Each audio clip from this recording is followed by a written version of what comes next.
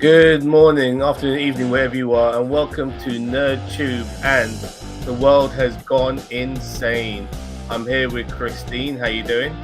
Good, thanks, Sam. How are you? I'm fine, thank you. And let's cut the music, shall we? All right. You have to apologize because I am a soccer fan, aka football fan. Football. I hate having to translate for the people across the pond, but regardless. So I'm slightly distracted to my left here. Oh, you're right, because I have a football match playing. It's Germany versus Scotland. It's the opening match of the European Championships 2024. And Scotland, happily, are losing 3-0 to Germany, which is fucking great. Why don't you like Scotland? Because you know how it is when it comes to sporting rivalries, you always hate your neighbors. Right. Come on, come on, you're gonna fucking champion America in anything, when they play, of course not, because they're your rivals, And same with England, the Scots absolutely detest us. So why the fuck should I like them? Yeah. So and don't get me wrong, there's no love lost between England and Germany either. Right. But that's more of a rivalry built over competition, whilst the rivalry between Scotland is just because of them being our neighbours. So it's like us in hockey with the States. Yeah, exactly. So all right. So yes. So last week we spoke about so many things that we couldn't get onto one of Christine's topics, which was to do with I keep thinking Caitlyn Jenner, but it's not. It's Caitlin Clark. I'm going first. Yeah, Caitlin Clark. So let's start. Give us a synopsis of this particular person and what's going on, Chris. Okay. Caitlin Clark is a phenomenal female basketball player. She played in Indiana as a college student. She chose Indiana because it was close to her family, not because it was some outstanding women's basketball college team. It was actually not very good, as opposed Hello, Joe. to, hey, Joe. As opposed to someone I'll talk about later, who's Angel Reese, who went to another college team because of its college basketball program there being outstanding and the team being stacked, which I'll get to later. But so Caitlin Clark, she's known for all of her abilities, but in particularly what's called deep threes. In basketball, if you don't know anything about it, put the ball in the net, you get 2 points. But if you go further back, because it's harder, and behind the 3-point line, you get 3 points. But if you can go even further back, which gives, if you can make the shot, a better chance at making the shot, because defense can't cover you as well if you were up against the 3-point line. Expanding the amount of cover or distance they would have to cover you in. So she not only hits the threes, she hits the deep threes. She hits them without planting her feet first. She hits them going horizontal. She releases the ball.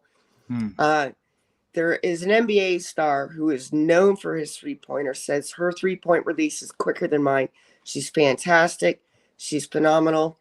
NBA stars, before she got drafted to the WNBA, were saying this woman is a star. Not a good player, not a great player, a star.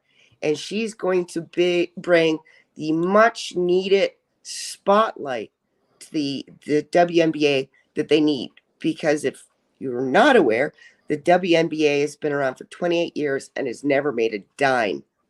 And the only reason it still exists is because the NBA, the men's basketball league, pays for them to exist. Okay? It pays for them to exist. So Clark's getting all this buzz. The WNBA's getting all this buzz as a result. She's getting deals. She's gotten deals with State Farm. I think it's either Nike or Reebok or one of those sports apparel. Gatorade. She's getting $1 million. This has never happened before. She was so good. Even when she was in college, she was breaking records that not only females held, but male college players held. She had a card, in sports, you can get cards with your favorite player's face on it with stats. One of her college cards sold for $73,000. All right. So here you think the WNBA would be like, yes, we've got a player that is going to be like a rising tide. It's going to lift all boats, because for the longest time, the women in that league have said they've been treated unfairly. They're not paid enough. They even went into this ridiculous rant about wanting to share in the profits. As it's like, you're not making profits.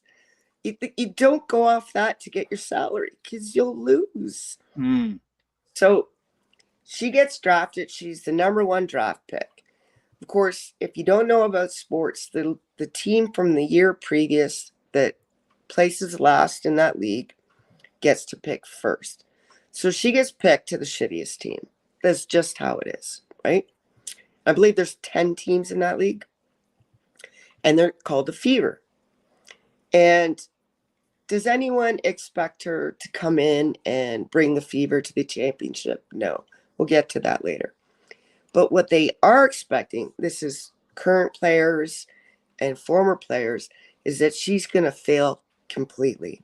They are not in any way holding back, saying she's not that good. She, her stats. One lady whose record she broke said, well, we had different balls sizes when I made that record, so it shouldn't count. Yeah, they also had different tennis shoes. They also had different tennis shoes, lady. I mean, maybe maybe the room had different humidity when you broke the record. This is just nitpicking. Have some class and say, yes, this young lady who probably looked up to this woman, came in, broke my record. Meet her, shake her hand, go on the news and say, I'm glad that we're bringing more life to a dying league, right? But all these current players are saying she's going to come to the major leagues and she's going to flop on her face because she's not that good. She's a rookie. She won't succeed. She's going to have to go through some hazing.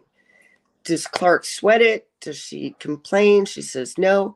I realize I'm going up to the big leagues. I'm going to put my all into it. I know I'm going to have to prove myself. She's like, got class, man. Yeah. So she goes in there. She starts playing on the worst team with a coach who I think is even worse than the team, by the way, because here you are, coach. You get the number 1 draft pick and you're benching her. She benched this woman in the 4th quarter of a game that they were 1 point away from. Like, that was the distance in the game. She takes out her star player that she recruited, puts her on the bench. They lose. They lose, of course. But sorry. So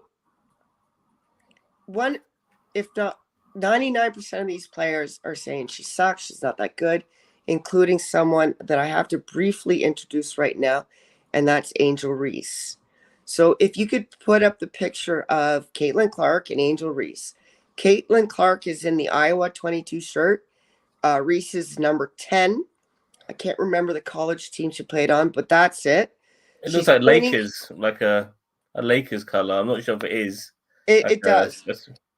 What she's doing in this picture is important, okay? She's pointing to her finger because Caitlin and her team had come from the bottom, basically, and her 4th and final year of college made it to the finals. They unfortunately lost, but they would have never even got there if it weren't for Clark. So Angel, after winning, instead of rushing over to her bench where her teammates are, where coaches, where family and friends are, and celebrating, takes the time to put up her finger, point to this championship ring finger, and like basically gives you the it's like, really? During the game, be in people's face, swear at them, play hard, all you want. But once you win the championship, why do you find it necessary to then suddenly stop? If Clark isn't that good, Why are you so intimidated by her that you have to somehow prove to the world and prove to her that, oh no, I won. I'm better than you. And she even went on to say that the only reason people are paying attention to Clark now is because she did that in college. Really? No one believes that. No one believes that. So Clark goes on. She's drafted number 1 draft pick. Everyone in the league, except for maybe 1% and one former player who I really like, are dragging her down, saying she's not that good, trying to attack her for her playing, right? But the NBA stars, right, they're saying, stop being so jealous. They outright were on TV saying, stop being so jealous and so petty. They're using those words, not my words, their words. She's good. She's going to raise the spotlight. She's going to move the needle for your league. You haven't made any money for 28 years. Shut up. Let her shine. You'll shine too. Start playing your sport. So they couldn't get her on how she played because their big thing was she'll get to the big leagues and she won't be that good. But she's still breaking records. So we can't attack her on that now. Now the problem is people are only watching. And if this was true, I would get behind them on this one. Okay. But now the thing is they're only watching because she's white, straight, and pretty. Okay. A lot of athletes are. First of all, your league already had white people in it. Not a lot, 17%. So if that were a factor, the attention would already be on your league. There are straight people in your league, and some of them are white. So that's not happening. Caitlin, pretty girl, not beautiful. She's not getting pretty privilege. So it's all bullshit. In fact, I can give you one great example of how it's bullshit. There's this woman who's been in that league for at least 3 years now. She's stunningly gorgeous. White as white can be, blonde hair, like real blonde, straight. No one was paying attention to her. No one was paying attention to your league when she's playing. But they still cannot stop. And Berkeley's saying, shut up. Now, that all led up to the actual point of why I wanted to bring this up tonight. There's a Gino, and I'm going to get his name wrong, Gino Ariyama, who is a coach for a college basketball team, came out and said, listen, when women go into that league, they're going to get hazed. That's expected.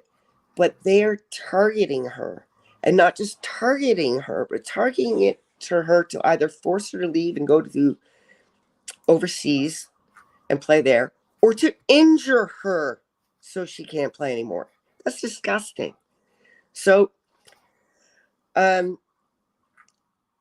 Kennedy Carter, who's a player on this Angel Reese's team as well, the picture you saw of number 10, they're playing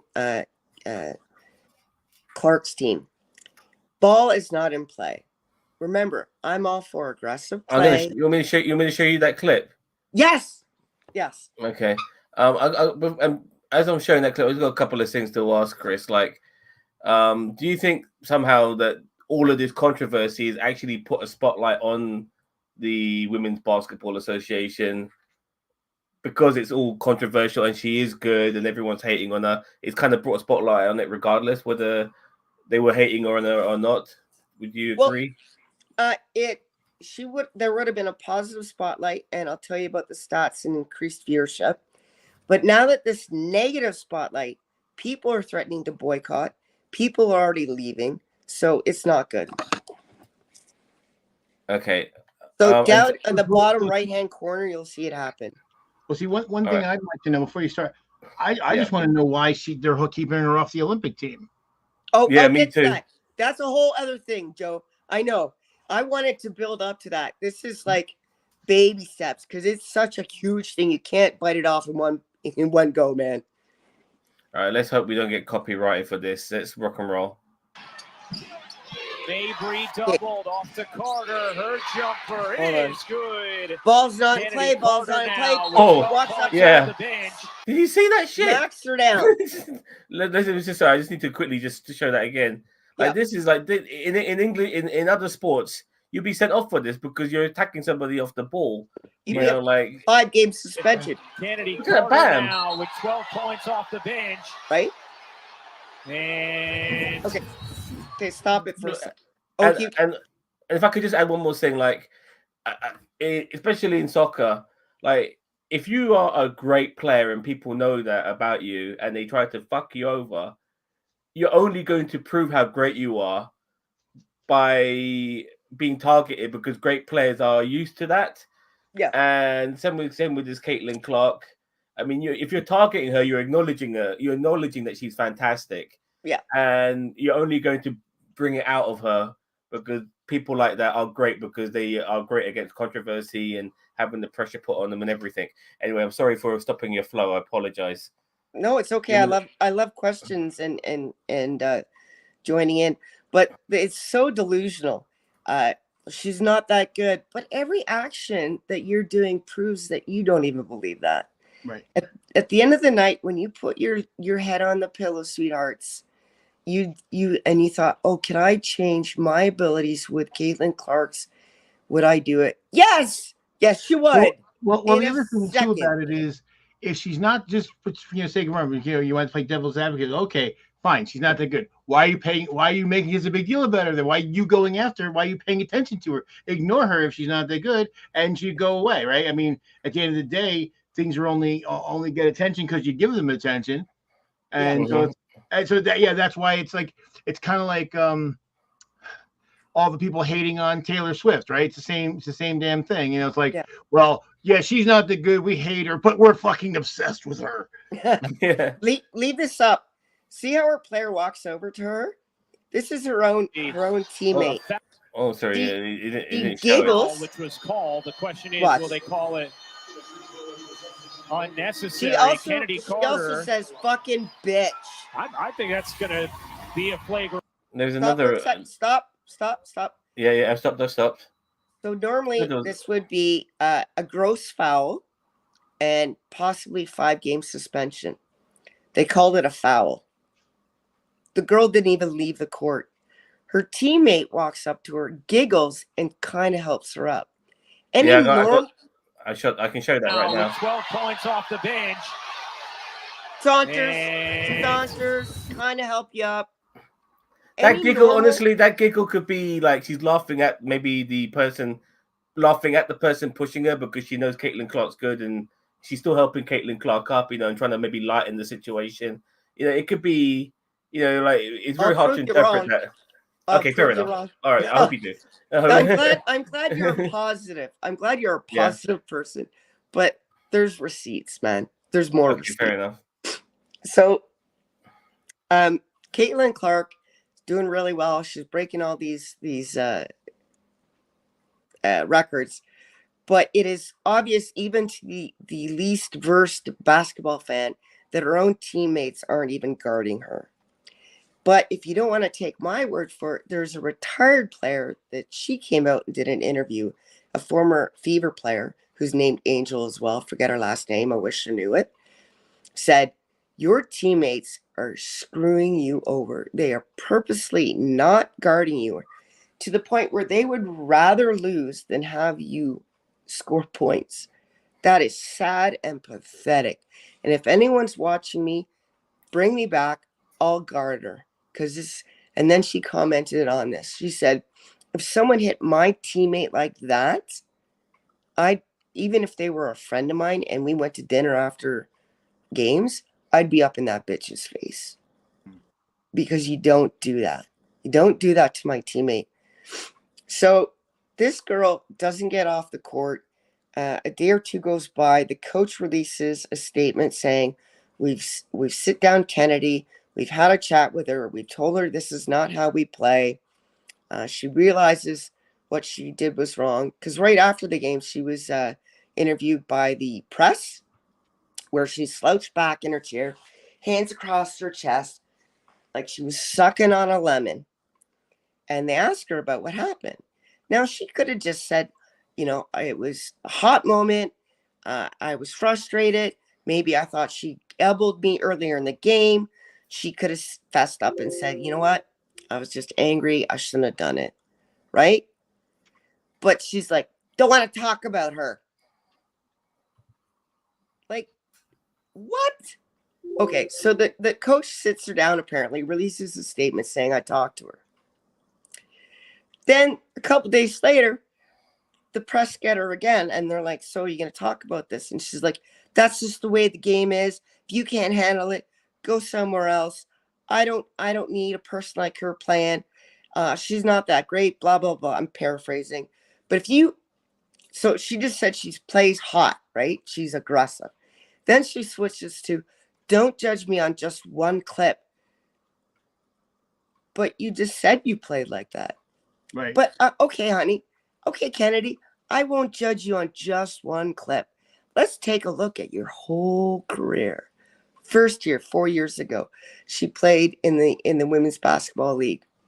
Halfway through her season, she was released for her team. Not because she threatened violence against other teams and wanted to fight other teams, but because she wanted to fight her own teammates. Okay, she gets a second chance. She gets signed to another team. They release her for poor conduct. They don't get into details, but I can surmise. So they release her from the league. She goes over to Turkey and plays there. Doesn't finish the year there either. Gets released again for the same reasons. Now she's back in the league. This will be her 4th year playing professional. But she doesn't want you to judge her on that one action. Okay, I won't judge you on that just one action. I'll judge you on all your friggin' actions. Yeah. So the other thing is that Reese girl that we talked about, she's convinced herself, and she's trying to convince the media that the league, and this goes to what you were asking earlier, Zam, needs a villain, for this poor, gentle white girl that everyone just loves because she's white and straight and pretty. But she'll take that role on. She'll be the villain. Because after all, she's only there because she went like this and pointed at her finger at the finals in college. Listen, if I could talk to her directly, you don't need a villain. She was already bringing positive attention. Her alone increased viewership by 33.5%. Her jersey sold more than any other jersey ever sold in that league combined. She's selling out arenas even when she's visiting other arenas and it's the opposition's team. But this all goes into just the absurdity of these women that have been demanding for years to be taken seriously and have a light shone on their sports.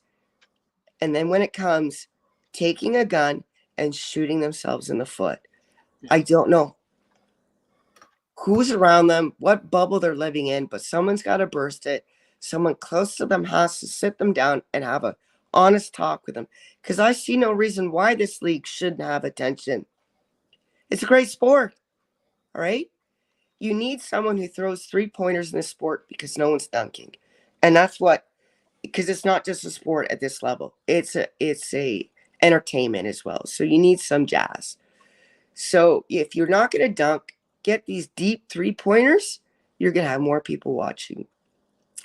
So on top of all this, and we're probably not going to get into it tonight because it's even longer of an issue, they snubbed her for the Olympic team, stating many things.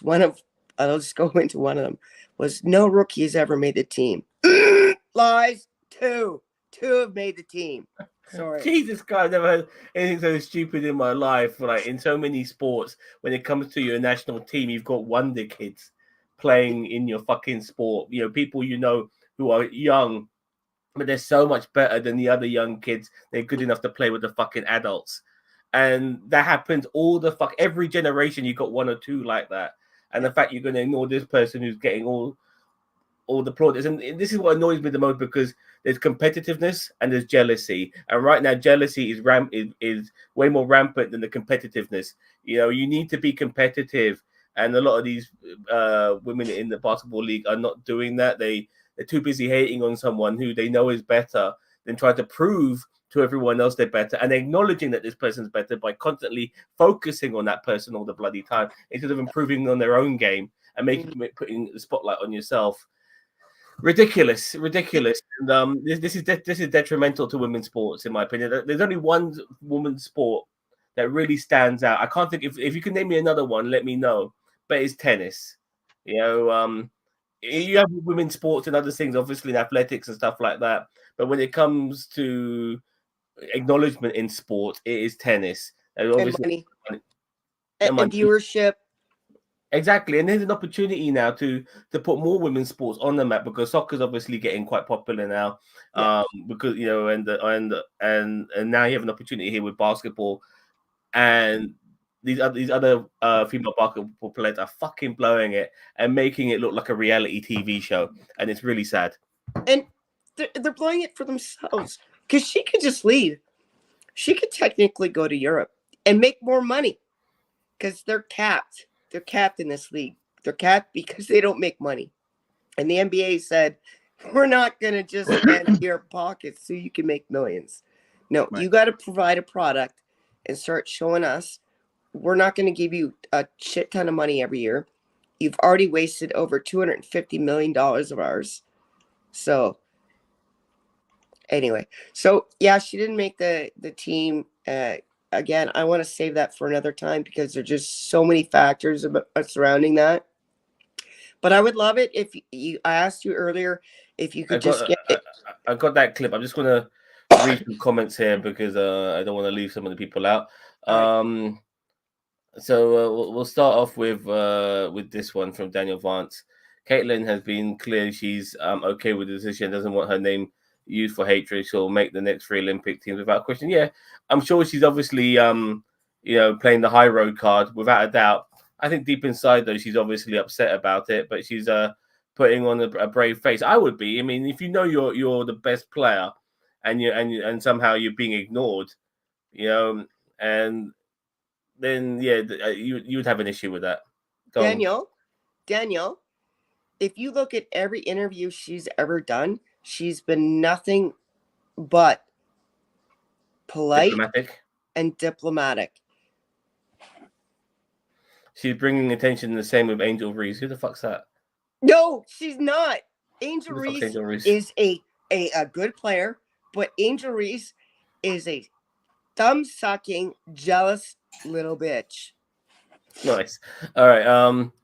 I think we're down a rabbit hole. Even with Caitlin says she doesn't want happening.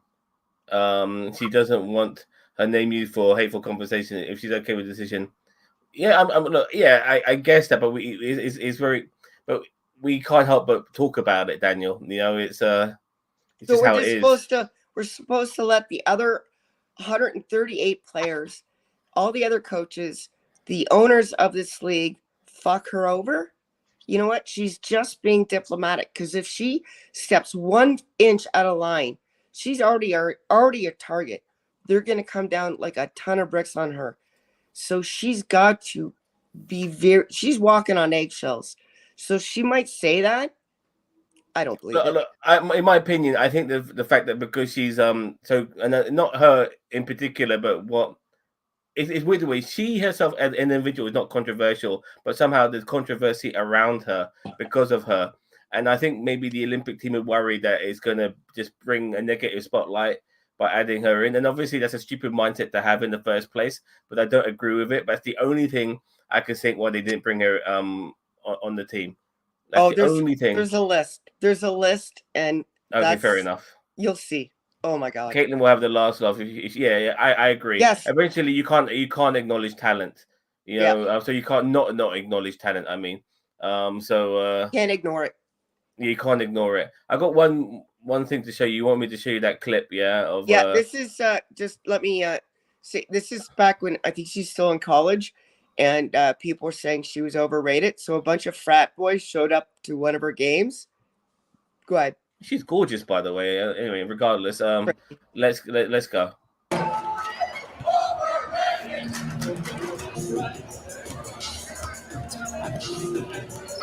All through the game. Overrated.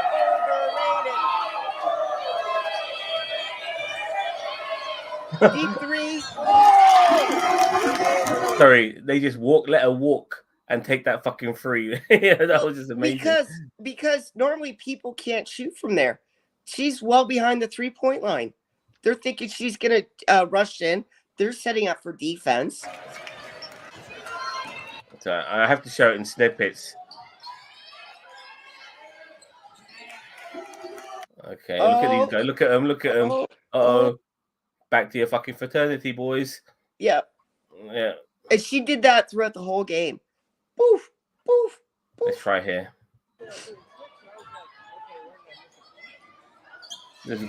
Not even threes. She does everything. She passes. She assists.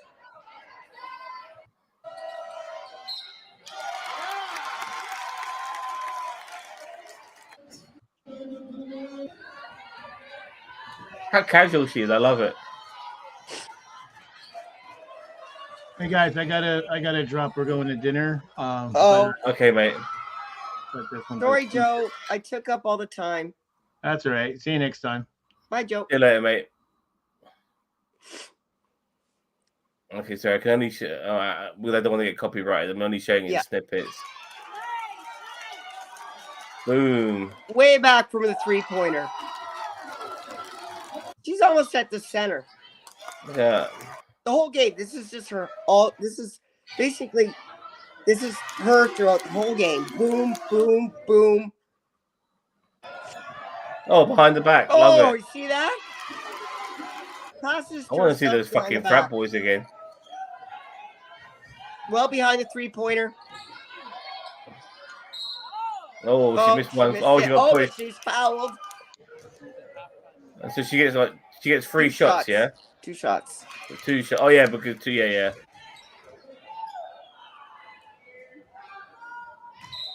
Yeah, she's a natural. So I don't hear the frat boys anymore.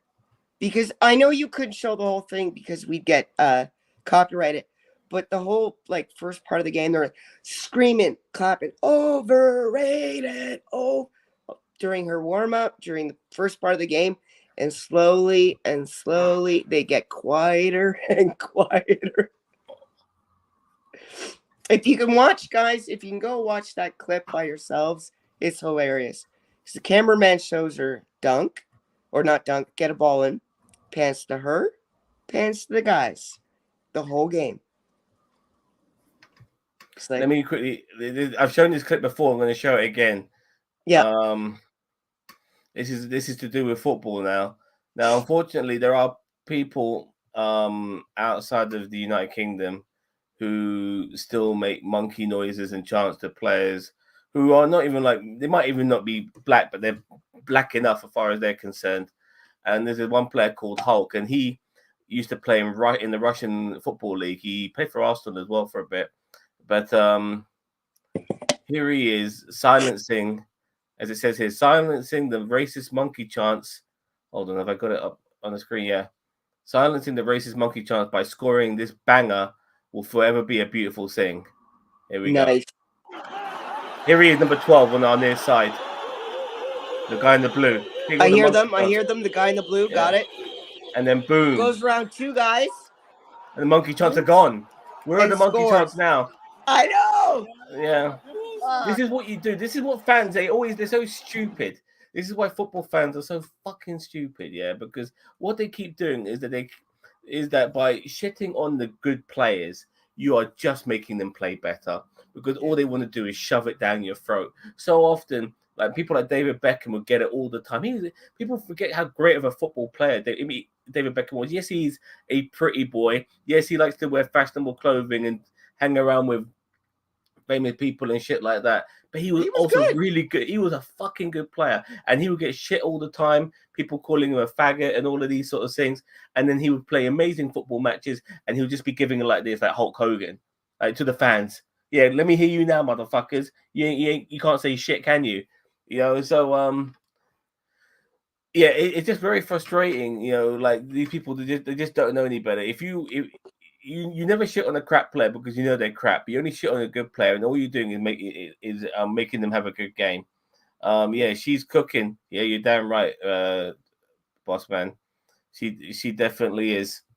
So, anything more to say on that? Just that it's a fun thing to watch. Go online. I don't particularly like this man's politics, but he reports on the sport of women's basketball pretty clearly. It's called Black and White Sports on YouTube.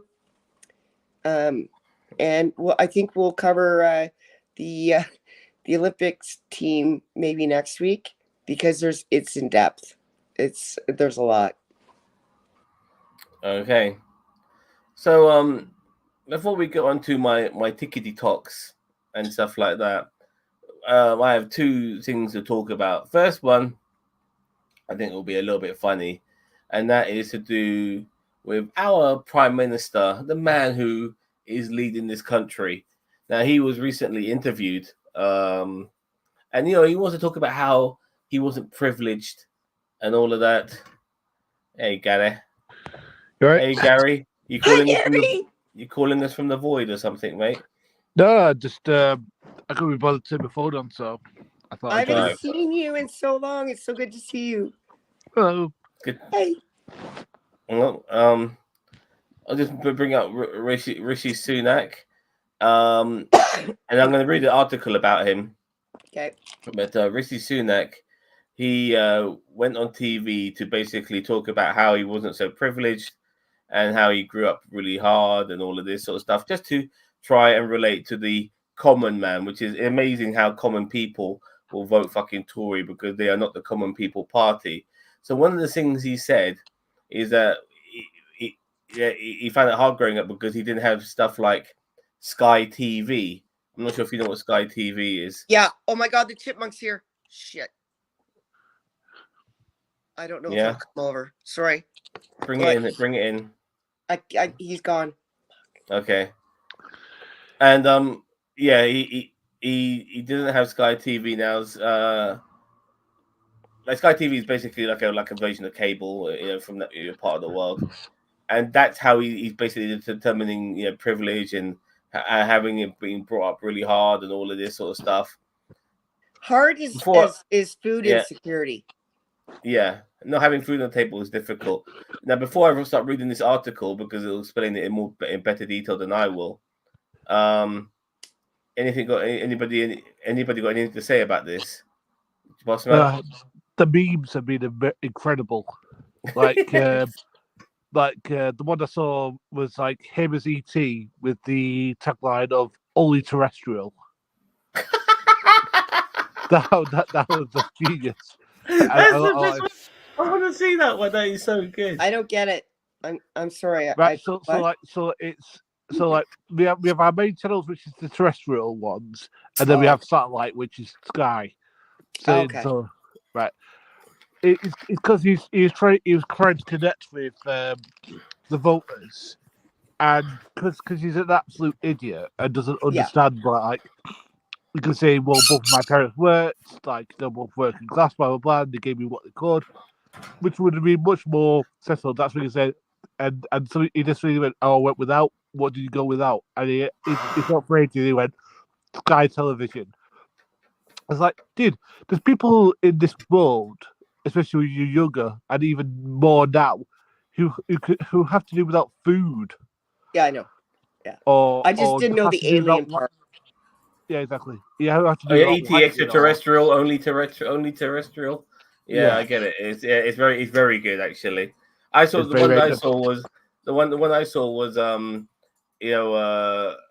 god, what's the name of that group? Money for nothing and your thing for free. Dire Straits. Yeah. Dire Straits. Yeah, it had like Dire Straits. And he goes, "I want my Sky TV," like that. Yeah. It's so fucking funny, man. Oh god. And anyway, let me read this article. Because if anybody wants to lose an election really badly, it's Rishi Sunak, and he's losing it to a dickhead in Keir Starmer who doesn't deserve to win it. But the Tories are so bad that It's just how it is. Anyway, so what did you go without as a child? Can you give an example? It seemed that ITV interviewer Paul Brand would not be satisfied until the Prime Minister had taken off his jacket, rolled up his sleeves, and pointed at the forearm scars he had acquired fixing the factory loom as a child labourer. The PM had previously responded that yes, he's wealthy, but that doesn't matter. It's about values and policies. To misquote Portia, the quality of empathy is not strained.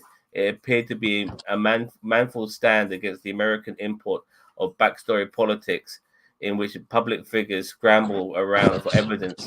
They have struggled, and an expectation that leads to much awkward boasting, as with the inevitable Sunak blunder. Against Keir Starmer's disconnected family telephone, Sunak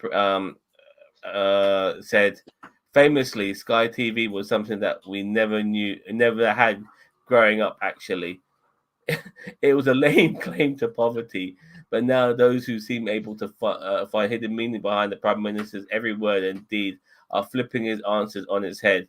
The Sunaks of Southampton were apparently snobs that they disavow the Sky dish because television is common. The unhelpful fact that young Rishi was raised on a cultural diet of Star Wars and video games is skipped over. All this feels a bit unfair as a class phenomenon.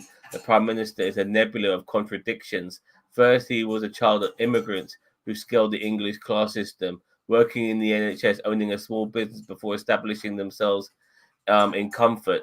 Then he bootstrapped himself into institutions of academic excellence and high finance in order to become far richer than his parents.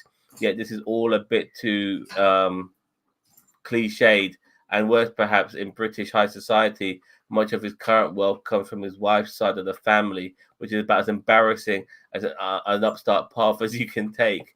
No wonder Sunak has endured a mutually uncomfortable relationship with red-faced founders of the old Conservative Party. In Richmond, an affluent Yorkshire seat where Sunak succeeded William Hague as MP, his selection was originally seen as a significant moment. He was not just some other fish in the slipstream of Tory selections, yet still there's a relentless charge against him on the right and left. Behind the perma smirk, the PM is just an out-of-touch snob who resents the public, regarding us as stupid and ungrateful. A rather thin sheaf of evidence has been marshaled to support this case. At the top of the pile sits a historic television clip of teenage Sunak balking at the idea of having working class friends in a documentary about the British class system. Yes, I remember that. But observe his father and family doctor chuckling along with his son in what looks like a catalogue order armchair. Yavshir Sunak laughter tells the real class story of the Prime Minister. Is a nervous reaction derived from the burnt rubber snobbery that only aspirational English can master. It's unique to a class that is temporarily insecure, clinging desperately to a rung halfway up the social ladder, fearful of the squalor below and desperate to climb to safety above. The same might be said of Emily Mattis, the other well-heeled journalist who views Sky TV as such telling signifier, generating a strange pantomime of different subsets of the middle class, arguing about who is more of a toff. Toff is another word for snob, if people are wondering. The strangely hostile reaction to Sunak actually reminds me of most of one of our most cack-handed texts. J.B. Priestley plays Inspector Calls. The world of Priestley, brittle, dramatic conceit. We are supposed to believe that salt of the earth, Eva Smith, was bullied, preyed upon, and driven to an earthly grave by a family of mollycoddled capitalists. What's nonsense in a country where the middle class have long been the most violent class warriors. Even in the 1940s, Priestley's vision of a class system was I'm not sure about this word. Anachronistic. Yeah, sorry, it's not a word I say often. Now it's ridiculous. Yet this play is still fed to school children through our national curriculum. The animosity towards very wealthy people like Sunak showed that it had a powerful propagandizing effect. So yeah, Rishi Sunak, an out-of-touch prime minister who's middle class, and we have a different way of. I know you're Canadian, but I sometimes wonder what aspects of being Canadian is more like the Brits, and what aspects of Canadian is more like the Americans.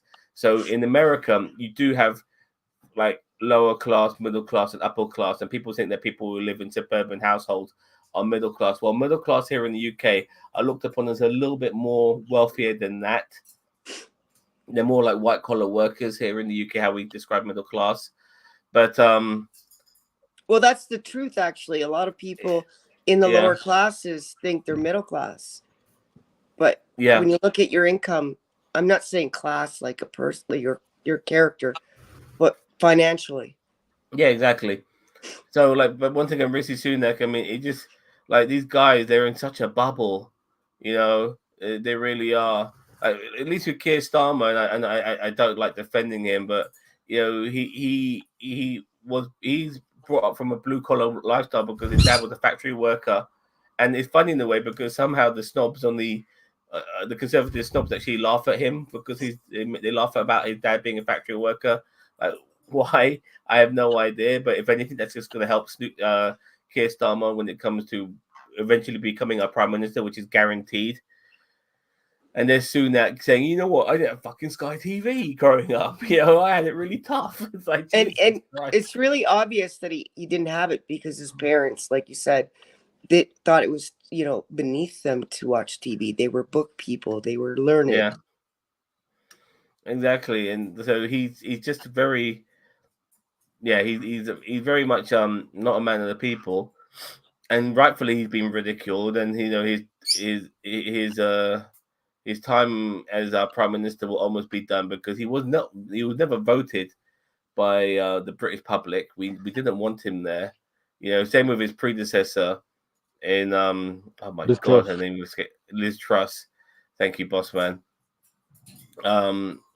We never wanted them there, and now I'm glad that we're getting an election because these guys are gone. And you know what the best thing is? And I say this in a way that I don't really mean the best thing, but a good thing is that with the Reform Party, this stupid grift that Nigel Farage is doing now, he's now splitting the Tory vote. He's absolutely speaking the Tory vote, you know, because Tories, they really only, the right wing really had one party, and that was the Conservatives.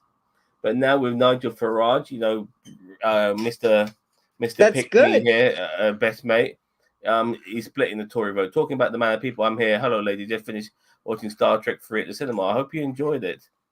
Well, the thing is that, see, it's very likely that Reform become opposition because apparently, like the Tories are tanking so badly in the polls that the Reform could become our opposition, and if that happens, oh fuck me! I mean, the thing is that I think the Tories are going to do, but I think the Reform Party will do better than Tory, but there'll always be Tory voters, dude. There'll always be people who will vote for Tory because, like, there's only so much. But there are people who are not white who will vote for the Tory party, but people who are not white, not many of them, if any of them, will vote for fucking Reform because they know what Farage is all about. You know, I know what he's about. I'm not even from there. And so that he's just going to split the vote from non-white conservatives, and there'll be non-white conservatives who will vote for Tory. There'll be white conservatives who vote for Tory, and there'll be white conservatives who will vote for the Reform Party because they blame everything on immigrants. And they, every time I watch these fucking Reform Party dickheads go on shows like LBC and talk to people like James O'Brien, they can't explain their actual position because deep down their position is brought up around xenophobia and really believing that somehow the darkies like me are to fucking blame for everything. Darkies like you too as well, Rick B. Yeah, don't forget that. Remember that. Well, the thing is that James O'Brien had one on the other day and asked him, like, why are you voting for Richie Sunak? Not Richie Sunak, for Nigel Farage and a Reform. And he said, well, Sadiq Khan wants to bring in Sharia law. He says, when has he ever said that? And it turned out to be a piece of bullshit. It's a lie. Said that. Well, if you say a lie enough, people start to believe it, and I think that's what they're doing. That's what they're trying to do. I'll be right back. Well, look, yeah, they're racist, dude. They are. Yeah, there's a lot. I mean, they're like, it's crazy in a way, because I saw Nigel Farage hating on Muslims and saying that how they're anti-trans, they're homophobic. Mate, you're anti-trans, you're homophobic. You're like, well, you have to look towards the Muslims for that. I mean, you're not gonna.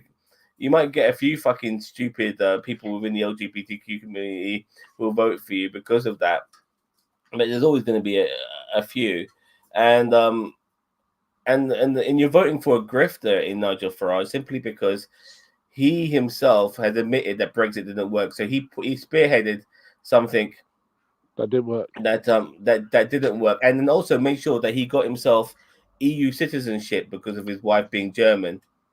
So he's still in the EU because he's a German citizen, by the way. So he still gets all the fucking benefits of and also, he wants to privatise the NHS with me. Yeah. Do you really want that? Do you really want that, Mr. Reformer, not racist? If you ever get sick, Rippy, you have to pay for it. Fuck that shit. It is crazy. It is absolutely crazy, boss man. How people's xenophobia that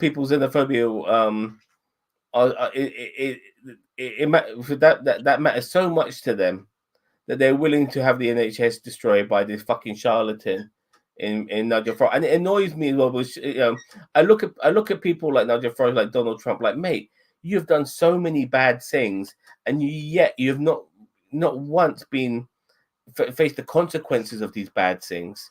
And it's very frustrating, boss man. It really is. It's because the government and the denial system here is shit. That's why. Well, Brexit was a mistake, and you're looking towards a guy. But Nigel Farage is one of the con man that pushed for it. It was actually the main con man that pushed for it. He wants to privatize it. You want to find that fucking clip? You want to show that goddamn little fucking? He does want to privatize it completely. Just a quick interjection. The chipmunk's still at my house, so I'm going to put these peanuts just on the floor there. If he comes back up, if my phone goes haywire, I'm trying to catch him on screen. Oh, okay. Right. Okay. But Rippy, he does want to privatize it all. He said as much. He said that the NHS system that we have now doesn't work, and the reason it doesn't work is because it's underfunded. He's a fucking moron. He doesn't understand that people need to be taxed proportionally based on their income and based on the money that they have. He doesn't want to do that because he'll piss off his rich mates who live in fucking EU that he doesn't like very much. That's the reason he doesn't want as part of Europe, because then we would financially benefit from being part of it. You fucking idiot. You know what I mean? Sorry. There's one thing that's really idiot. I get really annoyed about. Sorry. There's a comment here where he actually admits that it was a mistake. So he did say it. Yes, he did say it, but it still doesn't mean that he's. With Britain leaving the EU and 350 million a week, that's what he's saying is a mistake. Was I saw that clip, by the way. NHS insurance. Instance. Right. Rippy, vote for a proper party. Vote for a party that will actually represent you. Be self-destructive. If you want to spoil your vote. Can I say something about your NHS? Yeah. Go ahead. Okay, boss man, you're totally right. It's not funded correctly, and it's their goal. And other countries like mine, they constantly underfund, and increase underfunding year after year after year, until it gets to the point where they can go, oh, look, it's not working. We better privatize. It's all part of the plan. Well, the thing is, if they privatize it, people will start kicking off because... Well, I agree, but your government wants their friends to have, contracts, their family members to have contracts. So how do they get rid of the NHS? Make it appear broken or break it completely by underfunding it. They don't care if people are going to kick off afterwards. They could care less. You just be poor people. Yep. I'm sorry. I'm still looking for that clip. God, I'm going to be pissed off if I don't find it. I don't know how that chipmunk got in my house. I just don't know.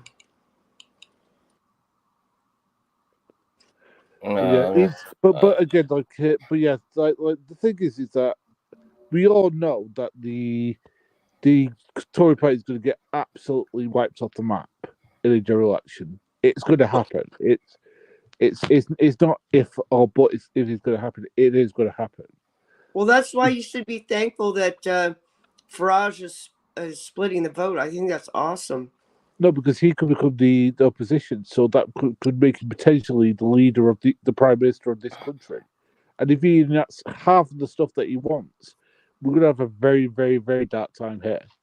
He won't. I mean, not being prudent, but like he's got BNP sympathies. He used to sing Hitler Youth songs when he was younger. He used to flame in. Backup has said that he thinks a lot of Tommy Robinson. I mean, if you're Muslim or even flaming potentially even like Zam's colour, you should be really afraid of flaming him. Muslim, whatever, as long as you're not white and you're not straight and you're probably not Christian either. Yeah, you should be worried, with people like him because he's a fundamentalist. Okay, I found the clip, by the way. Let's check it out. This is for you, Rick B. Has been reminded of his proposals to move the NHS to an insurance-based model as Reform UK ramps up its campaigning ahead of the general election. And here's us thinking that the NHS was going to get all that money from the EU if we voted for Brexit in 2016. I think we're going to have to think about healthcare very, very differently. And I think we're going to have to move to an insurance-based system of healthcare. Frankly, I would feel more comfortable that my money would return value if I was able to do that through the marketplace of an insurance company than just us trustingly giving 100 billion a year to central government and expecting them to organise the healthcare service from cradle to grave for us. There you go, straight from the fucking grifter's mouth. Isn't that just what I said they're trying to do? Yeah. Privatize it. Yeah, and but people need to be reminded of what his policies are. Oh yeah, I'm with you. Point it out, bash him over the head with it. Use his own words. But want to fund it the way the French do. The French have a socialized healthcare system with public healthcare, dude. They don't have privatized healthcare like the Americans. There was this, if you ever saw that that Michael Moore documentary Sicko, I think it's called. Sicko. This one French guy had issues with his brain and stuff like that. He went straight back to France. He was living in America, working in America, had a medical issue to do with his brain, and he went back to France because he didn't want to go fucking bankrupt, and he didn't go bankrupt.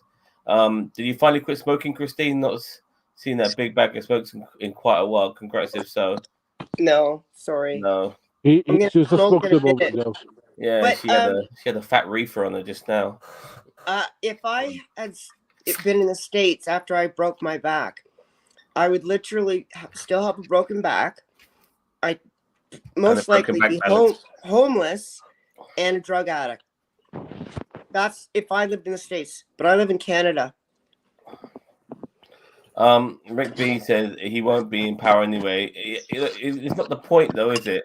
Like, you support somebody, you openly admit that you support him, and yet he won't be in power anyway. Well, if that's the case, and you know he's a terrible person, then why the hell are you supporting? High tax are regressive, and that's not. They're not regressive. High taxes for rich people are not regressive. They're not.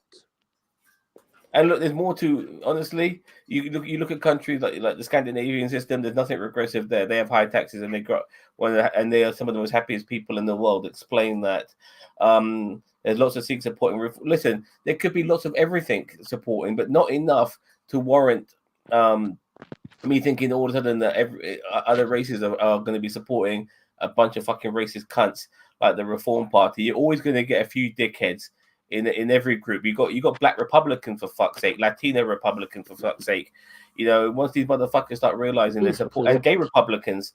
You know, and once they start to realize, you know, if they ever will realize that they're only there to be tokens and their vote is only there to be used to get to power, then they'll realize how important they truly are. The NHS funding does not need reforming. The NHS does need reforming, but it doesn't need to be turned into a fucking insurance-based system. No, what it needs is funded properly.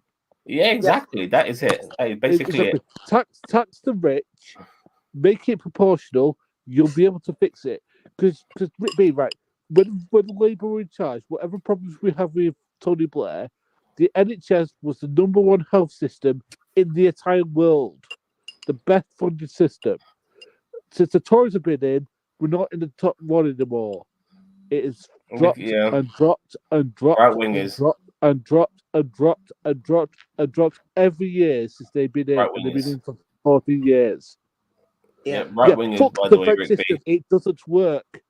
Okay? Because it's based upon how much you earn. And the thing is that you can't have it a for-profit system. For-profit systems do not work. Not for healthcare.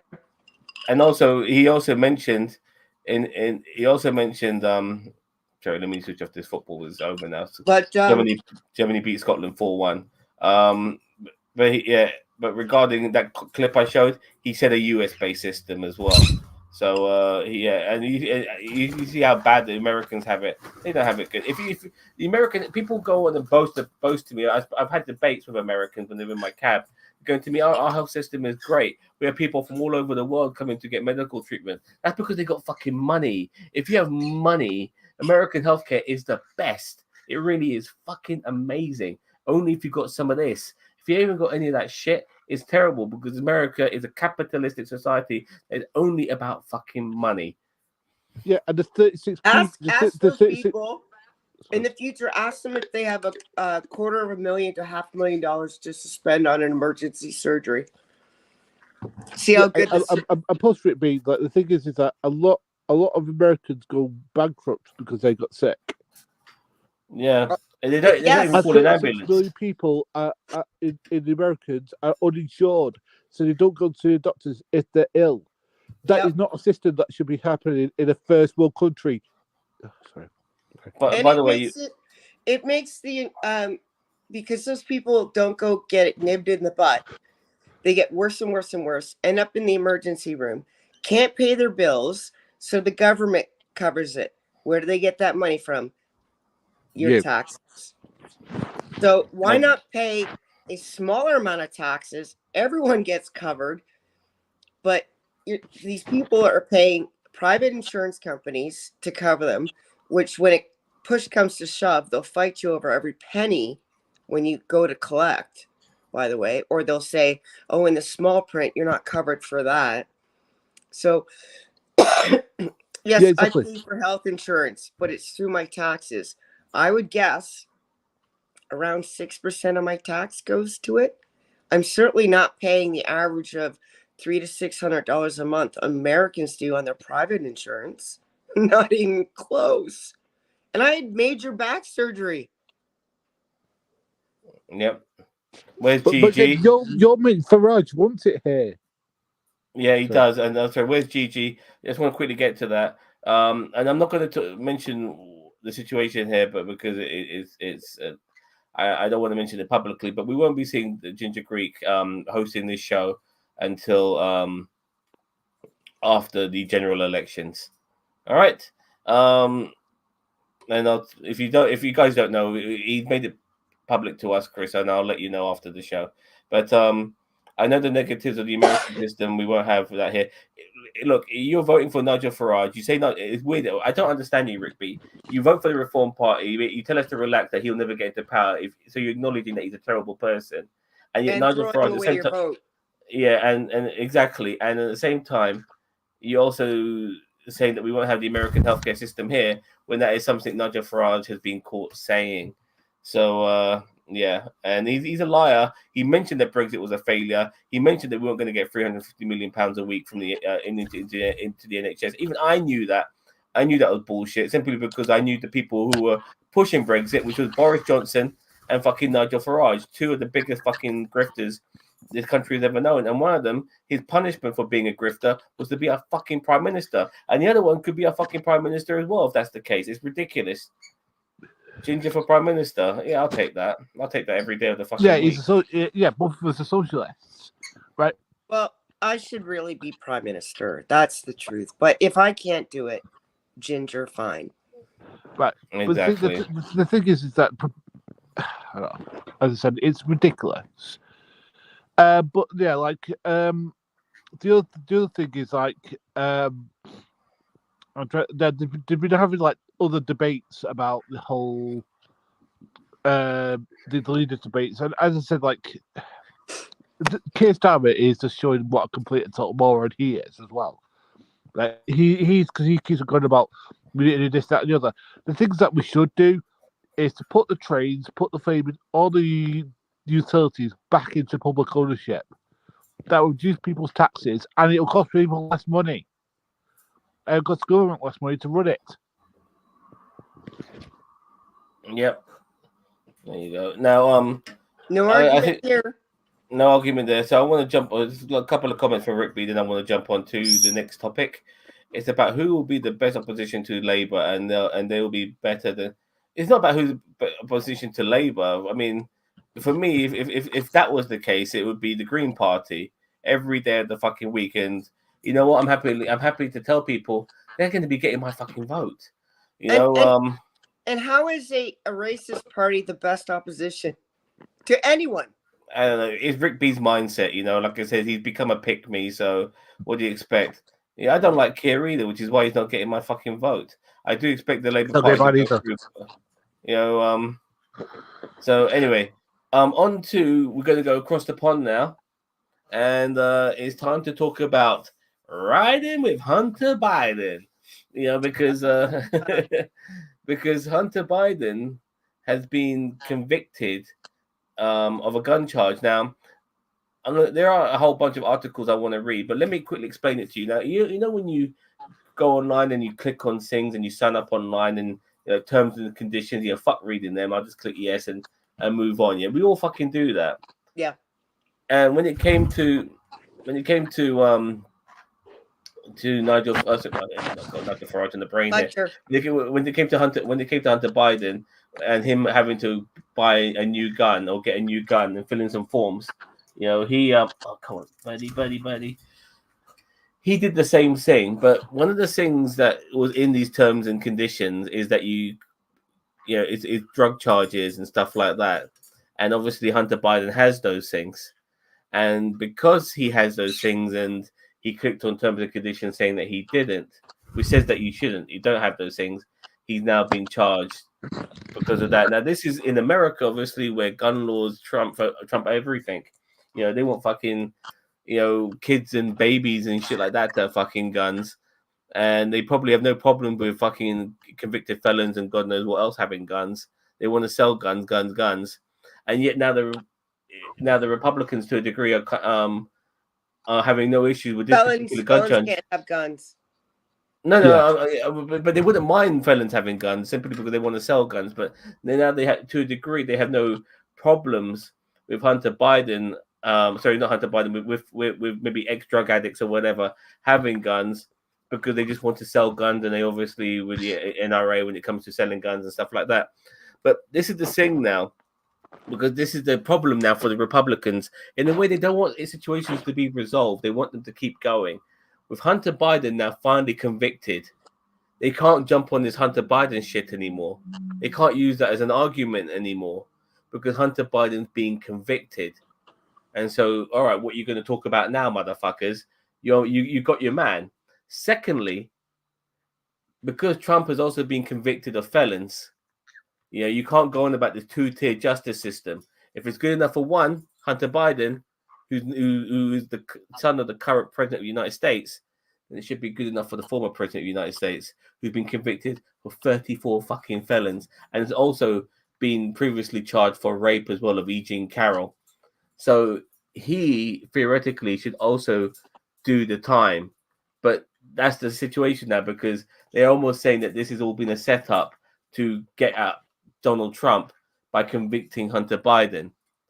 And But you motherfuckers wanted him convicted in the first place. You were the ones going after him. You got your man, and now you can't use this argument anymore. I love it. I love it. And by the way, fuck Hunter Biden. If he had done, I think personally, what's happened to him is a bit stupid. Honestly, personally, because people click those terms and conditions shit all the bloody time. But if he has to do the time, which I know he won't, because he's the current president's son, and there's no way in hell he will do the time. But if he has to do the time, then so be it. That's how it goes. You do the time, you do the crime, you do the time. And if that's the case, that's the laws. He has to abide by them and serve whatever he has to do in jail. I don't give a fuck about Hunter Biden. I'm not losing any fucking sleep about him. Fuck him. If he has to go to jail, so be it. Will the Trump supporters say the same thing regarding Donald Trump? Of course not. They're fucking hypocrites. But the thing is with Hunter Biden, what he did wasn't technically illegal because all he did was move a gun across state lines. As long as you keep it in a safe locked box, which I believe is what he did. Again, the thing is that they got him on a technicality, and that's it. I heard it was different, though, Bossman. I heard it was the fact that the terms and conditions said that you shouldn't have any drug offenses, and he did, and that's why he was done. That's what I heard. But I don't give a fuck either way, But either way, the only reason I do is because look, you should be able to carry a weapon, especially if you're the current president's son, and you're probably going to need that for protection. Because imagine that more than one moron a day tries to try you in one way or another. I mean, like I know I can see that Christine doesn't agree with me with the look, but what I'm saying is that, and I'll play it this way, right? If you're famous, you probably get assaulted and ridiculed, all that stuff. And if you're the president's son, that level of fame is off the roof. So you're going to have to go for your own personal protection because you don't get the same sort of security that the president does. You do get Secret Service. The ex-president, Donald Trump, he gets so much Secret Services that if he does go to jail, the Secret Service will have to fucking spend time in jail with him. No. I'm talking about Hunter Biden. I'm not talking about I didn't even think about that. Yeah. Hunter Biden, obviously, yeah. All the families of the president get thingy as well. I'm just gonna read some comments here. It says reform are not racist. Yes, they are. I'm going to show you some clips later on TikTok showing you how stupid and racist they are. The Supreme Court just voted today to allow bump stocks along part. What's bump stocks, Christine? If memory serves me right, it is something to do with the part that goes into your shoulder. Am I along? Yeah, I thought so. Am I along the right? I'm going the right way, Daniel? I'm British. No, I'm asking Daniel. Yeah, okay. I'm sure Daniel will get back to you. Trump didn't have to undergo the drug screen.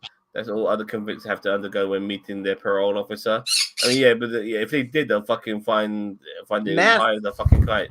If you heard him talking, you got it, Christine. It's right. Yeah, if you heard him talking in Las Vegas, which I hope we'll get to later, there's something going on in his head. I don't know, like it. Psychologically or drug wise, I worry about him personally. And I'm gonna get to Rick B's comment in a second. I've got Congressman tried to undermine Trump's conviction by getting rid of states' rights to try political candidates at the state level. Yeah. But when it comes to women's rights, all of a sudden states should have those rights to make those laws. I mean, You can't have both people. They want, they banned. I think in Texas they banned women from driving to get to if they're seeking abortions. You're banned from driving or something. The land of the free, by the way. I don't know how anyone gets. Well, let's put it like this way. Because Trump has said he wants to get rid of democracy. And look, just two things right now, because you only got two people you can vote for: Joe Biden and Donald Trump. So you can, and honestly, they're not the best candidates. I would openly admit that voting for either of these two people is not the best.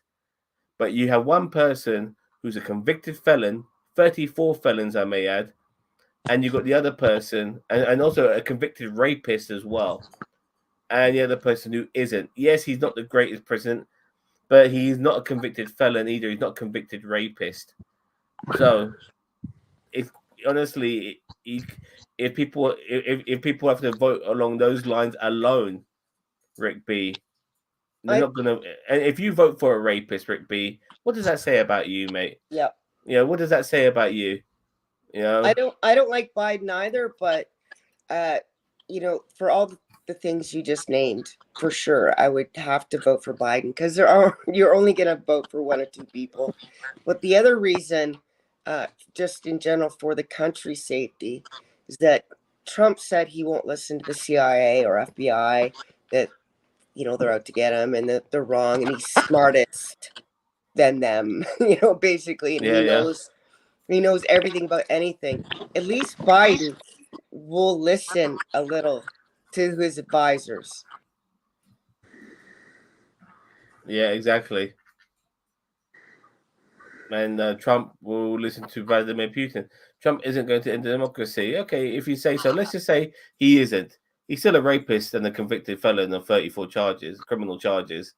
And if that doesn't sway you, knowing that that you're putting in somebody who actually can't go to certain countries to represent the United States of America because he's a convicted felon, they won't let him in. I mean, they obviously might bend the rules because he's the president of the United States, but theoretically, you know, like the United Kingdom, for instance, he can't come to the United Kingdom because he's a convicted felon. That's the guy you're voting for. I always remind you, Rick B, don't matter how much you want to hate on Joe Biden, and I despise the guy. I fucking hate Joe Biden. Donald Trump is convicted of 34 felons, and prior to that, he's been convicted of rape of E. Jean Carroll. And that alone, if that doesn't sway you, nothing will. I mean, Joe Biden could fall asleep in every press conference he does. I'll take that over a rapist. You know, Joe Biden could be bumbling, mumbling, walking into doors. He walks along, he steps on a fucking rake and it hits his face every time he fucking moves. Yeah, I'll take that over Joe. But that at this moment in time, unfortunately, those are the two choices we have, and it's the rapist, you know, or Sleepy Joe. I'll take Sleepy Joe. It's unfortunate that those are the two choices, but that's how it is. So I'm going to read an article here regarding, but I want to stick with Hunter Biden. There's a whole bunch of articles. I don't even know which one to go with, but I think I'm going to. There's one with the Hill, maybe. I don't know. Let's go with the Hill. No, with the BBC. President Biden. Just before you begin that, I don't know how many times we have to tell Rick B. He is not going to hear the words he raped someone. And even if he did, it's apparent by now, Rick B., you don't care about women getting raped or men getting raped or children. You don't care. That says a lot about you. Yeah. That should be, considering you're a father, Rick B., you should. Have you got a daughter as well? I don't know if he's got a daughter or not, but look, yeah. But once they could have enough of the Democrats, and all of that. But once again, you have to decide: do you want to pick a rapist, criminal, or would you rather just still have to deal with the 4 years? And it's unfortunate that you might have enough of Democratic. And by the way, what do you mean enough? He's only been in power for 4 years. It's not like the Democrats are not like the Tory party where they've been in power for 16 years. He's been in power for 4 fucking years. It's not. Prior to that, we had Donald Trump for 4 years, and he was so shit. In his first 100 days, he almost started World War III. Also, by the way, Donald Trump has played more golf in his first 4 years than Obama played in 2. I think he played twice the amount of golf Obama played in 2 terms, and Donald Trump just did in 1 term. He played golf all the fucking time, and he was so stupid, and he didn't like reading that he needed everything to be put on, like his whole like shit for the day had to be put on one page for him because he's got no attention span. Trump took away women's right to choose. Trump wants to deport pretty much everyone day one. Convicted rapists, insurrectionists. Yeah, I know, but you know the left, mate. The left, they piss people off. That's he up until the Vegas speech, he was calling everyone, and was it June the 6th? They were protesters. They were peaceful protesters. June the 6th, he finally came out and called them warriors and victims. So that's what he just called people who tried to overthrow the government. How is Trump better? What has he done?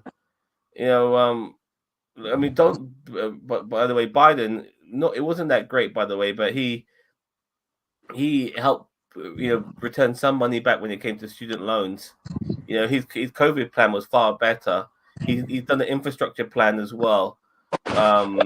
Even if he did nothing, though, even if he did nothing, it's better than Trump doing one thing. And all Trump did was do tax cuts for the rich. He never built any he never built a wall. You know, like what he did with Kim Jong-un was just a publicity stunt because nothing just changed there. You know, and he bombed and killed he went to Iranian a sovereign country, general. Killed a person from a sovereign country, almost started World War III in his first 100 days. Yeah. How dare the left want to provide healthcare and education? Yeah, I know. I'm sick of it as well. Someone's reverberating. That's boss man. Okay. Onto an article. Here we go. This is from the BBC. Biden says he will not reduce son's sentence. President Joe Biden has said that he would not use his power to reduce any prison sentence handed down to his son, a day after the White House declined to comment on the possibility. Speaking at the G7 summit in Italy, the president said he would not... Hold on. I can't hear you because of this static. Okay, 1 second. Okay, so I'm going to have to mute you, boss man. Is that all right? Okay? Okay, great. Okay? Yeah? All right. Speaking at the G7 summit in Italy, the president said he would not commute Hunter Biden's sentence on a federal gun charge. A Delaware jury on Tuesday found Hunter Biden guilty of lying about his drug use when buying a revolver. You see, this is the news I got. When buying a revolver in 2018, I said I abide by the jury decision. I will do that, and I will not pardon him, the president said Thursday. In response to a question, Mr. Biden also said he would not use his presidential power to commute or reduce his son's sentence. Before the verdict, Mr. Biden said he would not issue a pardon in the event of a guilty verdict. However, when asked about commutation after the verdict was passed, White House spokesman Karine Jean-Pierre would not comment and referred to the president's earlier statements. U.S. presidents have the power to commute sentences for defendants convicted of federal offenses. They can also choose to issue outright pardons, vacating convictions entirely. Commuting a sentence would leave the conviction intact, but replace a sentence given in court with a lesser one. Presidents do not have the power of commutation or pardon in state-level cases. I'm extremely proud of my son Hunter. President Biden said during Thursday's news conference. He has overcome an addiction. He's one of the brightest, most decent men I know, and I'm satisfied that I'm not going to do anything. Hunter Biden pleaded not guilty to 2 charges related to lying about his drug use on federal background checks and one possessing a gun while addicted to using drugs. The 54-year-old claimed he was in recovery when he purchased the gun in 2018. In total, Hunter Biden faces up to 25 years in prison, though legal experts say a sentence that long is very unlikely. Constitutional scholars disagree on whether a president pardon power includes himself, though Donald Trump, if he won the presidency in November, could be the first to try if he were to be convicted in either of the 2 federal criminal cases he faces. So he said he would do it. Actually, he's not. He said he would actually pardon himself. By the way. Yep, and that's really all I want to talk about regarding. Oh, by the way, welcome, funeral friend. public education and be ashamed of himself. I agree. I mean, it's funny in a way, but Mr. Funeral Friend is one of these guys who's down the middle, and I don't like to be this down the middle guy. I'm happy to be left, but I've always said that the Democratic Party don't represent the left. Anyone in America who thinks the Democratic Party is the left have no idea, truly no idea what left-wing politics is. Yep. They're both right parties. The Republican Party is so far right, they've gone off the cliff. The Democratic Party are between the center and that cliff. Yep. You know, when you see what's happening in Israel, you can tell just that alone shows you how far right the Democratic Party is by funding a genocide. Even the like I agree 100%. There's like a half a dozen Democratic members like AOC and the others that are actually kind of left, but the party itself not left. And there's people who've sold out as well, like John Fetterman.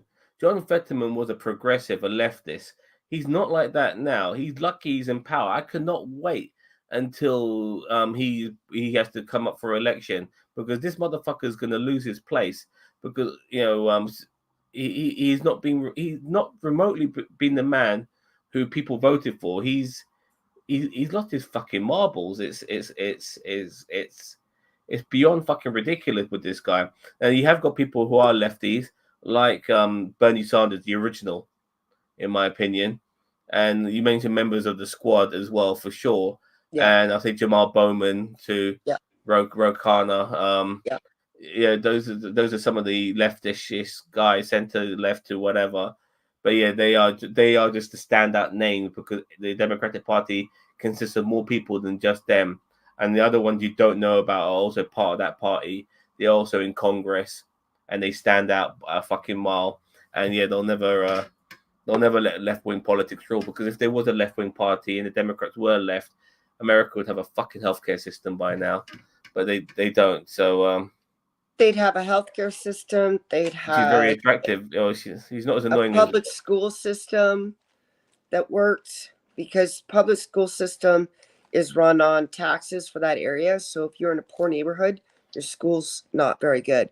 So how do kids progress and break out of poverty when they're going to a shit school? They don't. Yeah, I agree. AOC apparently is very attractive but annoying. I'll tell you, she's annoying in the sense for me, because she sometimes falls in line, which is what annoys me about her, and then actually sticking her head out. And she does do it now and again, but not enough, because people voted for her to make that change, and she doesn't do enough of that change. Yeah. And you got people like Rashida Tlaib and Ilhan Omar and people like that, and they are getting ostracized because they're Muslim, and it's a real shame. You know what I mean? These are progressives, by the way. But Rick B isn't thinking she's annoying for the reasons you're saying, which can be explained by the fact that if she pushed every single thing, she wouldn't get anything through. You've got, in politics, to do favors to get favors, and it sucks, but that's how the system's run right now. It shouldn't be that way, but it is. He thinks she's annoying because she has a voice and she stands up. She says things that he doesn't like, and when women do that, she's not being headstrong, a leader, or, with it, has it together. She's annoying, or the B word. Yeah, exactly. I did have something else I wanted to bring up, but it just... Sorry. No, it's okay. It's okay. It's no problem. I think it's... I don't know what happened to Boss Man. I was just going to ask you. I don't know what's happened to him, but I think it's time now for... Sam's TikTok treasures.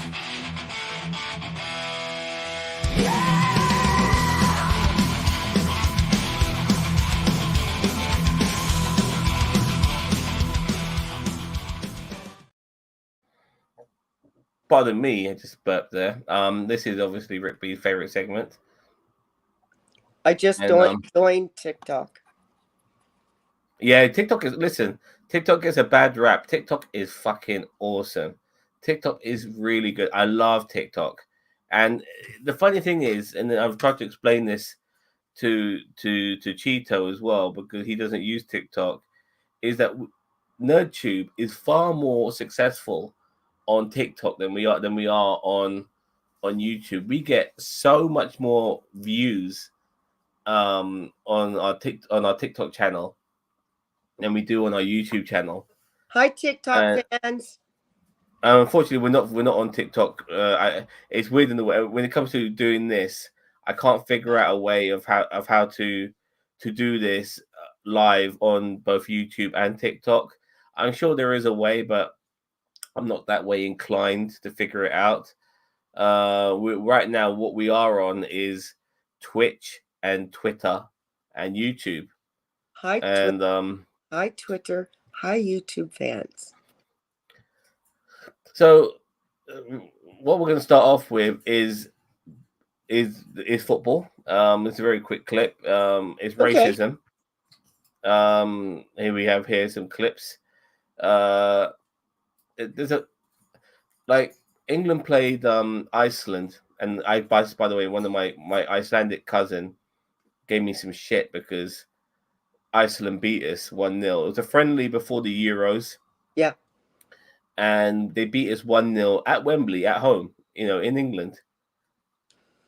And when it came to the British media posting images of this loss, they used a picture of a black football player called Bukayo Saka. Now, Bukayo Saka was only playing for 25 minutes. He came on as a substitute in the 25th minute. Now, there were white players on that pitch like Harry Kane, Cole Palmer, Declan Rice.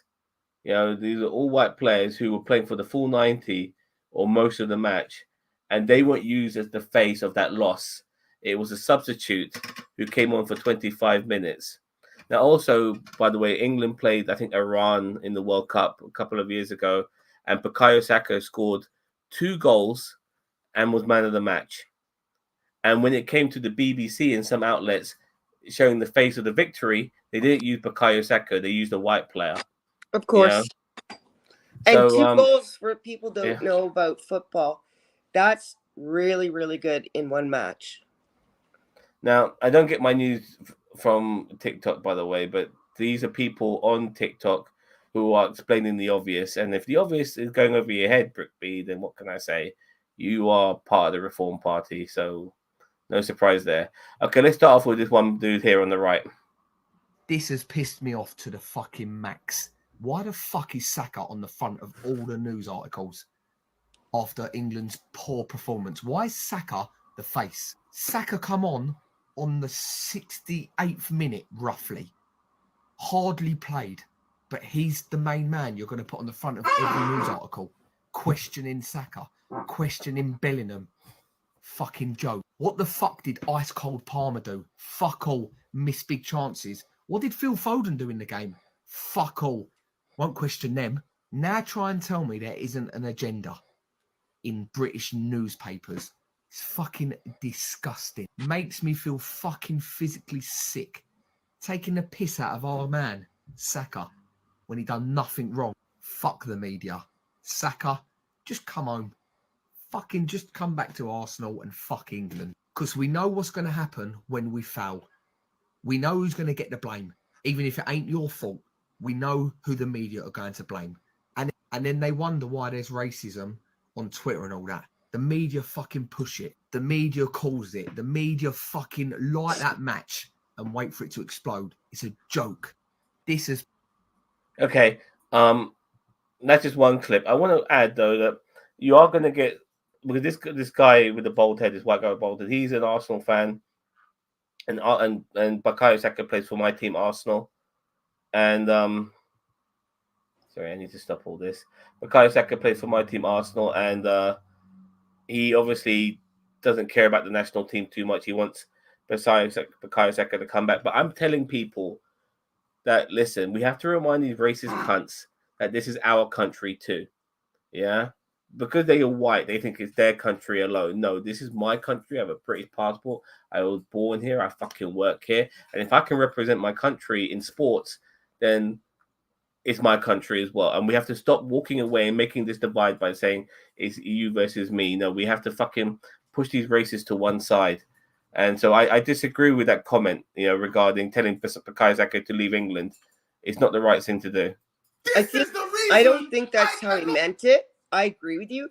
I think stand your ground and, show that, yeah, I'm British too. If you don't like it, suck it. I think he was more like in a protection mode where he was like, we want you, we respect you. You're going to see more of this, though. This is another guy who's an Arsenal. He's got the Arsenal jersey on. He's going to say a similar thing. Don't support England, and the media is the main reason.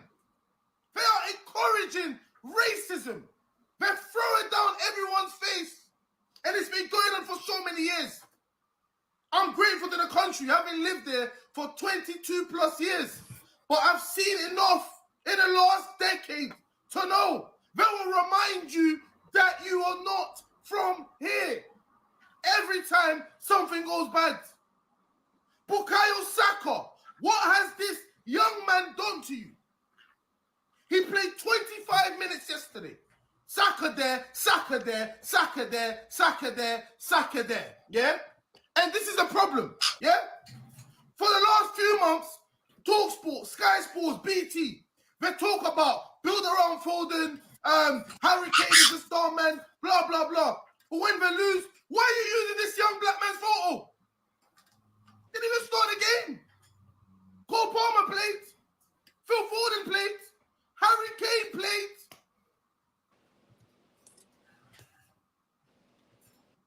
I even saw them trying to start an agenda of the young boy Kobe Mainoo. He's a teenager.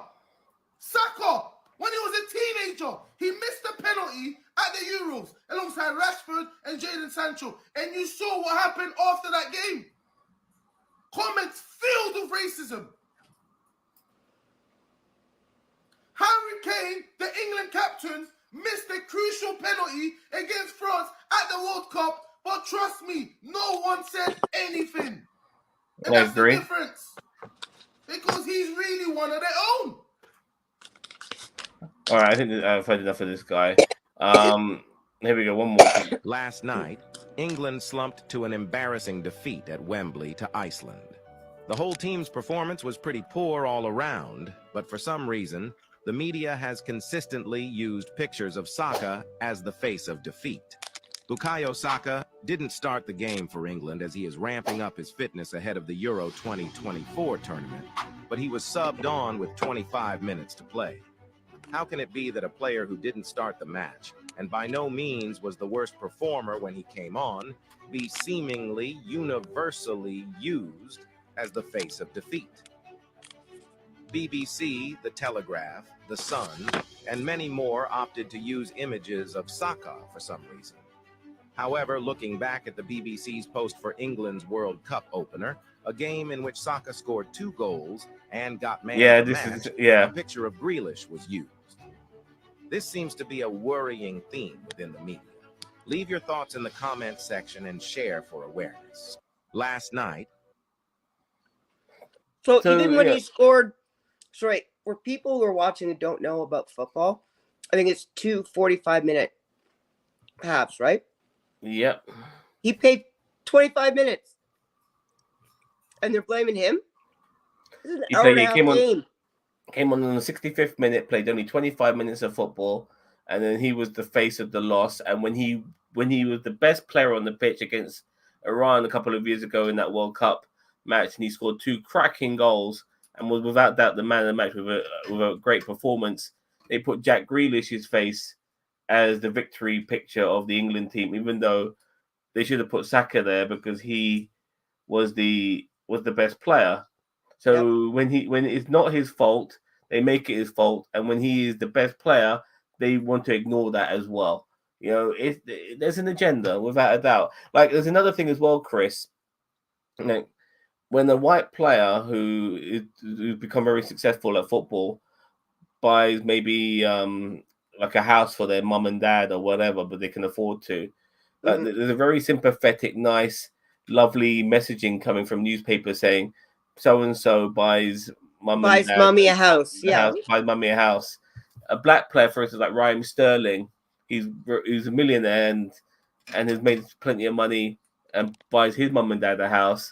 You know, Premier League playboy splashes the cash, you know, and you put these two articles from the same newspaper side by side, one of the white player, one of the black player, and it just shows you how fucking racist they are, man. You don't have to point it out. It's fucking obvious to me. Yeah. So don't think because of this, I don't see it. Yeah, I agree. I see it. So Dave wants says I absorb soccer news when a bunch of fans are repeating a phrase in unison over and over again. Well, hopefully you got to understand what we were talking about there, mate. And you're going past Woolwich Arsenal right now, so you're just south of the river. Okay. All right, on to the next clip. Now this is racism now, and it's not cool. No, China.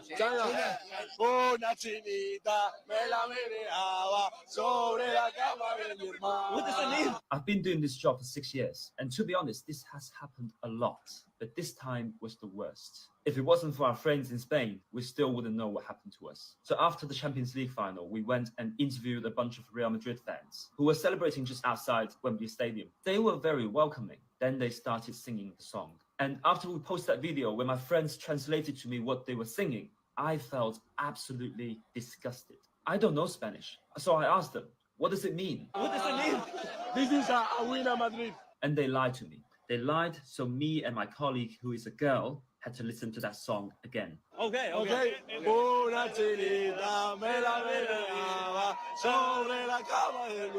Can you read that, Chris? No. Fuck the Chinese. Let's go. And by the way, the person filming is a Chinese girl. Yeah. Filming these guys. Fuck the Chinese. Let's go. That Chinese pussy. A little Chinese girl. I can handle her on your mother's bed. That's what he's singing. What a cunt. I win. And Real Madrid is the best club on the world. And even in the edit, we couldn't notice anything wrong because the vibe was good. It felt like they were genuinely celebrating. And that's the worst part of it, because we captured these moments as our job. We love our job. We love football and we love the fans. We wanted to record their lovely moments, but then we are treated in this way. No one in this world deserves to be treated in this way. They should pay for what they did. They must pay. Otherwise, it's just unfair to those who love the game, work for the game, and really sacrifice for the game. So it's unfair to you. To La Liga versus racism. We've also written to Real Madrid. I just hope these people get what they deserve. And if this is not enough, we are ready to go further. We are ready to go really far to kick racism out of football. And to all the Chinese people, Asian people, or any people, when you're racially abused, do the same. We fight to protect ourselves, we fight for our rights, and we fight to make football better. Wow, those Real Madrid fans were being extremely racist, and they should have to apologize. And sexist. But I can only find people here in the United States. I can't find someone in Spain. I mean, I guess I could give it a shot. Let me put on old Cerebro and just check the world.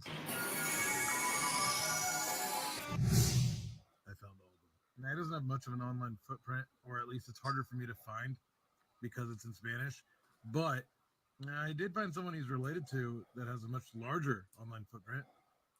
His dad, Lorenzo Sanz, former Spanish basketball player and Real Madrid TV commentator. He posted a photo with all three of them on Twitter. And it seems like he goes to family events with the one that was racist towards you. That's his son. This is very shocking and racist. I would imagine that Lorenzo Sanz Duran would want to say something about this too, seeing as how his father was Lorenzo Sanz. Why is his son doing this? Why is he saying shit like this? That was totally dehumanizing and sexist. Now, unfortunately, and maybe I'm sounding a bit biased or stereotypical when I mention this, but Spain, Italy, remember who they aligned themselves with back in World War II. Yeah. And whilst Germany did learn from their mistakes and not repeating it, it looks like the people who aligned themselves with kind of got away with their shit to a degree. And, maybe because of the large influence of Italians and Spanish people across the pond, but they kind of got away with their shit. And they haven't learned from what Germany did. If this was my child, I would publicly punish him. I'd make him wear a sign, like, sandwich board, stand out in public for 7 days. And it would say, basically, I'm a childish, racist, sexist, little cunt. And I shamed my family. That's what should be done. Yep, I agree with you. And I just by looking at that whole contingent, though, if anything, his dad's gonna probably spend some money and keep his son undercover until this shit blows over. All right, his Grand Club of the Grand of the club president. Yeah, sorry, but they don't give a shit. Look, so much racism has happened on Spanish in Spain regarding black players. There's a guy called Vinicius Jr. who suffers consistent racism, and the Spanish FA have done nothing to squash it. They don't fucking care. No. They never have. No. And they think it's okay to be racist. Anyways, let's get on to this clip here. By the way, this is the people Rick B loves the most. Yeah, white racist. Yeah, here we go. Check this out. This is, you want to see? Maybe actually before I play this, let's quickly let me just this guy alone. Look at him before I start. This guy deserves this treatment. Oi, geezer, cunt, cup of tea, love. Cheers, governor. Stupid English cunts, wanker. All right, he deserves that treatment alone. So let's go. We want our country back. What is it? What do you want back about the country? Our country! What do you need to give back to you? We want it back. What do you make of reports that radical Islam is interested in turning Buckingham Palace into a mosque? That'll never happen. No more. No, never happen. Great. That's good to know. Taking the piss there. How dumb are you? I'm fucking dumb. I want my country back. No, how fucking dumb are you? I want my country back. Yeah, exactly. And I just thought that was so funny. But we want our country back. And like, people are going, from who? From what? Like, who's got who's got your country? And that's the thing. It's the same when people cry about stuff being woke and stuff. When it's really, look, I can't handle all these gays and ethnic minorities and women in leading roles anymore. Just please give us back Whitey. And I always try to explain to these people who complain about wokeness that you're not the only fucking race of human being on this planet. And by the way, there was a guy on Twitter, right, who calls himself American Alpha, who's upset. Well, that says it all. Yeah, he was upset that apparently the show called The Boys is now woke. I told them Boys was always woke. And the funny thing is, people say go woke, go broke, but The Boys is a woke show and it's fucking brilliant. And on top of that, they were upset that this new character is a strong female black woman. And I said to myself, my God, you call yourself an alpha and you're upset by a strong female black woman. You're a fucking snowflake. Anyway, let's see what this woman has to say. Okay. Let's have a look at her. Here we go.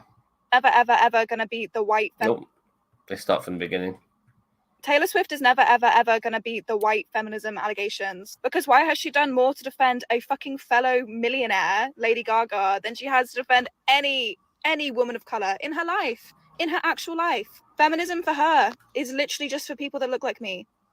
And like, the moment that you admit that, the moment you will find true clarity. Fans that saved up hundreds, if not thousands, to buy her concert tickets are selling them to donate to Palestine, because she won't. She won't. And she probably never will. Swifties for Palestine was literally trending on Twitter, begging, pleading Taylor Swift to fucking do something. Share a GoFundMe, post a donation link, like all of the other celebrities are doing. And she chose to defend pregnancy rumors about Lady Gaga. Women don't owe you anything. Clap back. Shut the fuck up.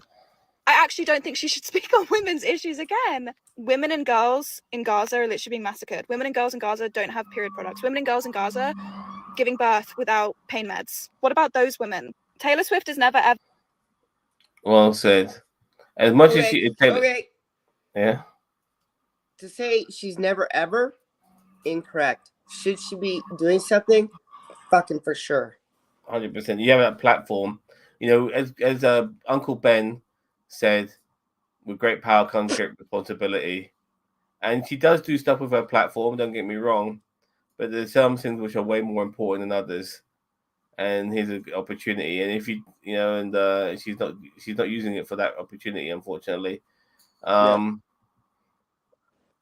because she has done a lot with gay, queer rights, women's rights, girls' rights, but she's fucked up. And I'm, again, like you were trying to be earlier, I'm trying to be positive here. I'm hoping, because she's shown in the past, that this is just some sort of major fuck up and there's something going on in the background, because it just doesn't sit right with what I know of her character. And of course, I don't know her personally.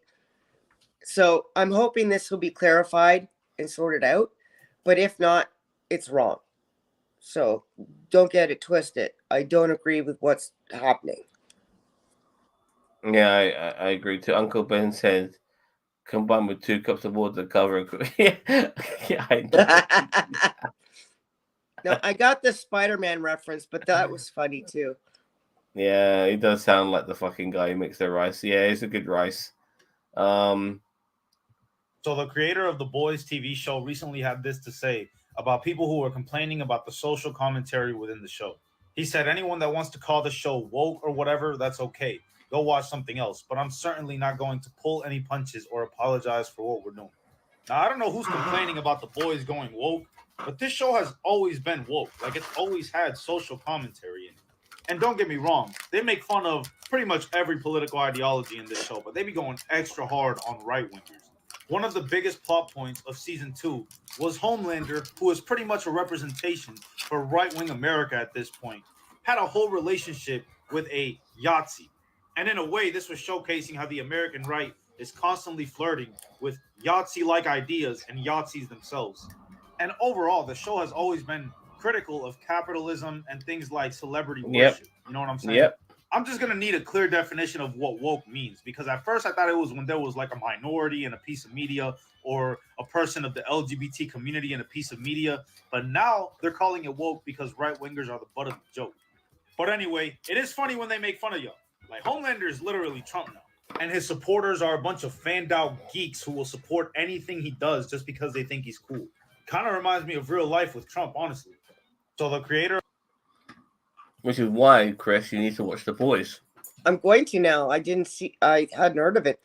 But it's funny, woke to the right wing is as soon as you do something they don't like and unsettles them to the point where they might have to think about their own ideals and realize that, shit, maybe that's not right and I've been an asshole. But rather than change and grow and learn, they'll just point the finger and scream, woke! You're woke! I get upset when they get the odd win because, for instance, like the latest episode, the Star Wars Acolyte, it was bad. It was really bad. Oh, really? And it had it was just a bad episode, and it had everything in it that the anti-wokesters could really jump on. Yeah. It had lots of women. You know, it had like a witch's coven, which was like a Star Wars version of a witch's coven. Right. So everyone there's women. They have these two young girls. Wouldn't it who are be woke sisters. if it were just a bunch of men that were witches? Sorry. It depends. If they're not white, then they'll be woke. If they are white, then it's not. But these women are all like different, all ethnic minorities. The leader of this coven is a black woman, you know, and she's in a lesbian relationship with an alien race woman. And yeah, when it interferes with the plot, you're going too far. Like it's got to be natural. It's got to be, you know, it's a part of the story naturally. You can't force feed shit. It was the point is this is so far not an issue, but it was just so badly executed. You know, it was just a shit episode. Yeah. You know, it was badly executed. It felt irrelevant. Everything about the episode was bad, but you can jump on the things. Yeah, I don't give a shit about. When I look at this episode, I don't think to myself, these ethnic minority women are in this episode, and that makes it shit. No, I just think that the execution of what we were given made it shit. Yeah. You know, you could have these ethnic minority women as a witch's coven, and it could be good. And that's what I'm saying. It's got to be well written. It's got to be a part of the story. It's got to be, organic. And it was really poorly executed. There's one part when they do the ceremony, yeah, with these twin girls. One of the twin girls is like a good twin. The other one's like an evil twin. They're both like 8, 9 years old. And like doing the ceremony where they're doing like this and the power of one is the power of many. The power of two is the power of many. I'm thinking to myself, it's so bad. It's so Disney, and it's not Star Wars. You know, and I'm thinking to myself, my God, these right wingers have got so much meat to chomp on here, because they are gonna they're gonna love this because they can shit on it. And this is the thing, they want stuff to shit on. If anything, this is if anything, they need terrible shows which are so-called woke so they can shit on it in the first place.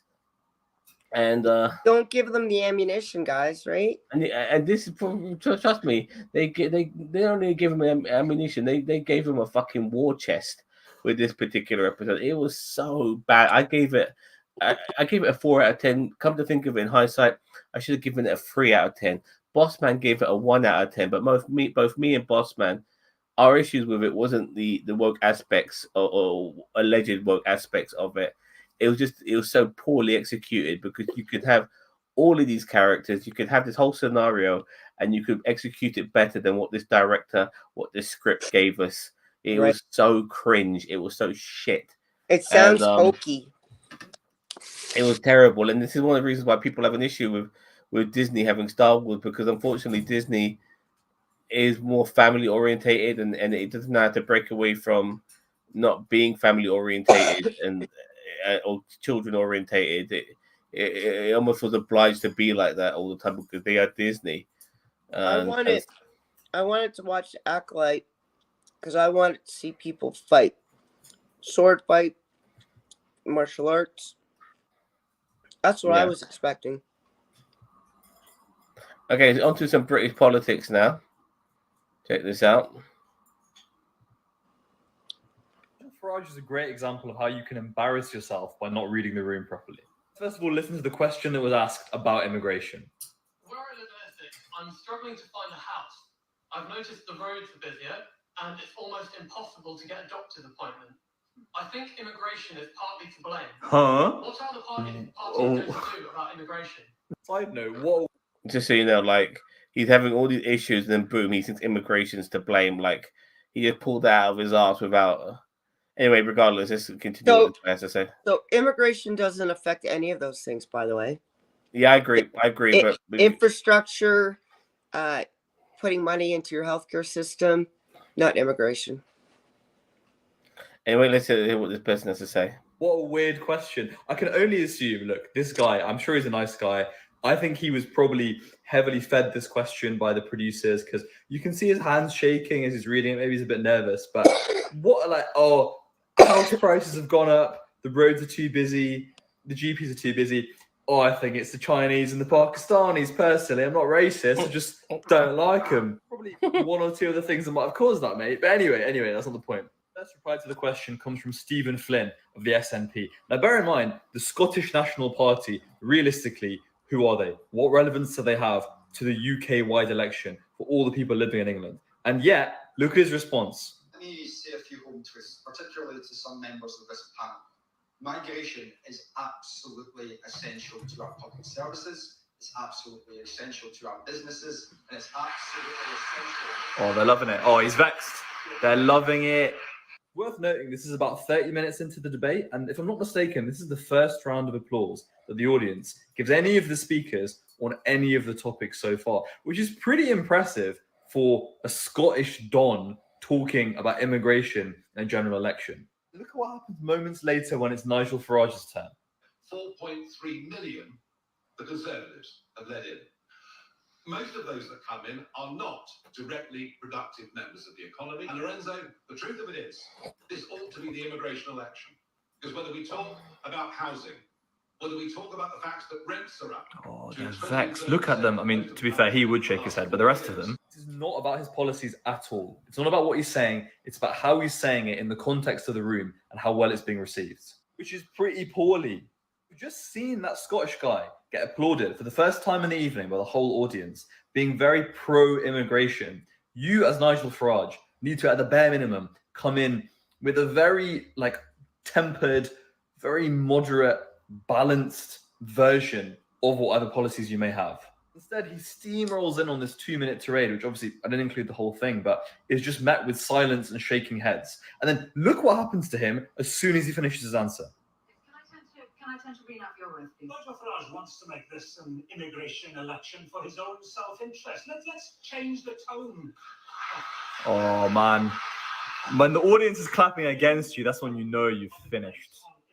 This guy, Sigma. I mean, this was inevitable, isn't it? It's so opportunistic. You can tell where the audience's mind is at. You, as Nigel Farage, chooses to completely ignore that. And the person next to you is like, yeah, I think I'll jump on that bandwagon. I think I'll just slam dunk this guy because I can and it's easy. If you've got spicy hot takes like Nigel, you got to think about the right time and format in which to convey them. Read the room. Nigel Farage is a great example of how you can embarrass yourself. All right. So, more shitting on Nigel Farage. Love it. I love it. Oh, by the way, let me quick comment here. Someone saw a black woman and 12 male dicks and thought woke. Probably. I didn't read that. Sorry. Someone saw a black woman and 12 male dicks and thought woke. Yeah.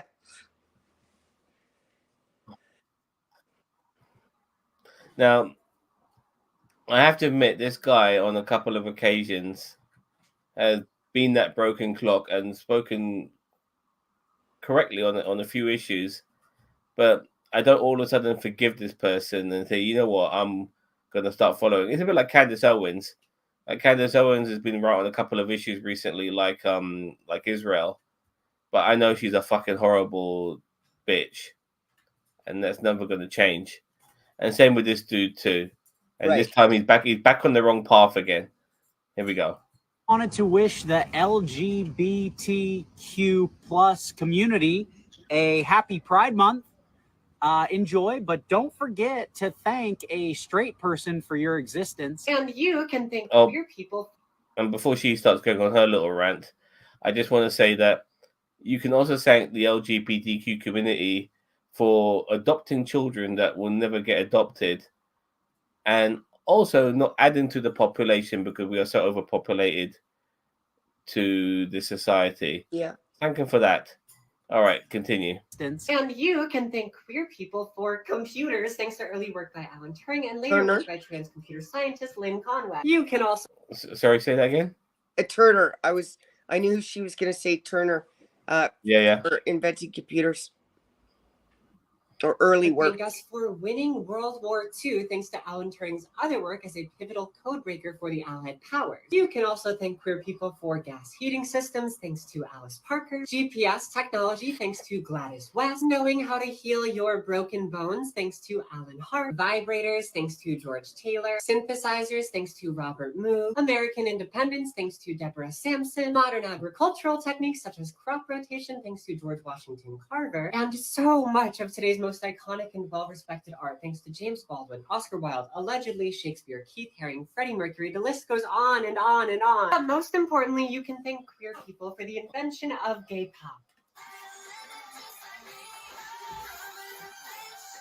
All right, before we get copyrighted, and she's on the final second there anyway. So yeah, gay people Yeah, are more than just pride. Right, Alan during the Second World War saved the Allied forces by breaking the Nazi code system, and it was the precursor to every computer. So, and they persecuted him. He died in his 50s. They chemically castrated him. They persecuted him. He was put in jail because a male prostitute said he he had to get because he couldn't be in an open homosexual relationship. He was beaten up several times by those prostitutes, couldn't go and get help from the police because he would have been thrown in jail. Horrible. And he won the war, not by himself, but he was a big deal. Yeah, that's a shame what you told me. Anyway, but here we go. Check this out.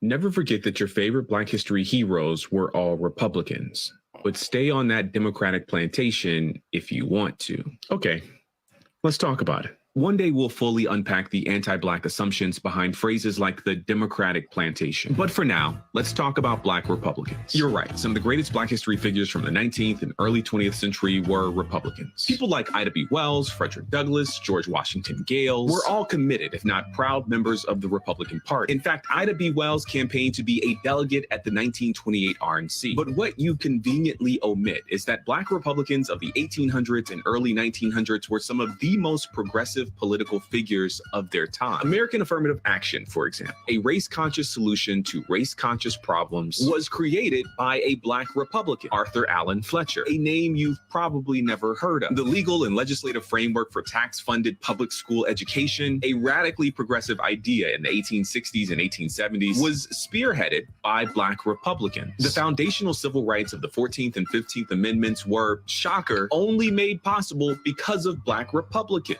But in the 1940s, 50s, and 60s, the GOP took a deliberate hard turn away from Black folks. And today, every single one of the institutions I just named are being destroyed with the cooperation of Black Republicans. You see, in the early days, Black Republicans worked on policies that were popular in the Black community. Imagine that. Because back then, Black Republicans were elected by Black people in Black districts. Imagine that. Today, however, Black Republicans are singularly elected in majority white districts, a fact they seem to be very proud of. If I'm not mistaken, the South Carolina is majority white, correct? Yes. My district is majority white district. So it's majority white district, correct? Florida, is your district majority white district?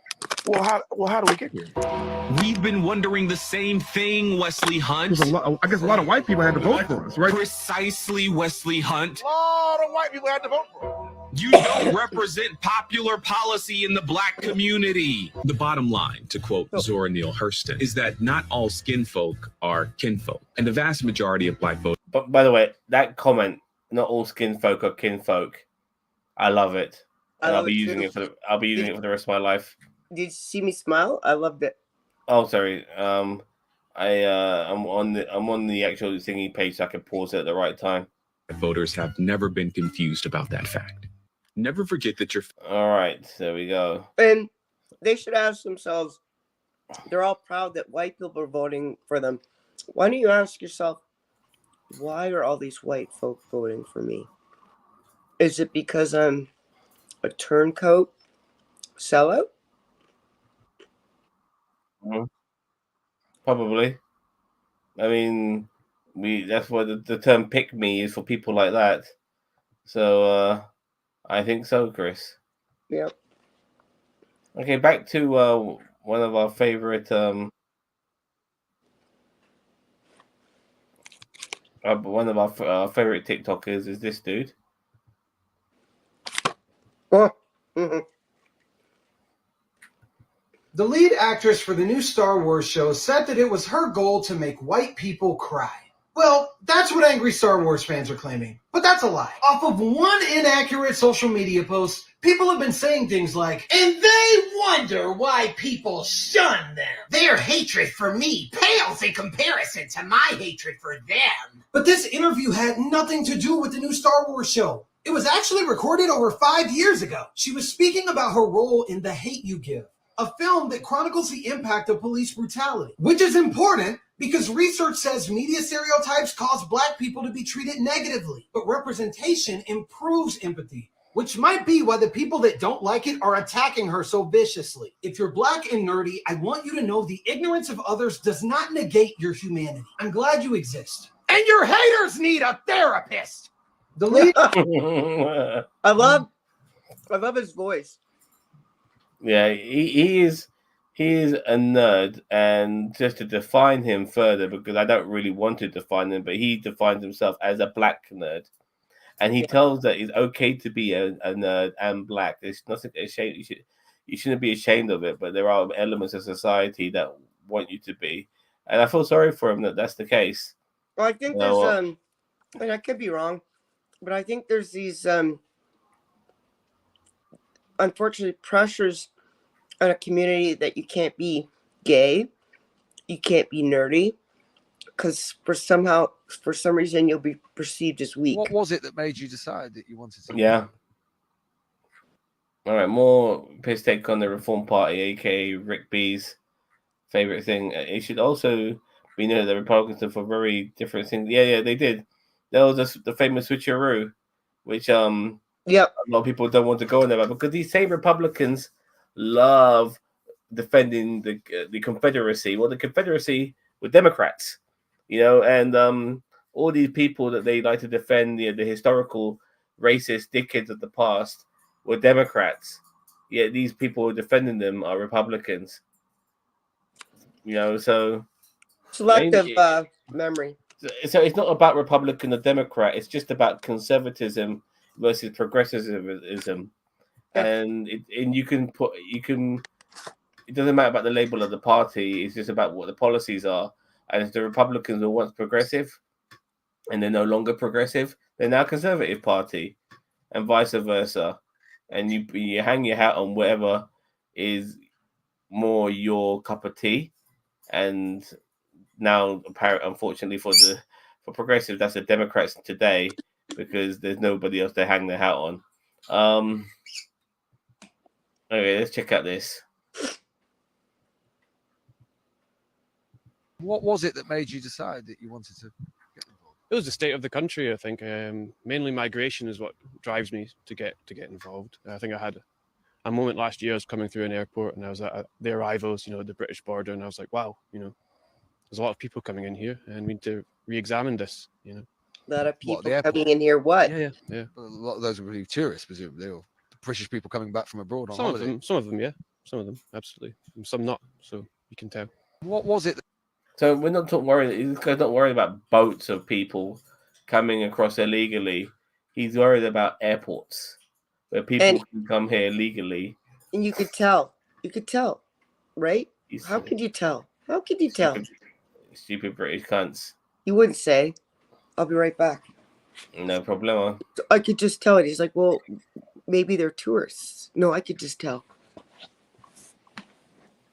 All right.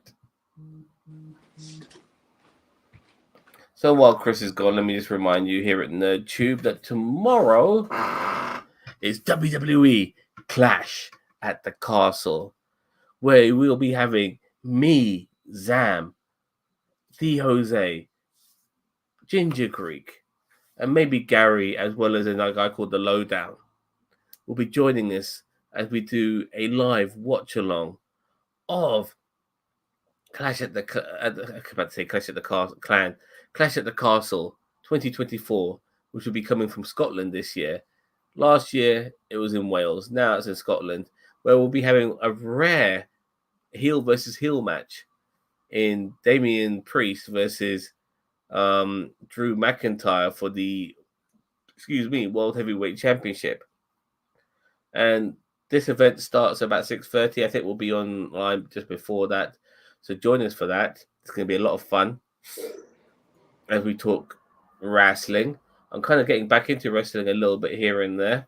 Obviously not too much. I'll never be fully back involved in it. But whenever there's a pay-per-view, which is in a part of the world that is easy for me to watch it in, like in this case, the United Kingdom, and the last time around it was in Saudi Arabia, it's at a time which is more amicable for me, which is why we're doing tomorrow's pay-per-view. All right, on to the next clip. Check this out. This is hilarious.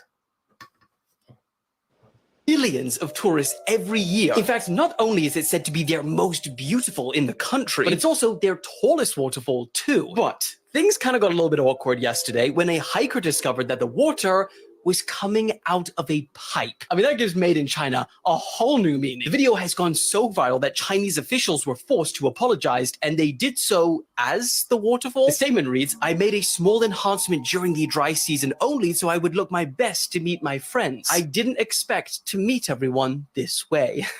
This is why we have trust issues. So the Chinese made an apology as the waterfall. That's so funny. I mean, it looks nice, but it's fake. It's not a natural phenomenon. It's man-made. It looks nice, though. You can't touch Niagara Falls. You just can't touch Niagara Falls. Yeah. You want to, but you can't. I've been to Niagara Falls. I'm very lucky. So let me. I have as well. I've been several times. What's this guy saying? I took Aaron Raw there. Oh. I don't know if you remember him from YouTube. Who? Aaron Raw. Yeah, of course. Yeah. He stayed at my house when I lived near Toronto, and when I still lived near Toronto, and I took him to Niagara Falls, him and his wife and one of his sons. I also stayed with him at his house in Texas before DPR Jones died. He was there as well. By the way, I wasn't a big fan, and I just want to sidetrack here. When they used to make the joke about DPR being a pedophile, and obviously it was to do with Venom Famex.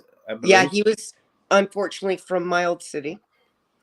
But the point is that the joke went on a bit too much, and it wasn't funny.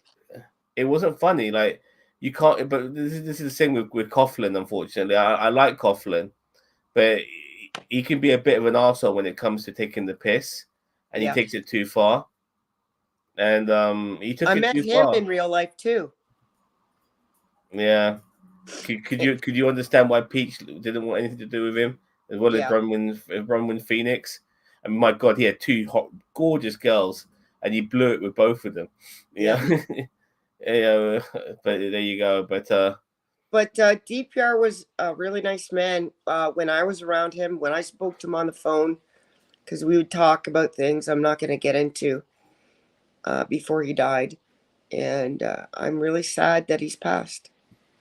With a lot of these YouTubers, unfortunately, and I'd even have to throw in Shredder now as well, after what he's done just by calling us Nazis. They like to burn their bridges, man, with their friends. It's like they want to be confrontational all the fucking time. We can have issues. My God, I've had issues with so many people. Even with people like with Ginger Greek, we've had our issues. Yeah. I'm not gonna it's amazing. Like with Shredder, like he burnt his bridge with us because of Rick B. What a waste! What a waste!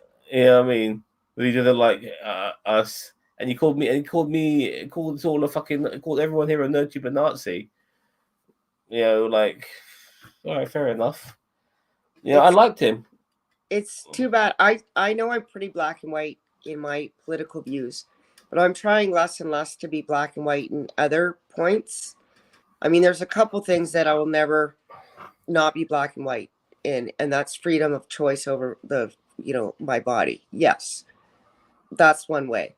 But if you try and see the world in grays, if you allow people to challenge your ideas, you might actually grow as a person. Even if that means you stay in the first, if you don't change your mind, but you're like, no, I really am right here. Or if it means you change your mind, it's okay to be challenged by things. You don't have to be yes or no, right or wrong. I mean, be a little bit flexible, be open to a point, open your mind, but don't let it fall out. Rippy, I disagree with you a lot of the times as well. But I wouldn't fucking if you were somebody on somebody else's podcast and you're talking shit, I wouldn't stop talking to that person because they had somebody like you on there. It's ridiculous. It's ridiculous. This is why this is the problem with the left, and we can be very self-destructive. You know, I already told you the story. Like, is she the Shayra Moran? Do you know who she is? Yeah, she stopped talking to me because I made fun of Madonna. You know, and because I said Madonna, a picture of her, what she looks like recently. I said to her, she looks like she's been stung by a bunch of bees. Well, she does look like that. And she does look like that, and apparently I was making fun of women's appearance. Oh, I was making fun of women's appearance, but I don't hate her. You know, I've actually said she's the greatest female musician of all time, which makes her one of the greatest. You've said that to me. Yeah, I know. And I can make fun of somebody's appearance regardless, and not have to If they had hate her no of women. choice, if they had no choice in the matter, and it wasn't because of her own hands, yeah, it's not really a good thing to do that. But she chose to look like that. She's open to criticism. I don't blame you. I had the same person had an issue with me not liking Matrix Resurrection, and Matrix Resurrection was made by the Wachowski sister, who the Wachowski brothers, both those brothers ended up being transgendered, and they became the Wachowski sisters. Only one of the Wachowski sisters made Resurrections, the fourth Matrix movie, and there is some trans allegories there and stuff like that. Not fast. I thought the film was shit regardless. The film was really shit. I mentioned so many things, like I thought the storyline was terrible. I thought, like the thing, like Matrix 2 and 3 are okay movies. The first Matrix is a masterpiece. The Matrix 2 and 3 are okay movies, but what made those films palatable were the action scenes. The action scenes in Matrix Resurrections was nothing. They were shit. Like compared to what we saw in Matrix 1, 2, and 3, the Matrix scenes in 4 were awful. Like it had no saving graces, and Shayra had a real go at me, and I'll give him my point of view, and she wasn't accepting it, and she almost I almost feel like I'm getting tested by some of these feminists, so to speak, on the left, regarding who I am as a guy, because I'm very friendly with a lot of them, and I think they expect me to falter at times, and I do. I might make a sexist, misogynistic comment here and there, But you're still allowed to challenge ideals.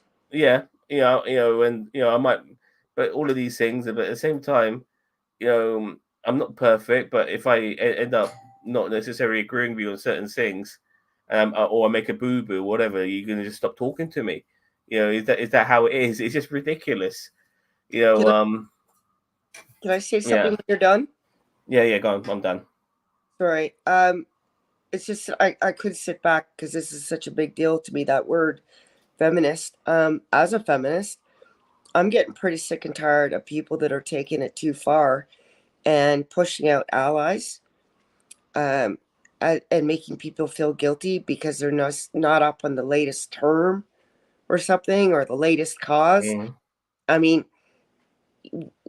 I wanted certain things to be accomplished in my lifetime. I'm glad certain things were accomplished before I was alive, so that we could reach an equal path. But now it's gone down to the most nitty-gritty little things. No, let's focus on equal pay. Let's focus on equal parenting for both men and women. Let's focus on the justice system for both men and women. Like, let's pick our battles, the important things, please, and stop testing people. If you want someone to come to your side, have an open discussion with them and discuss the topic. Don't covertly try and test them and catch them up in something.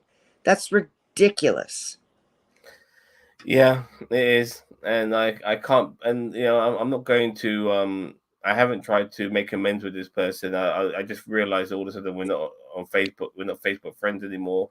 And then I was able to put 2 and 2 together and realize why was that the case. And I tell people, look, I'm going to slip up now and again. We all are. Even it's unfortunate, but yeah, it happens now and again. But I could be corrected, and I could and all of these sort of things, and you could point me in the right direction. I've had that on a few occasions with certain people about so many things in my life, and I'm aware of things. So yeah. Anyway, let's get back to some comments here. Right. Rick B says, like Michael Jackson said, but if you're thinking about my baby, it doesn't matter if you're. Oh, fuck off, Rick B. I don't know what that means. It's okay. Schroeder's busy writing essays that no one reads. Yeah, you're right about that. He loves writing essays. I love Madonna. Me too. Some people can't handle different opinions. Look, I don't necessarily like have people having different. Look, people can have different opinions of me that make me actually agree with their opinions. And then there's people like yourself, Rick B, have different opinions that I'll never agree with. Matrix 5 is apparently in the works. Oh, God, they better be good. You know, how long can Keanu keep doing these things? He's almost in his 60s. Speaking of the Matrix, I had no idea who or whom or whatever was directing or writing those movies. I liked the 1 and 2 and 3 because I liked them. Didn't like the rest. Number 4 because I didn't like it. And I had no idea who directed it. So it had nothing to do with that. It was a short movie. The Wachowski brothers, the 1, 2, and 3. No, I get that. You told me. Yeah. And that's my point, is that I had no idea that trans people did that movie. I just knew it was a shit movie. Yeah, exactly. It was, but anyway, let's see what this guy has to say. But I obviously saved this clip for a reason. I forgot now. 20 high schoolers in Burlington, Vermont were getting a tour of their local police station, and they were all in kind of a classroom setting when 3 police officers in ski masks busted in the door behind them and started firing fake rounds and staging a mock mass shooting without telling the students ahead of time. Several students were injured trying to get away and save their own freaking lives. And they were scared out of their freaking minds. Police later apologized, saying they didn't realize that wouldn't resonate with the students. I hope every single one of those students sues that police department out of existence. Yep. Oh, they will. The fuck is the matter with those people? You've just traumatized those kids, Yeah. possibly for life. Yep. And you've now shut down your police department.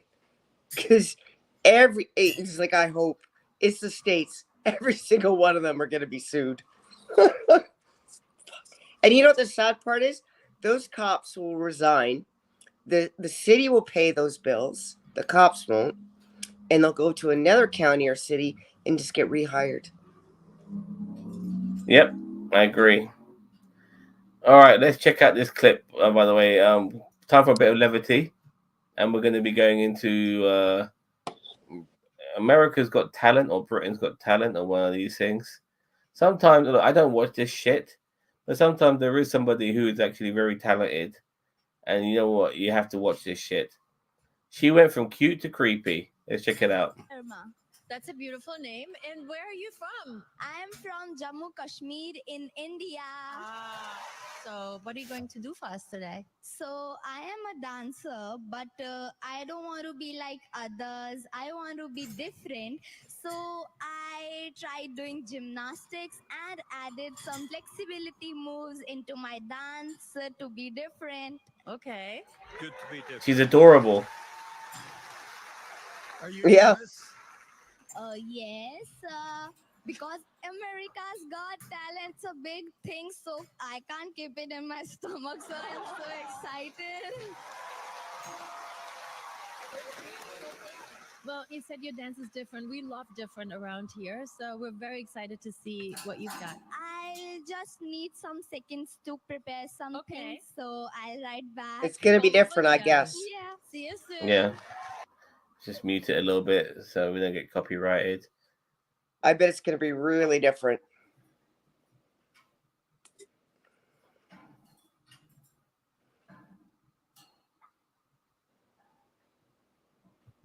Maybe a traditional, beautiful outfit. Interesting. Kind of creepy. Is that a house? Yeah. God, she's Scottish.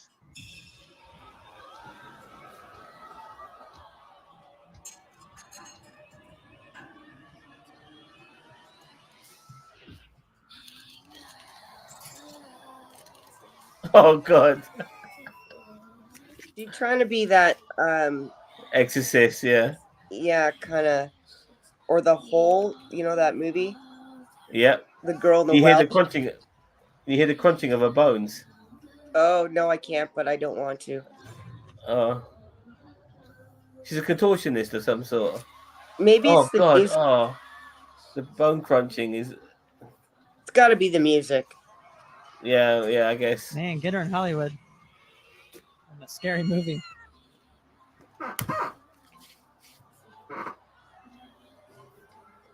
I think she's going to be an extra in a couple movies. Yeah, she could be in horror movies easily. Yeah. Oh. Wow.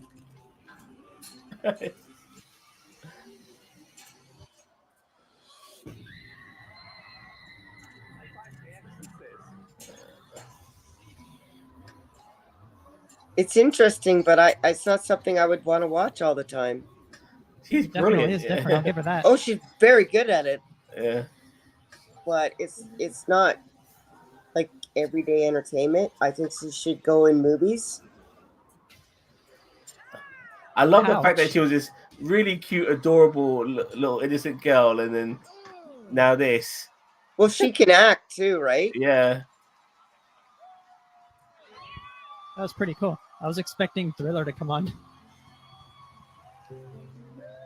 They'll put pause to the music. Okay, wait for her to start talking.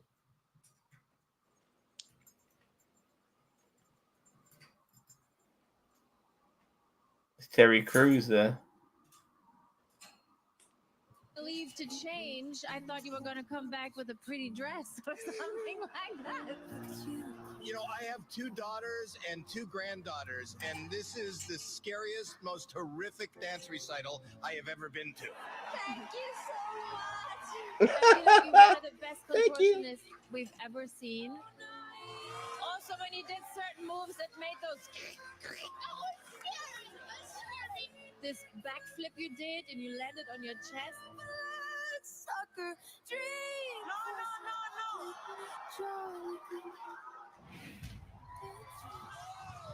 It looks like it hurts. Yeah. The advantage of being so young. I was thinking that. I was like, that'll hurt when she's 40. Mom, can you do this? I mean, I wonder sometimes when you're in the middle of it, it's like there's no way she's gonna be able to detangle. But you did it every time and got into a worse I love this woman. Sofia Vergara, yeah, I love her too. I've always had the hots for her. Oh, she's very attractive. Disney routine or something because you were so sweet. Well, then you come back as. But she's actor. She's acting. She's sweet. But she can act. So unexpected and frightening and brilliant at the same time. And that's what you've got to do with your 2 or 3 minutes you have. Everyone's going to be talking about you tomorrow. Trust me. I'm going to pause it here. They all, just so you know, I've seen the whole clip. The judges give her a yes. She goes through to the next round. Okay. So I'm just worried about the bloody copyright, you know. All right, on to, let's get a comment here from Rick B. From I think it was from the previous thing. Stunts like that give ammo to those that call mass shootings false flag events. Yes, I agree. I never thought of it like that before, but now that's very much the case. So yeah. What's this?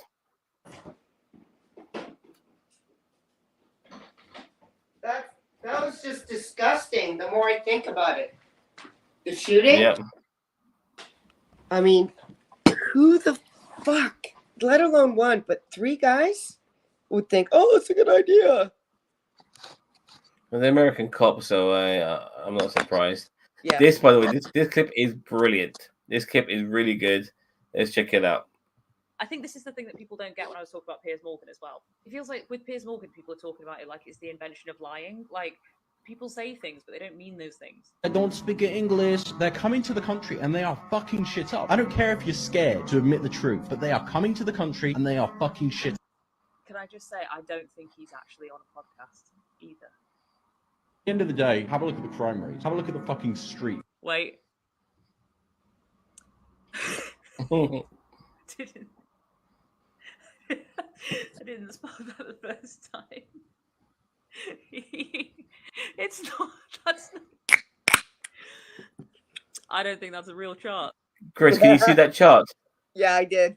Have a look at the crime rates, and you just got some arrow pointing up I on the know. chart. Yeah. Just Okay. insert random arrow chart here. Yeah. Exactly. Let's go. I don't think that is the crime rates. At the end of the day, have a look at the crime rates. Have a look at the Crime rates, guys. How hard would it have been to Google a crime? Oh, look. The crime rates have gone down. Whoops. Oh, that'll be why then. You want to see some results? have a look at the crime rates. Have a look at the Green chart going up. Is it going to be the first one? Oh, look, there it is. It's not. That one is it? No, it's not the same one. It can't be the same one.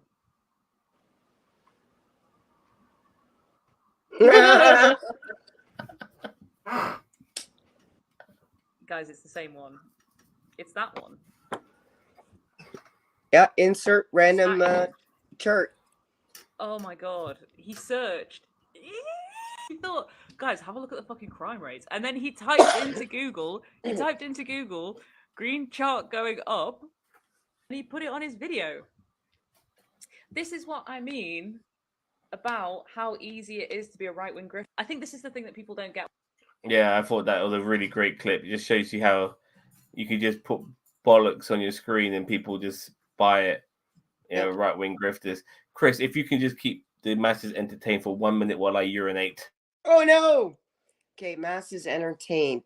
Well, I can't juggle, and I can't see your comments, so there's not a lot I can do, other than tell you that next week I hope to have more information, whether you like it or not, about Caitlin Clark, because I think this is a big deal, whether you like basketball or not. It says a lot about society. I think her journey has been interesting. I think there's a lot of people that need attitude adjustments, which I always find interesting as well. And if there's any questions you ever have for me, always just put @Christine in the bottom, even though I can't see them. Zam will read them to me or show them to me when he sees them. I love answering your questions. I'm sorry, Daniel, that I am continuing to smoke. I have cut down quite a bit. And here's Zam. All right, thank you very much for that, Chris. The crime rate on NerdTube, yeah, well, it is a thing we're trying to deal with at this moment in time. I gotta go rob a bank, so I'll be right back. Okie dokie. I'm going to just quickly switch to Reddit. I saw a couple of clips on Reddit which were really fucked up. Yeah, some of Reddit can be very funny. Reddit, yeah, I need to go on Reddit a bit more. Hey, come here. My bird's annoying me right now. So let's I'll get back to TikTok, but yeah, these two clips, and we have to thank Dusty Smith for this. I saw on his show, and I thought let's bring it onto our show, and which is why they're Reddit clips. All right. Yep. Now, by the way, viewers' discretion advised. This is fucked up. This is really fucked up what you're gonna watch, and I want you guys to be aware of that. Prepare. I don't want to shock you with something out of the blue. This is very fucked up what you're about to watch. Okay. No sound on purpose, by the way. Did you see that? Yeah. Did anyone die? Yeah, some of those people unfortunately are dead or might have died from it. Was it a balcony? It was a glass balcony in Mexico from a nightclub. It gave way. Shit. A few girls there are dead. I'm That's only going to show it the awful. once. I'm only going to show it the once. Yeah, that's I think when you say shocking, I'm expecting someone to jump out and scare someone, not people dying. So in future, I'm maybe sorry. make that distinction. That's okay. I've seen worse. But I feel bad for those that died, and I really, when I'm not in a when I'm not in a nation that has checks and balances for building codes, I worry about shit like that. Now, somebody does get injured in this, but you know what? For once in my life, I don't fucking care. Well, it'd be more than once in my life, but on this particular occasion, fuck them. All right. Yep. Let's go. This is rodeo bullshit. Literally, pun intended. Check it out.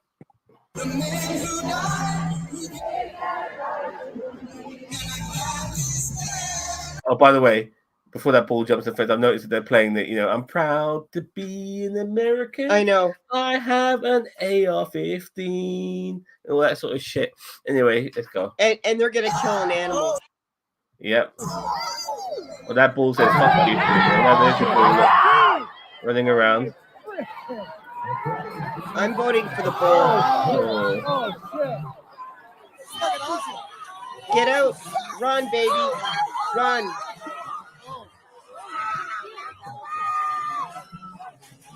Where'd he go? Where'd he go?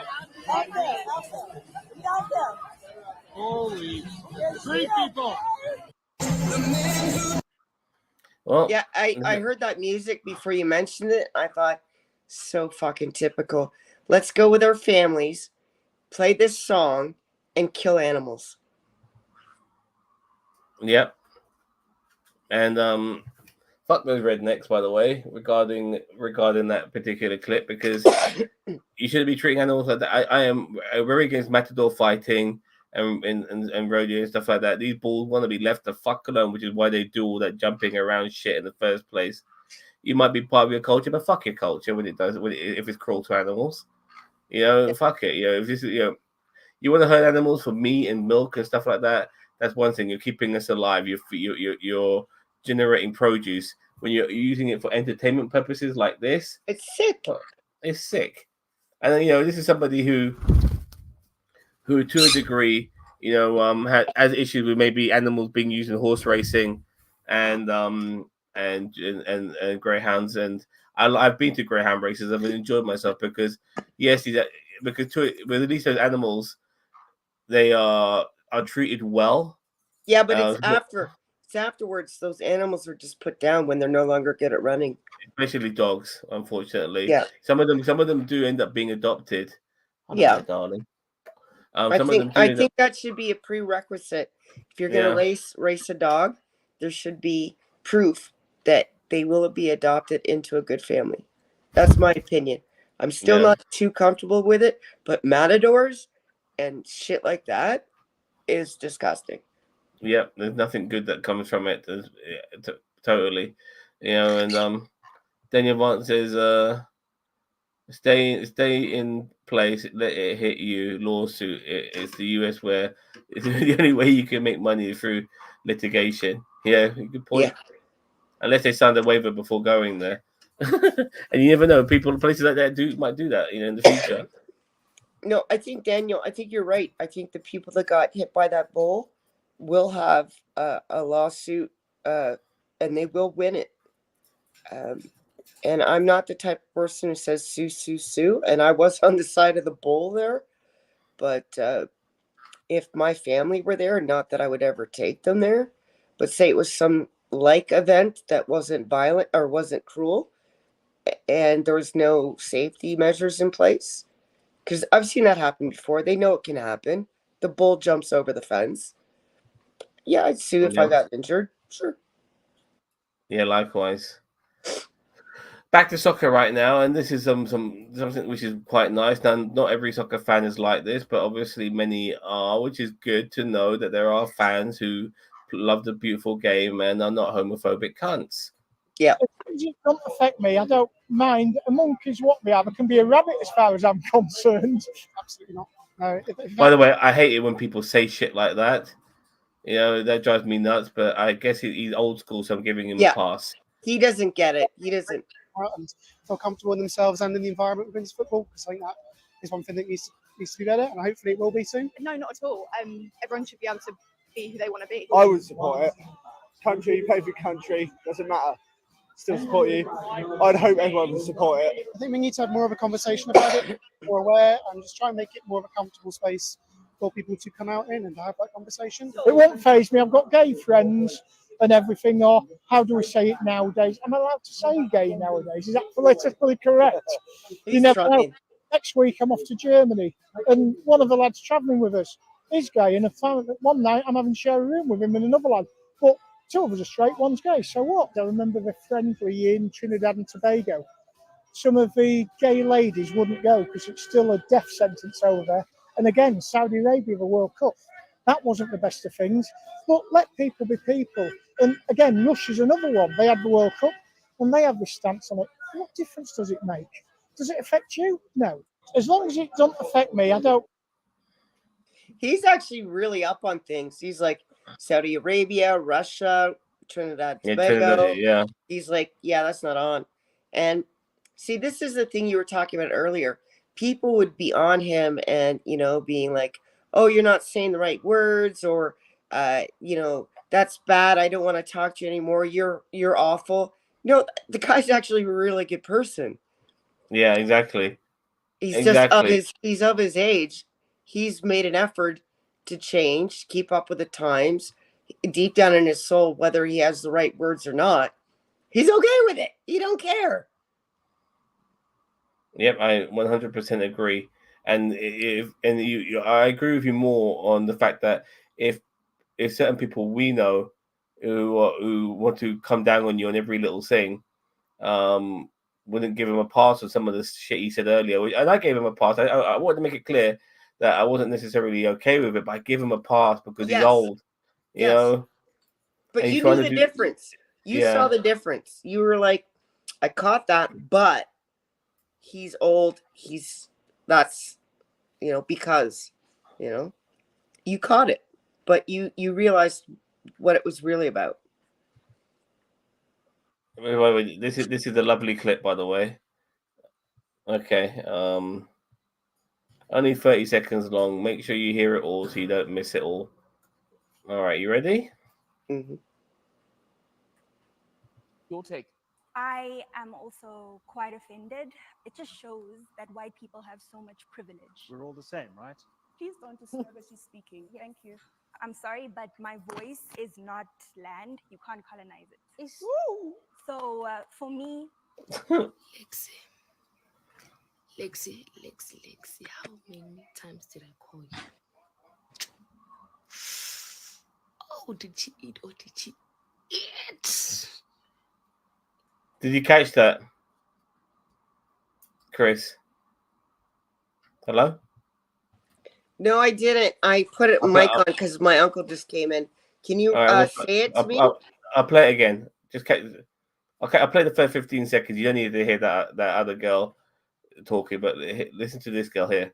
One in pink. I am also quite offended.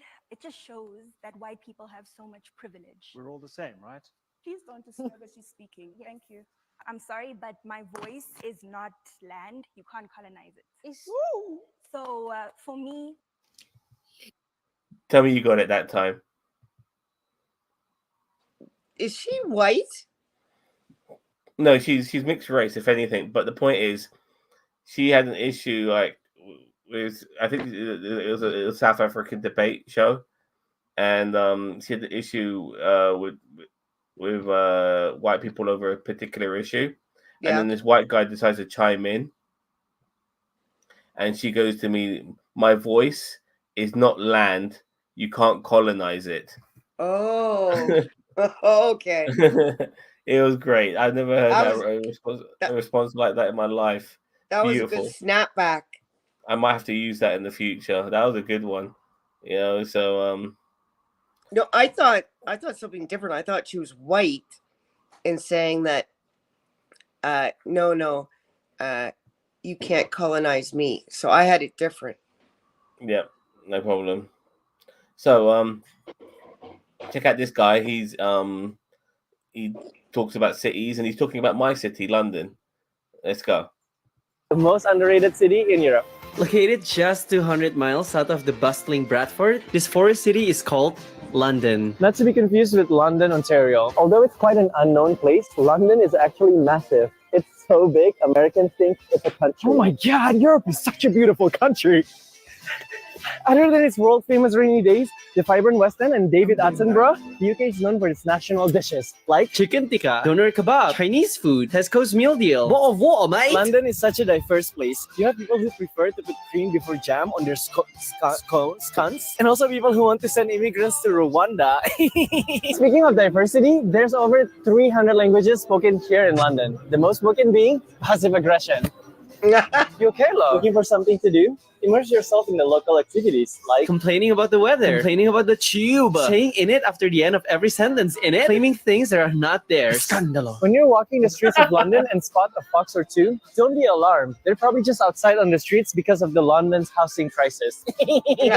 Shit do be expensive here, okay? But in all seriousness, the Brits can really take the piss out of themselves. But I mean, you do need good humor to survive this 50 Shades of Grey. So, the next time you come to the UK, skip the super touristy places like Reading or Hull and head straight to the most underrated city. I thought that was a lovely piss take of my city. And He's a Canadian.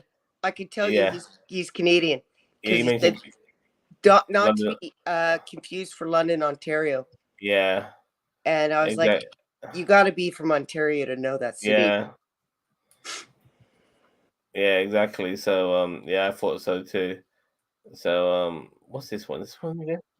That was funny though. Like, you know, some of it he was like, yeah, it's great. He's got all these things, but at the same time, he's like, yeah, they're not your things though, and it was funny. All right, let's take a trip down memory lane and listen to some expert words of George Carlin. What is the big deal about swearing to God in the first place? Why does swearing to God mean you're going to tell the truth? Wouldn't affect me. If they said to me, you swear to tell the truth, the whole truth, and nothing but the truth to help you God, I'd say, yeah. I'll tell you about as much truth as the people who wrote that fucking Bible. How do you like that? Huh? Let's leave the Bible aside. We'll get back to the science fiction reading later. The more important question is, at what point does all of this stuff just break down and become just a lot of stupid shit that somebody made up? They fucking made it up, folks. It's make-believe. What is the big deal? Oh, I love George. God, he was so instrumental in waking people up back then. He really was. This one's a good clip. Well, look at that. This guy, look, I've never been a big fan of the both sides isms when it comes to certain issues in American politics, but there are moments when it is just the same. I think socially there's massive differences between the the Republicans and the Democrats. Social issues, I think there are some massive differences. I think economical issues, there ain't. Yeah, pretty much that's basically it. But this is one of the both sides isms clips that I did like, so let's check it out.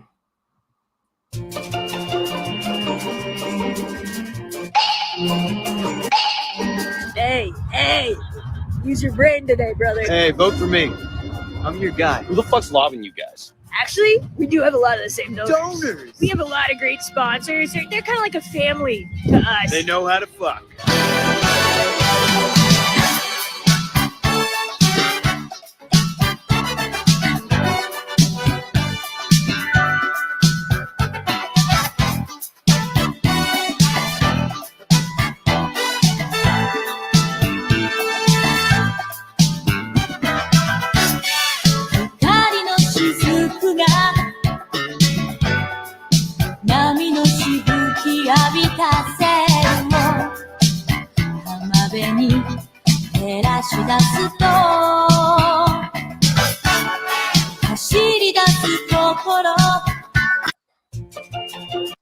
I'm not sure if your little screen could have seen all of that. No, but I got the gist. I got the gist. Like he had like two choices, one in red, one in blue. Both of them said capitalism. Yeah, I saw and then that. Later on, those choices turned into imperialism and fascism in red, or fascism and imperialism in blue. It's like, Yeah, and how like both candidates are like, yeah, we kind of have the same lobbyists, and we're paid by the same companies, but the liberals are calling them like family members, and the Republicans are calling them like, you know, capitalist friends or whatever. Yeah, that's totally true. All right, let's go to this guy. I'll be listening. No problem. Okay, are you watching as well? Yes, I am. I'm bringing you with me. Wonderful. Check it out. Hey, Dad, why do you look so angry? It's just the blacks. You mean black people? I just don't. What's their problem? 13%, 50% of That's the crime. another fake stat used to justify your hatred of black people. Black people are only 27% of the arrests, mostly due to systemic racism. 53% are usually later found innocent after being convicted in prison. Why do they keep hurting each other in the hood? Well, if crime happens most in poverty-stricken areas, we systemically placed them there after slavery. Wouldn't it make sense that would happen? But it's still violent. Poverty-stricken areas have more crime. Not black people existing. You've never faced the reality they live in, so you don't understand. So maybe you should stop obsessing. Still, they're always listening to music. You don't listen to music. You love rap, right? I do. I love rap. I love rap. It's really awesome. I love rap.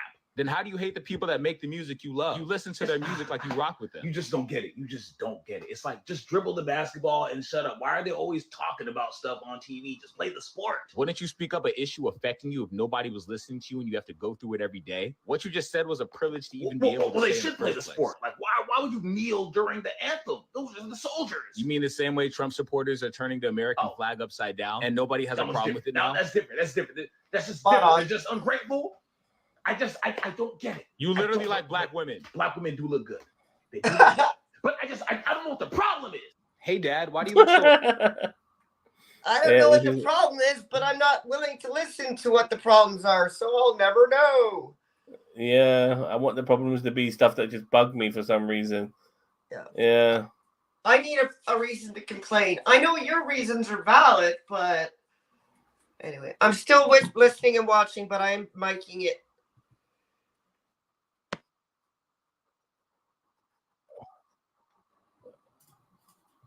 No, this is not interesting. Let's find.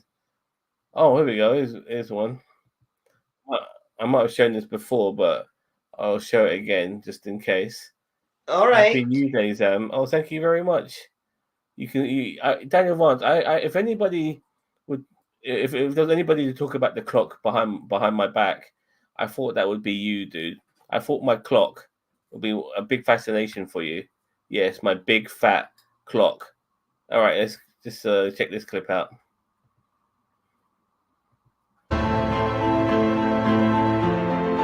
Oh man, sorry, that clip is going way too fast for my liking. Breaking news: Bill Charlton, who spoke alongside Tommy Robinson, jailed for forwarding an indecent image of a child to 47 WhatsApp contacts. Swipe to read the full story. God, shocking! I'm so shocked. When Charlton was jailed for 24 months for the race and hate offenses in 2019, he shouted, "Jurors, I hope your daughters don't get raped." He was locked up for speaking toxic lies in a series of public speeches in which he hid behind the cloak of wanting to protect women and children from sexual assault while disseminating hate-filled falsehoods about immigrants, Asians, black people, and the police. He was convicted of five counts of string-up racial hatred after using allegations of rape, kidnap, and drugging by a female to spread racist lies. A judge who sentenced him on that occasion said he had conflated all immigrants with rapes and sexual offending, thus peddling racist hatred based around falsehoods, and branded him a bully.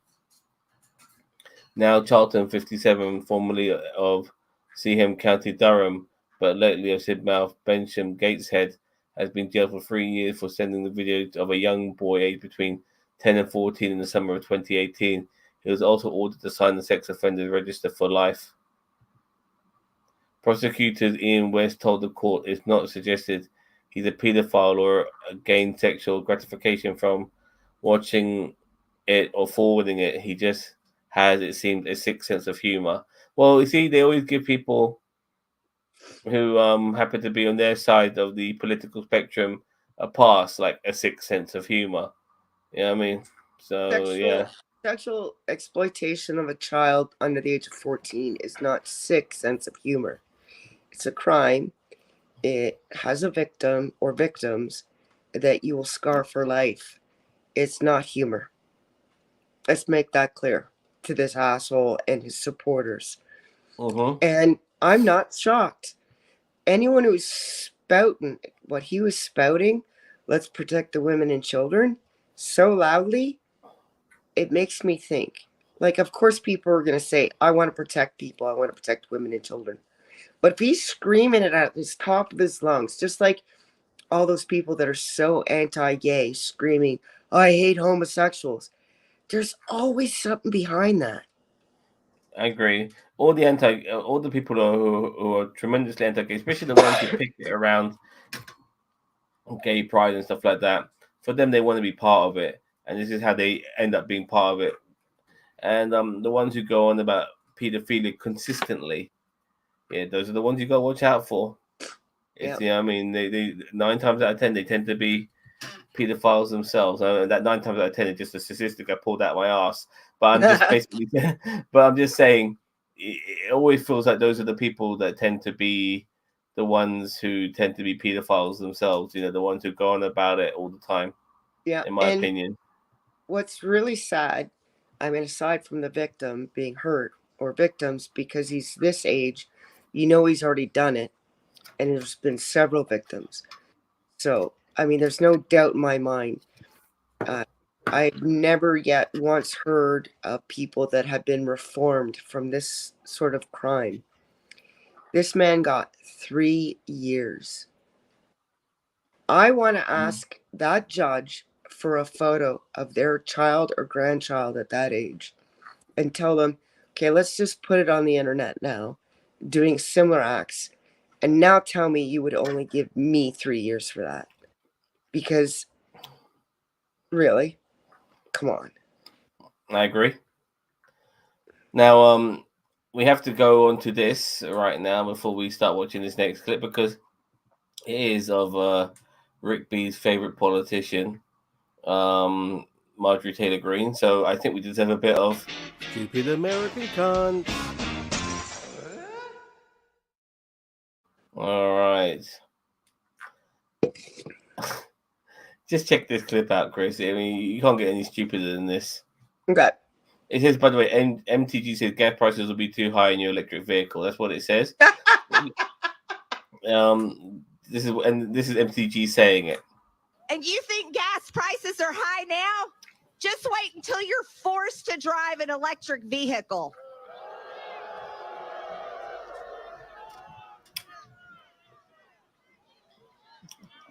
Exactly. Yes. No, only she's fucking stupid. It's so all the dickheads That in may that become audience. my favorite place to go. Yeah, but they're not fucking stupid as you are, you dumb bitch. America is sick of it. And you think gas prices are high now? Just wait until you're forced to drive an electric vehicle. Children, you this go. is why you shouldn't bleach your hair, because there's a chance that bleach might seep into your fucking skull and make you brain dead. I'm joking, of course, but oh my lord. I mean, like I said, there was 2 types of stupidity on display there. It was coming from the person who said that and the people who accepted that. And there was a lot of people who accepted that level of stupidity. No wonder Marjorie Taylor Greene feels she's in the right place, because she can sprout out any old bullshit, and these fucking seals will fucking clap and fucking take it. You know, B. It's so. Oh yeah, bad built, butch body, whatever. Yeah. Oh yeah. It's so hilarious. With her And I love how analogies. she has that big pause, and she's like, "Really?" And that's what I'm thinking is after she said that was, "Really?" Hello, system. How you doing, mate? Top of the morning to you. He's Good Irish, day. so yeah. So that was like a level of stupid that I can't comprehend. She really is a fucking idiot. Could you imagine taking out charts or like have a PowerPoint demonstration for her, just walking her through what she just said and how it's wrong and stupid?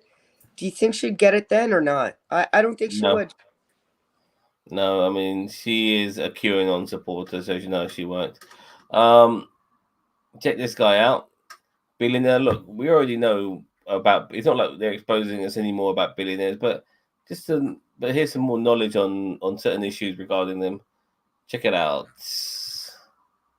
Watch out, billionaires are holding out on us. And what this billionaire just went viral for saying could change America forever. Mind paying taxes. At Berkshire, we are paying a 21% federal rate. If we send in a check like we did last year, we send in over $5 billion to the U.S. federal government. And if 800 other companies had done the same thing, no other person in the United States would have had to pay a dime of federal taxes, whether income taxes, no social security taxes, no estate taxes, no. If the top 100 companies in America paid the exact same rate as Buffett's company did, it would result in $2 trillion extra tax revenue for the U.S. Just by companies like Walmart, Amazon, Exxon, CVS, by paying their own fair share, none of us would have to pay federal taxes ever again. What's even more crazy, and y'all will never believe this, 250 billionaires and millionaires actually asked for governments around the world to tax them more. This happened earlier this year at Davos, and guess what? No country has done it yet. Which begs the reason, why hasn't that happened? Watch out, billionaires are holding out on us. And what this billionaire... Now, I like him. Yeah, but he's also a billionaire who looks like he's about to die. All right, how are you? I'm fine, thank you, mate. Good to have you join us on the stream tonight. What I was about to say, Chris, is that he looks like he's on his last legs, and now, before he does die, he feels like, you know what, maybe I need to do some good in this world before I finally croak. You know, he knows he can't take his money with him, can he? So, No.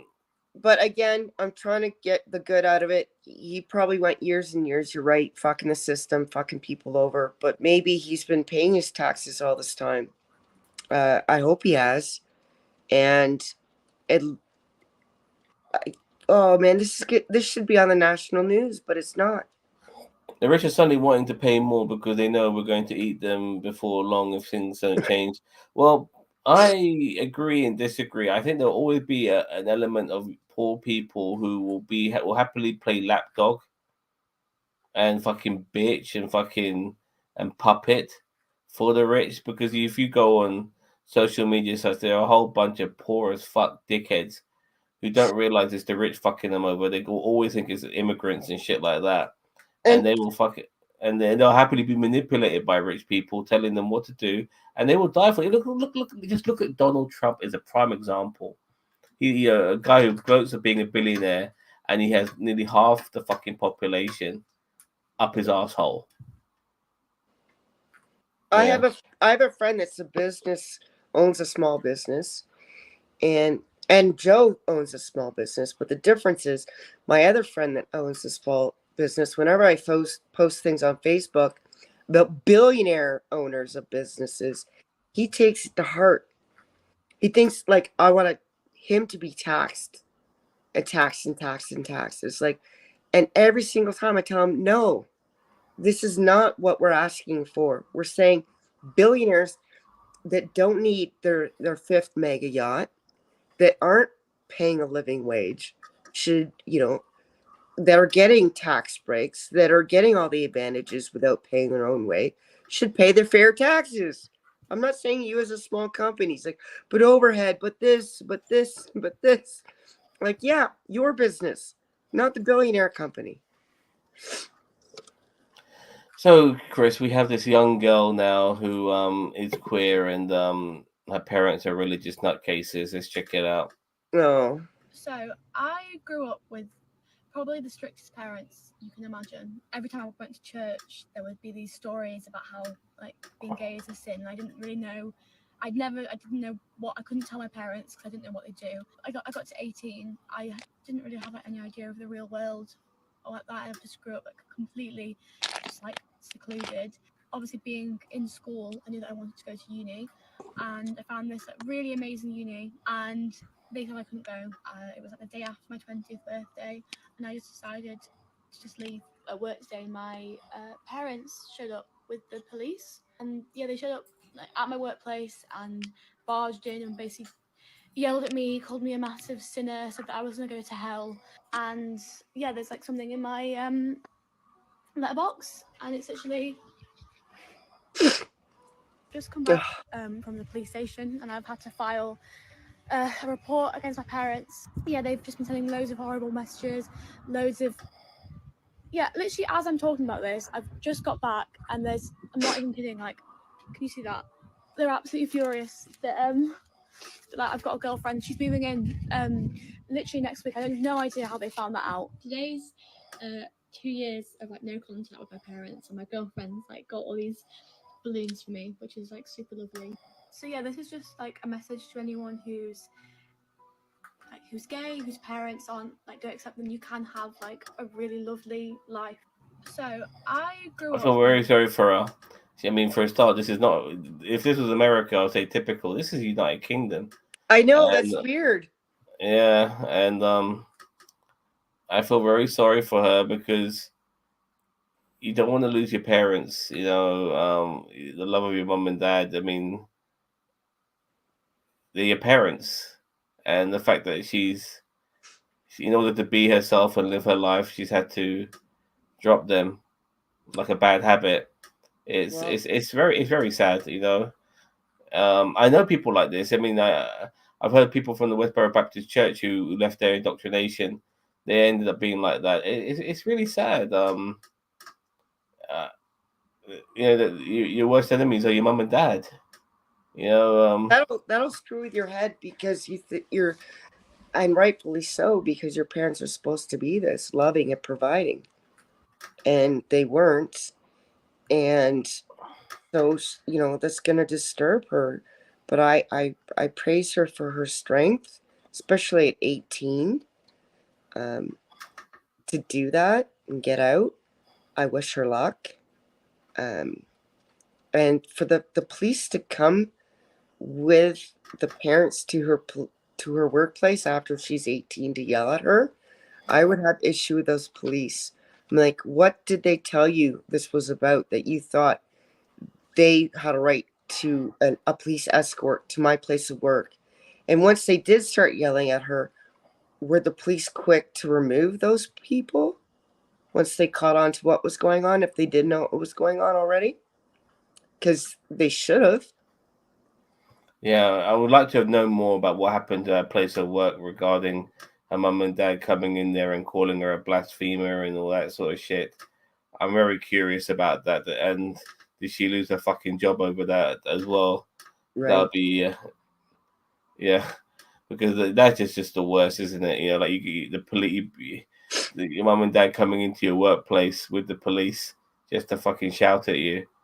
It's terrible. Yeah. Anyway, look, I'm not a big fan of the BBC when it comes to many things, but now and again they get the odd win and a bit of appreciation from me. Check this out. Before we go, you might have seen the demand by the Conservative MP Andrew Rossendale.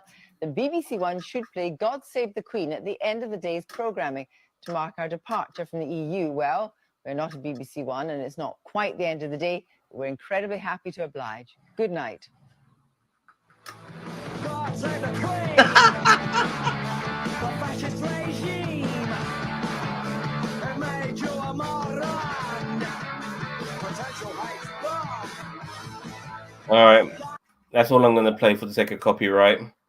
But you get the message. Brilliant. Yeah, that was brilliant.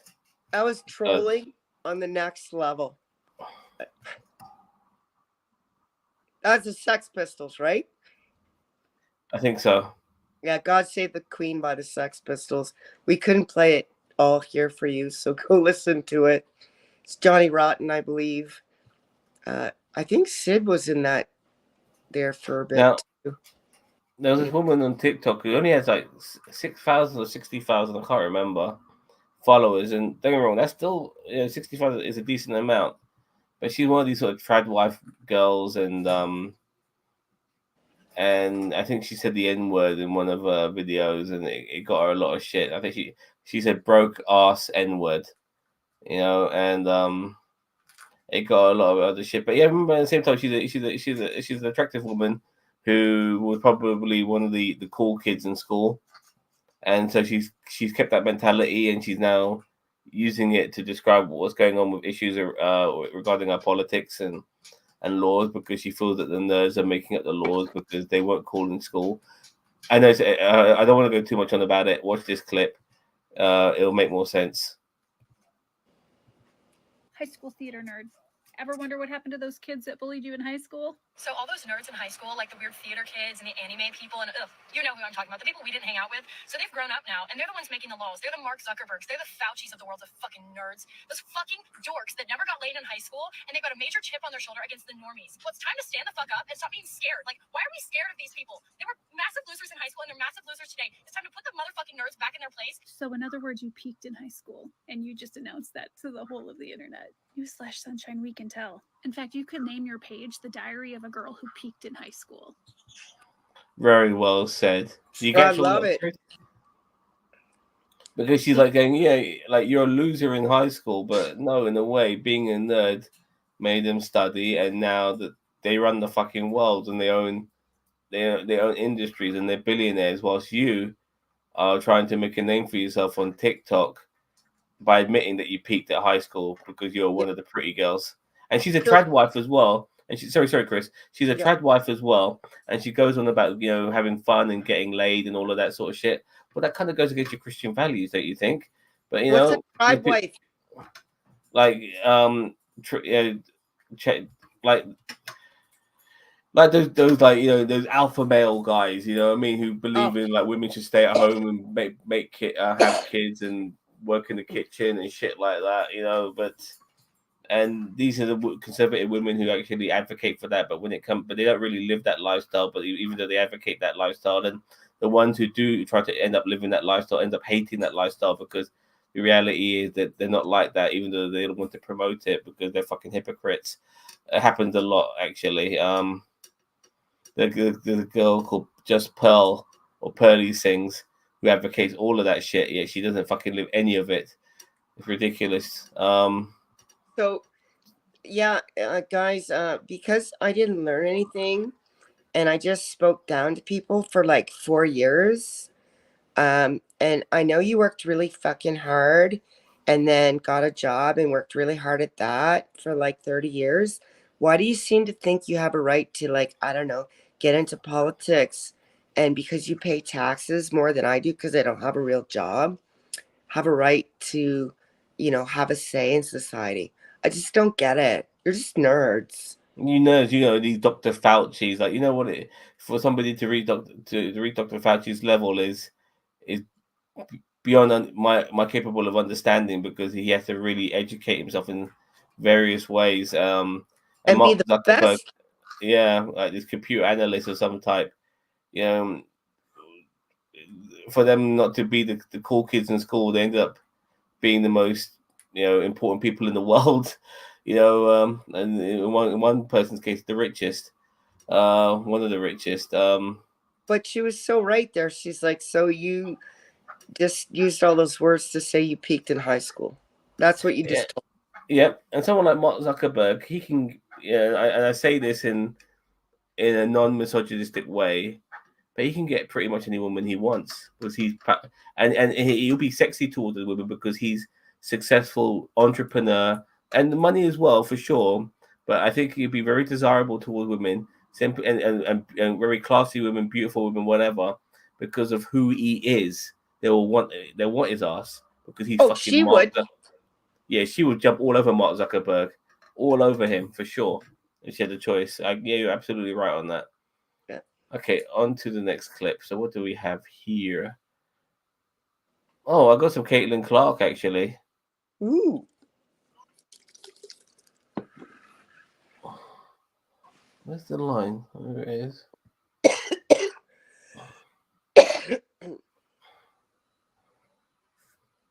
Here we go. Caitlin Clark inbounds, and she's wide open! What a defensive lapse! I'll tell you, George Mikan didn't die for that. She surveys the court, and it's an easy assist for Clark. What in tarnation? We might be losing games, but at least I'm not injured. Well, that was a good scream. Surely I won't be mauled for no reason, though.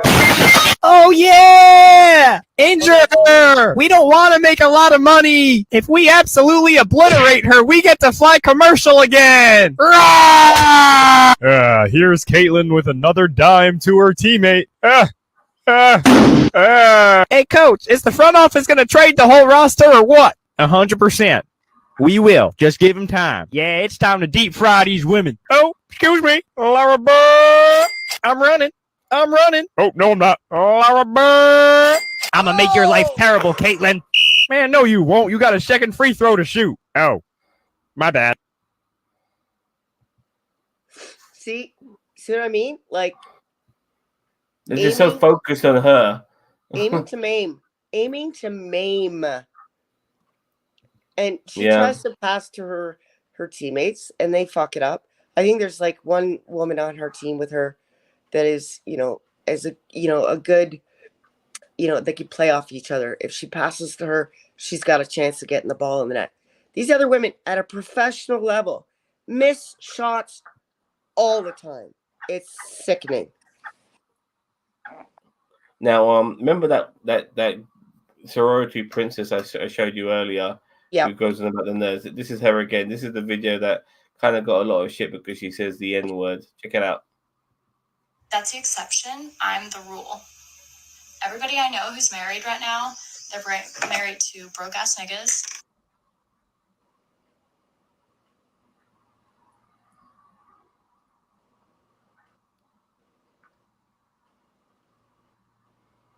Okay, now she ponders for about 30 seconds before she says anything.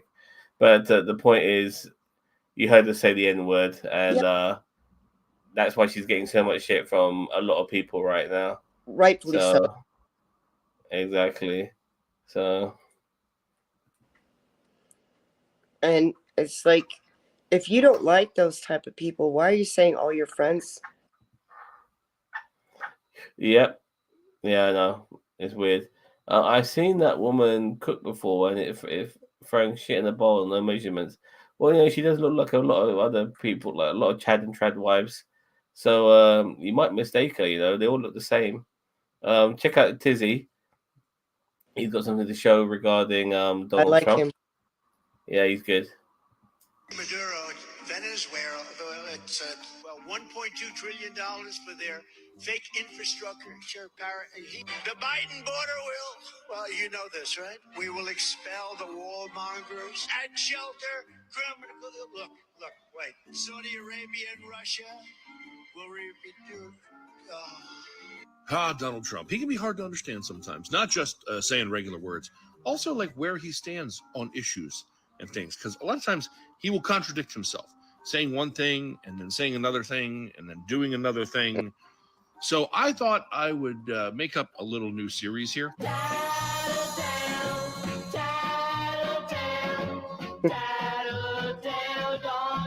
That's right. I'm just going to let him tell on himself. And today's topic is going to be climate change, where he stands on environmental issues, because he's sometimes hard to pin down on this. I mean, he's called climate change mythical, non-existent, and an expensive hoax, but in almost the same breath, turned around and described it as a serious subject that is very important to him.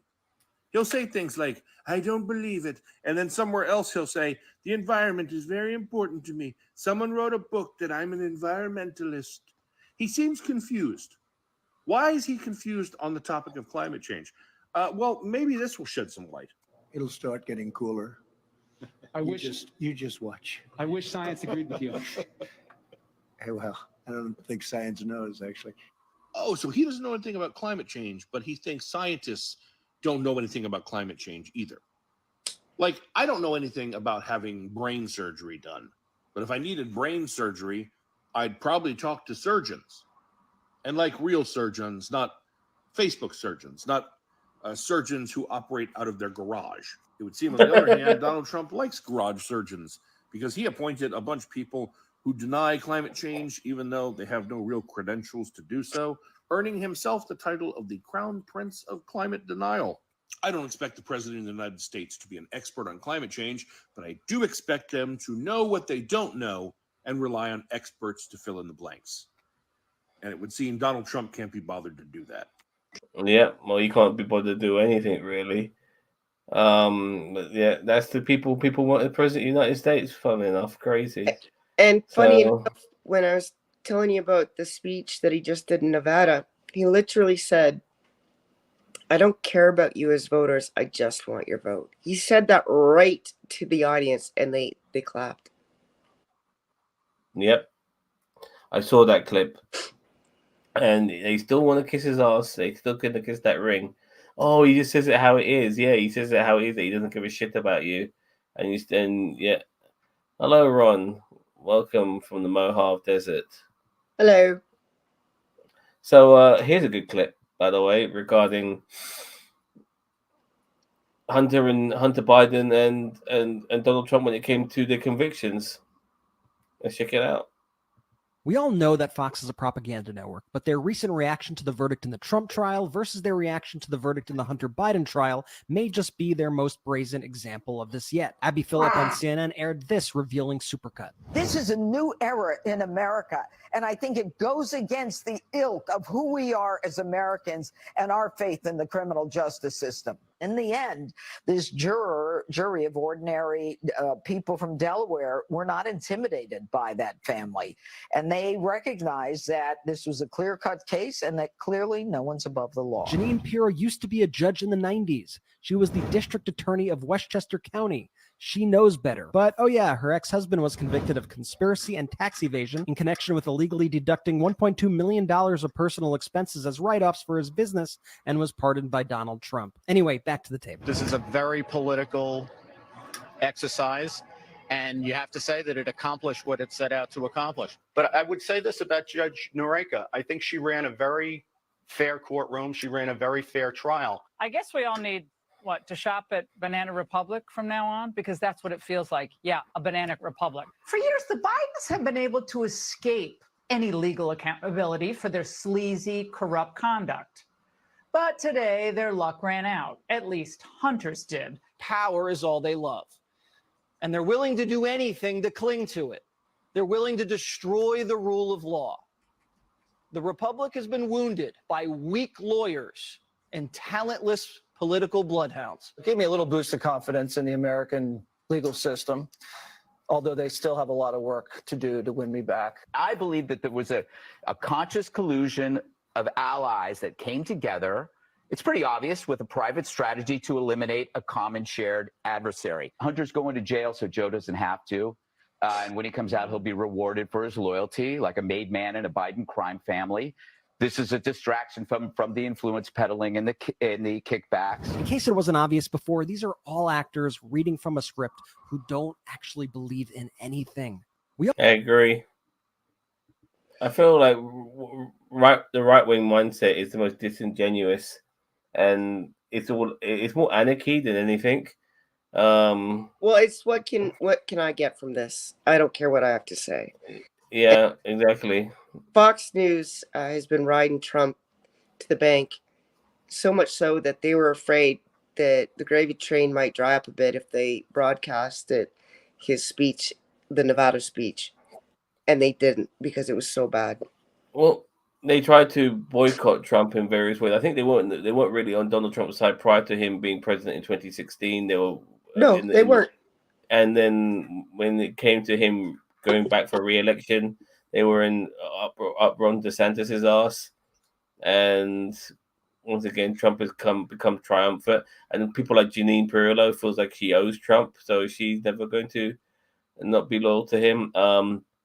Ron says, "Hey, nerds, I've been listening and watching, but was in the middle of something.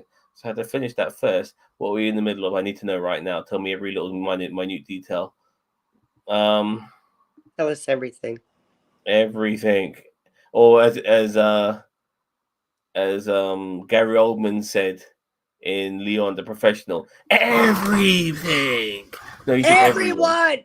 Everyone. Sorry, he said everyone. That was a good movie. I love that film. You know what? From Matilda. I want to see. I want to see Matilda the Professional. Natalie Portman. She's now 42. She can still do it. Yeah. But she looks great. But I've always wanted to see Matilda the Professional, the sequel, Yeah. Because, and by the way, I watched some clips of Leon the Professional, and in my opinion, that is Natalie Portman's greatest performance. She was a child actress back then. If you watch that film again, Yep. she's phenomenal in that, and she was just a kid. Agreed. You know, And I've had people tell me that when they say they love each other, that it's sexual in some way. I'm like, not at all. It's two lonely people that had, no family, that, at the moment where shit's I don't want to give it away, where shit might go down that ends things, they tell each other, I love you. yeah, exactly. And he was more of a father to her than her own parents were. Her own parents are fucking shit, which is why you didn't care too much that they died. You only cared more for Matilda's brothers. needs. And yeah, I was writing a very important, detailed email. Okay, I won't press you on that, but it seems like that could be very personal. So I'm not going to ask you what you wrote. But yeah, I won't ask you what you wrote. All right, unless you want to tell me, but fair enough. Okay, on to the next clip. What do we have? Oh, this is a good one. I'm sorry, I couldn't find this clip without the cooking image going alongside it. But still, ignore the woman making ice cream cones on the right and just watch the woman on the left talking and screaming. And she's a good woman, by the way, not a bad woman. I've never been sexually assaulted at a drag show, but I have been at church twice. The man in that church told me it was my fault. This whole scenario should have stopped at the United States of America, where we have free speech, but it didn't. We're here. And it's so ironic that he also served in the military that guarantees us these freedoms, and he is here, moved from another place to come here and tell us that a community that we love, we are related to, we are friends with, they babysit our kids, we work with them, that they're dangerous. That's bull. They haven't done anything to anyone. And I am so sick of listening to this weird, fake, pious crap about Christianity being the reason behind we have to protect the kids. Jesus didn't go anywhere and condemn people. He did not ever walk into any place and spew hatred and lies and completely annihilate a group of human beings who just want to exist. I've never been Okay. sexually. First of all, I love that woman, but she was a little bit wrong on Jesus, unfortunately. There is a passage somewhere where he went ape shit and started throwing tables over and stuff like that, was condemning people. But I get the overall message. That was outside the temple where people were money laundering or whatever it was. But she threw that in there because she was calling out Christians for being hypocrites, I think. Yes, I'm so confused by this video. The video was clearly made by someone with ADD. Let me tell you something, Daniel Vance. There's loads of videos like this where you're watching something and there's some guy fucking making a cake or fucking carving something out of wood or making an ice sculpture or something fucking like that. You're right there, Chris. Yeah, I'm looking. The chipmunk just came upstairs. I'm listening. Oh, I want to make sure that you're aware that your camera is still on and you're not going to the toilet or something. So No. All right. Thank you. No problem. And by the way, Daniel Vance, you need to get your ass on TikTok, mate. Get your ass to Mars or get your ass to TikTok. All right. No, he won't come out. Now I think pranks today are really stupid because you piss people off and then you go, no, it's only a prank, it's a prank. Well, that's not a get out of jail free card, as this guy's going to explain. Did you see him? I think I saw him under the chair for a second, but it could have been just a light, and I might have mistaken that. Oh well, sorry. Anyway, check this guy out. Okay. People need to learn the definition of a prank.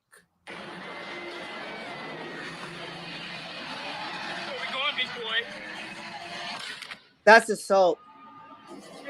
That's not a prank. That's assault. It's a prank. It's a prank. It's a prank. It's a prank.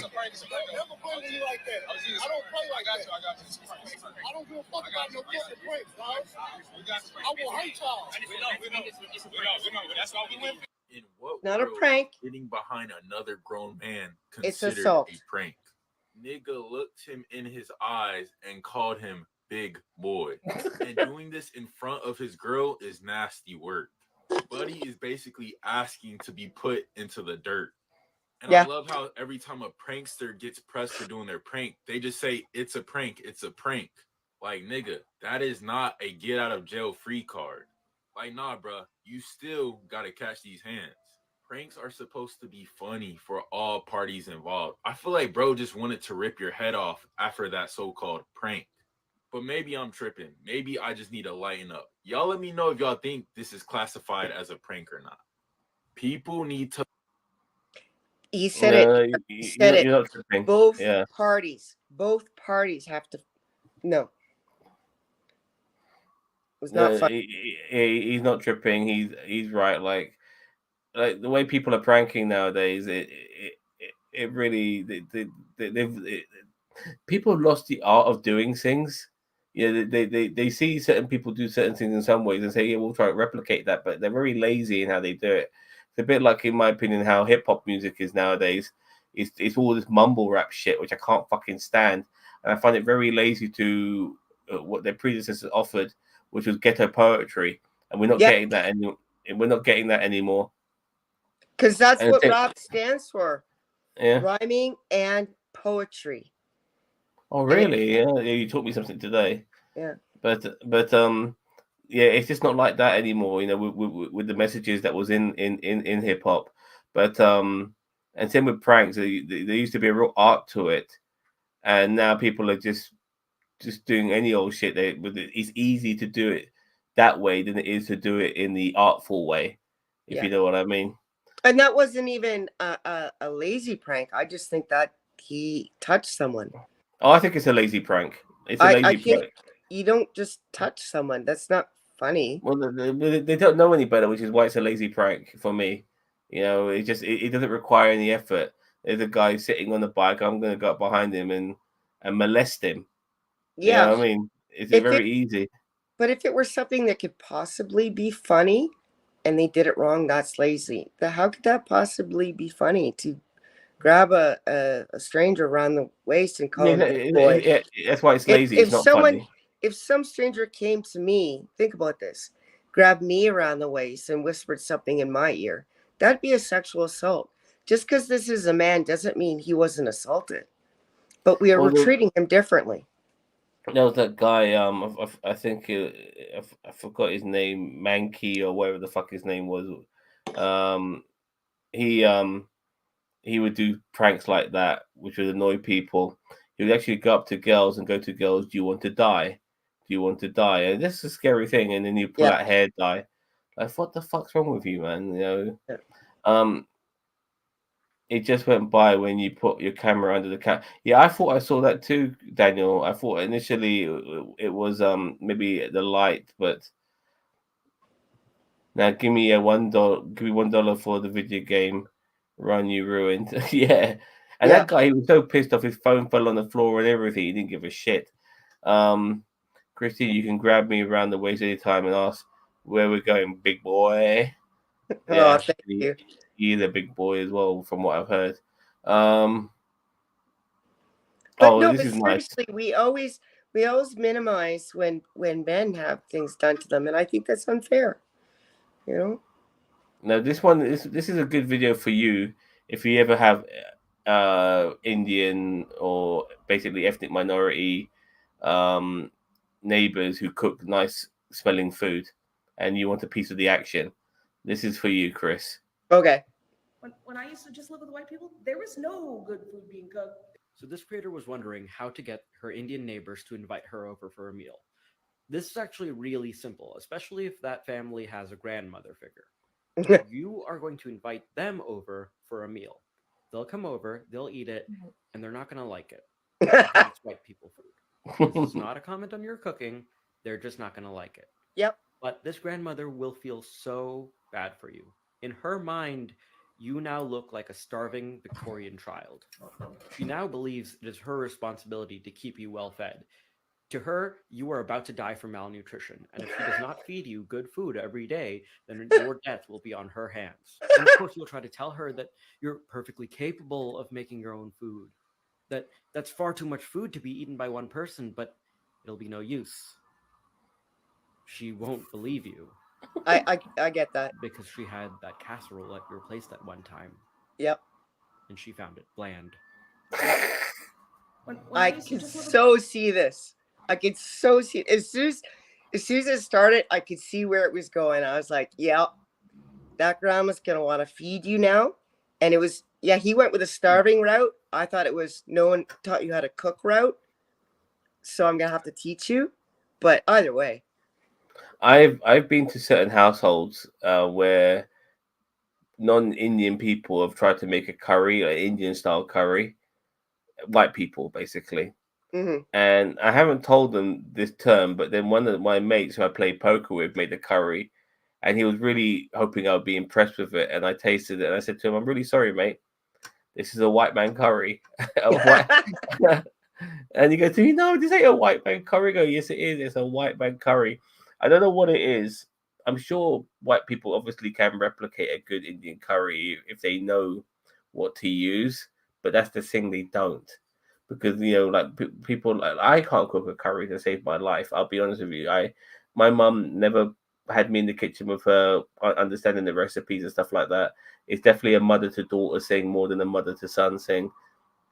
I'm sure there are sons who know how to cook, obviously, don't get me wrong. I'm just happen to be one of them who don't. Yeah. My sister-in-law is a great cook.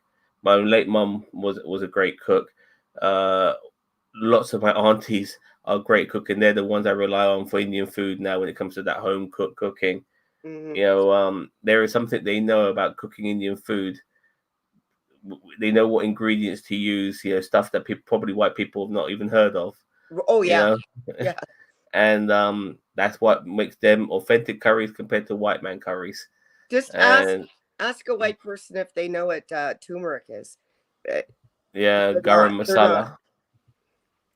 Daniel, I was just gonna say really quickly. Sorry to cut you off again. No problem. But if you're gonna make something for an Indian person, instead of saying it's a curry, say I made this stew, and the best response you get will be like, "Hey, this almost tastes like a good curry."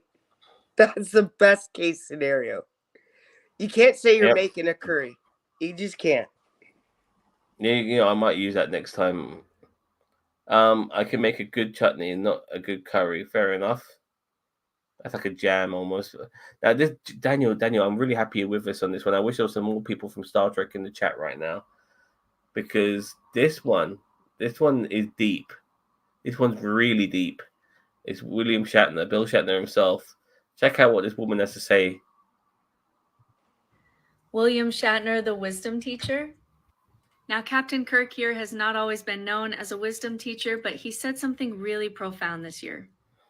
Quote, I had a life-changing experience at 90 years old. I went to space after decades of playing an iconic science fiction character who was exploring the universe. I thought I would experience a deep connection with the immensity around us, a deep call for endless exploration. I was absolutely wrong. The strongest feeling that dominated everything else by far was the deepest grief that I had ever experienced. I understood in the clearest possible way that we were living on a tiny oasis of life, surrounded by an immensity of death.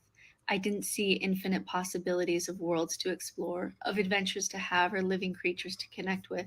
I saw the deepest darkness I could have ever imagined, contrasting so starkly with the welcoming warmth of our nurturing home planet.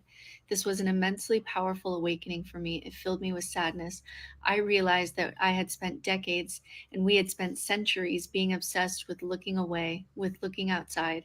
I did my share of popularizing the idea that space was the final frontier, but I had to get to space to understand that Earth is and will always stay our home, and that we have been ravaging it relentlessly, making it uninhabitable.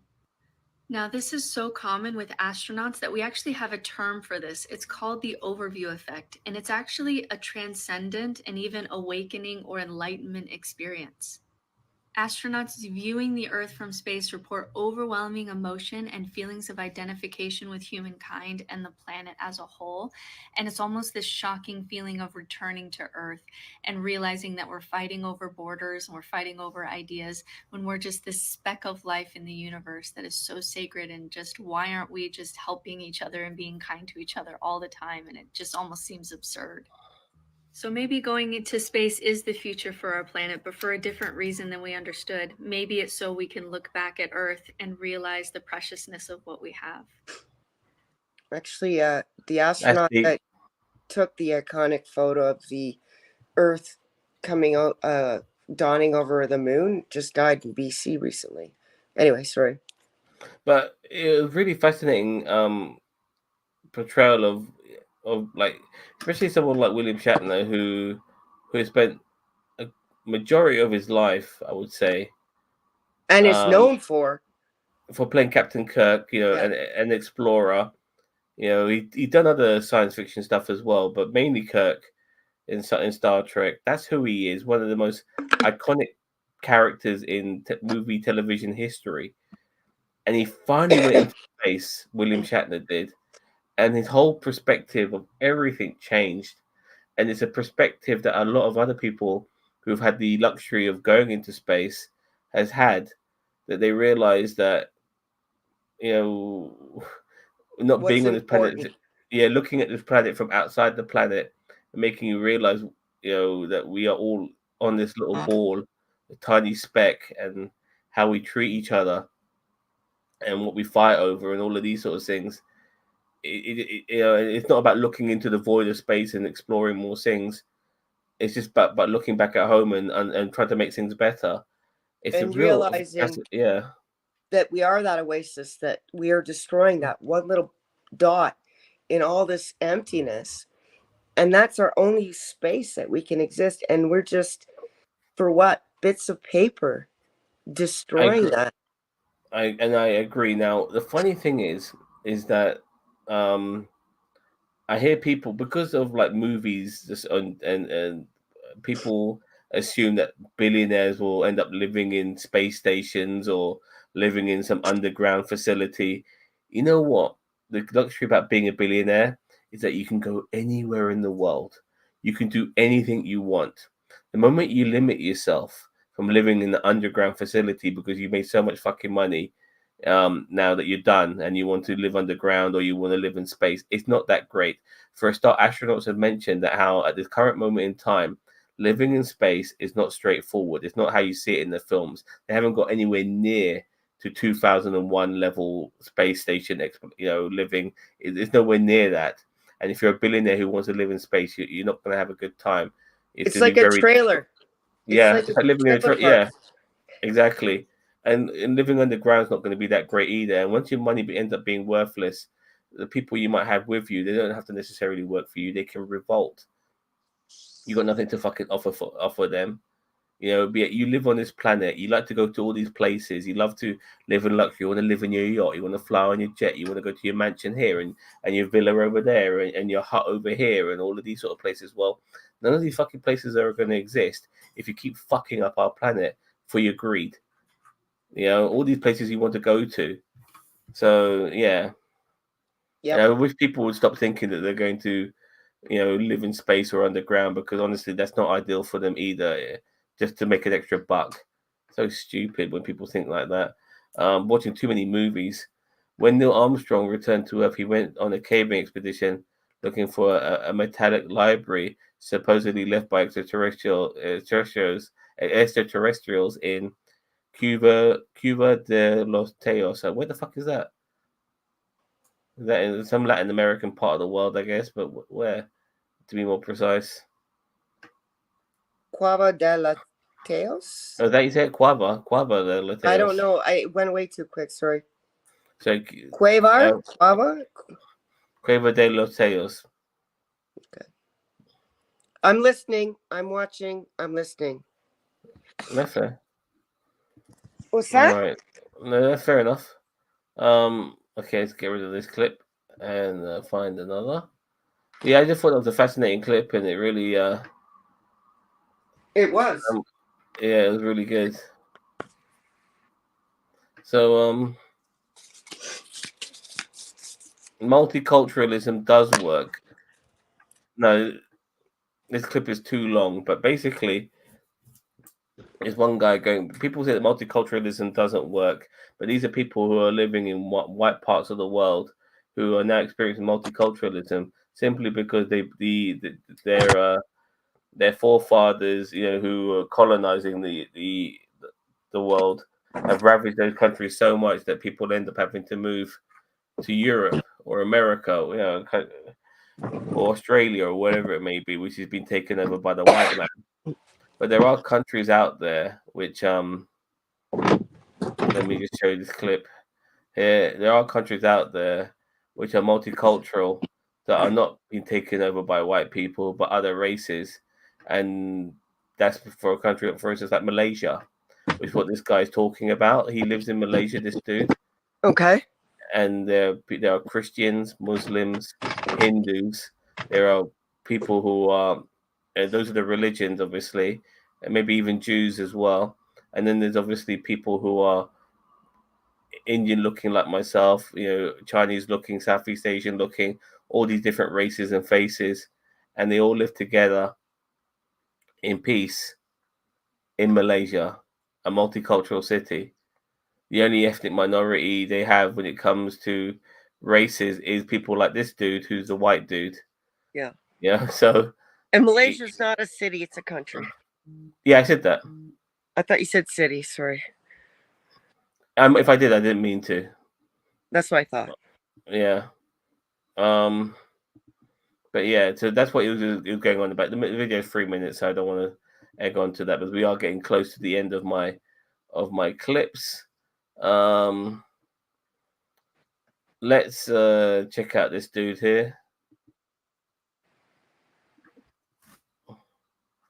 Now, as I said before, I thought the most recent episode of Star Wars was The Acolyte was really shit. But regardless, this guy's got something to say. Let's just quick comment here from Daniel Vance.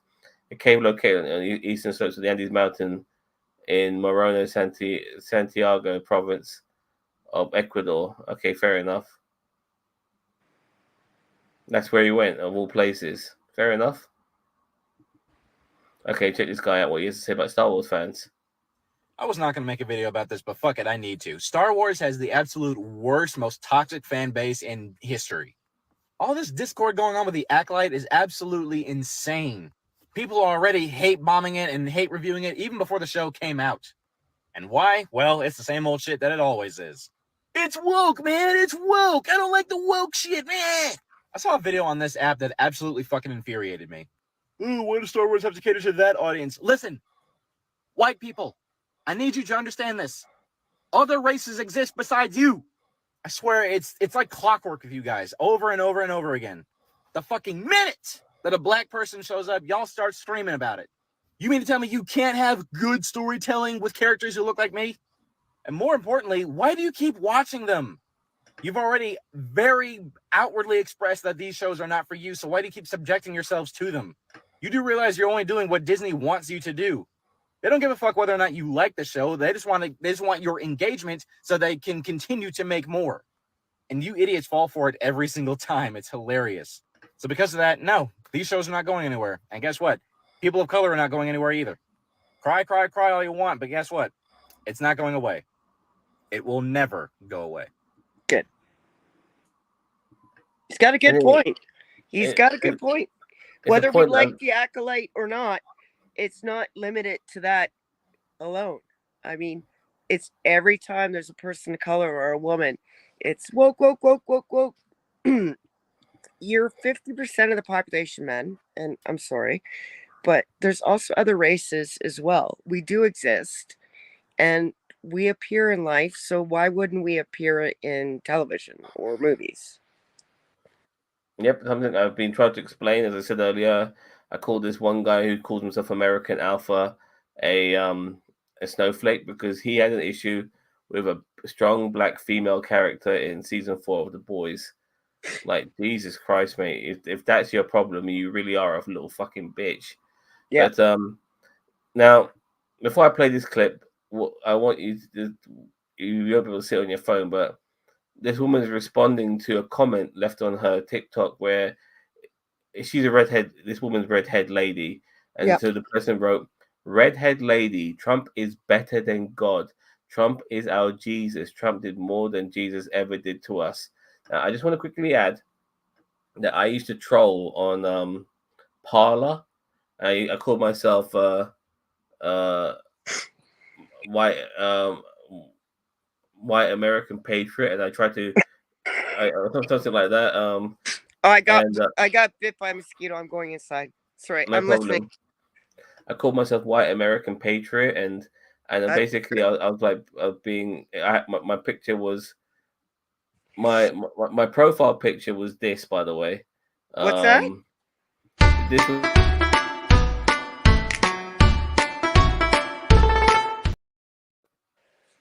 That was your picture?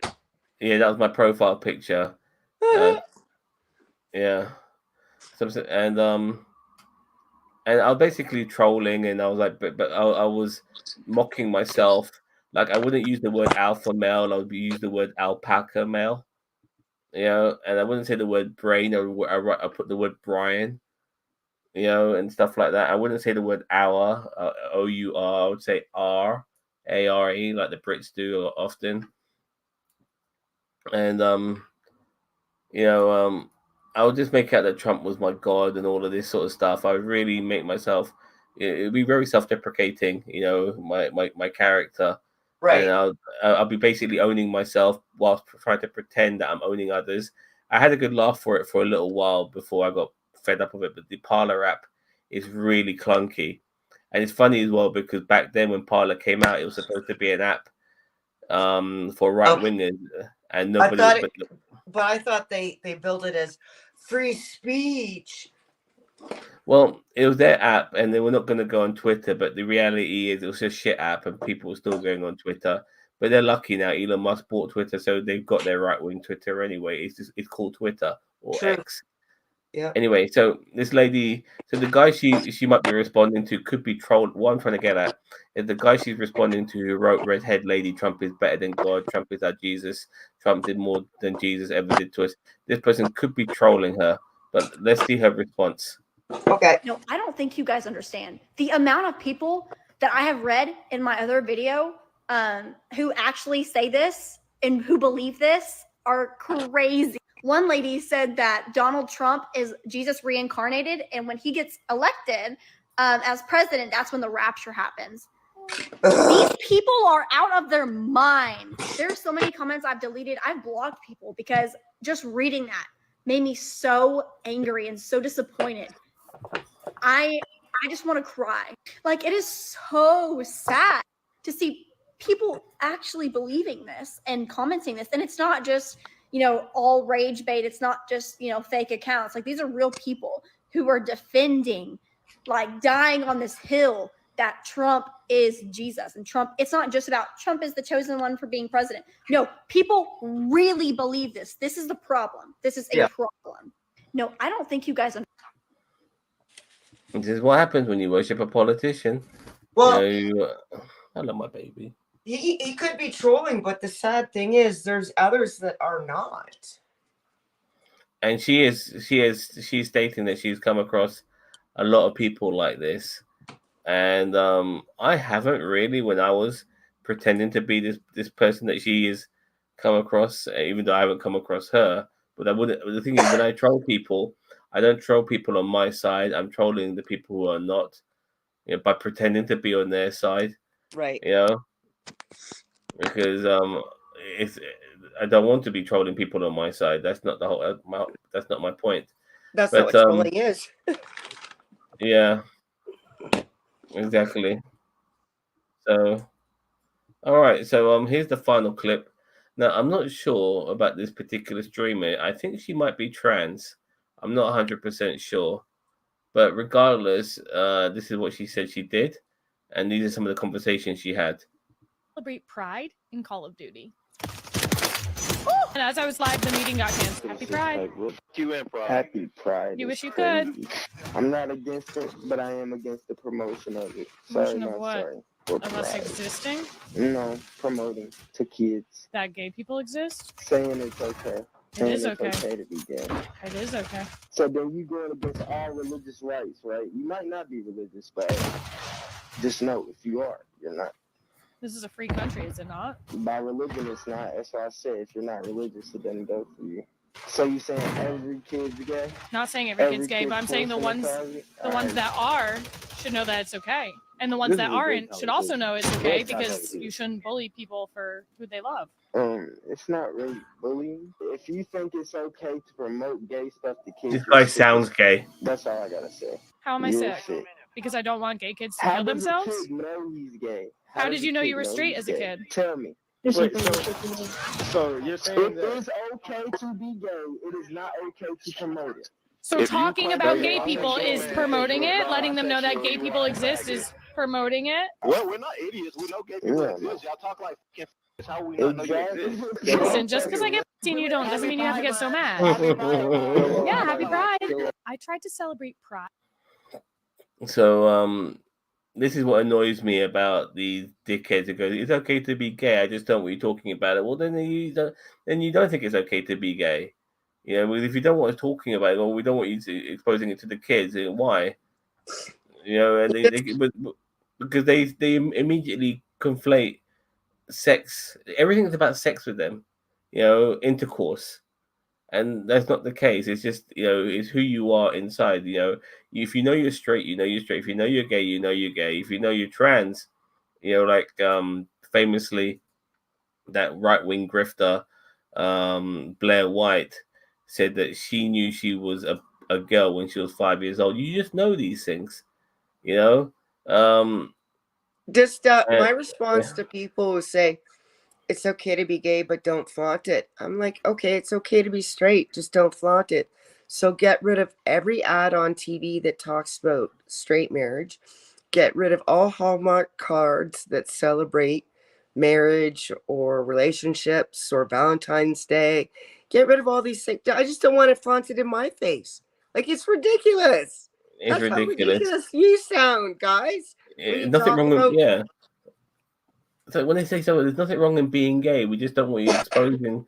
I think well, if there's nothing wrong in being gay, then why do you have an issue with me talking about it or expressing it or anything like? Why? If you know, like, Yeah, why? if there's nothing wrong, there's nothing wrong about me talking about it, right?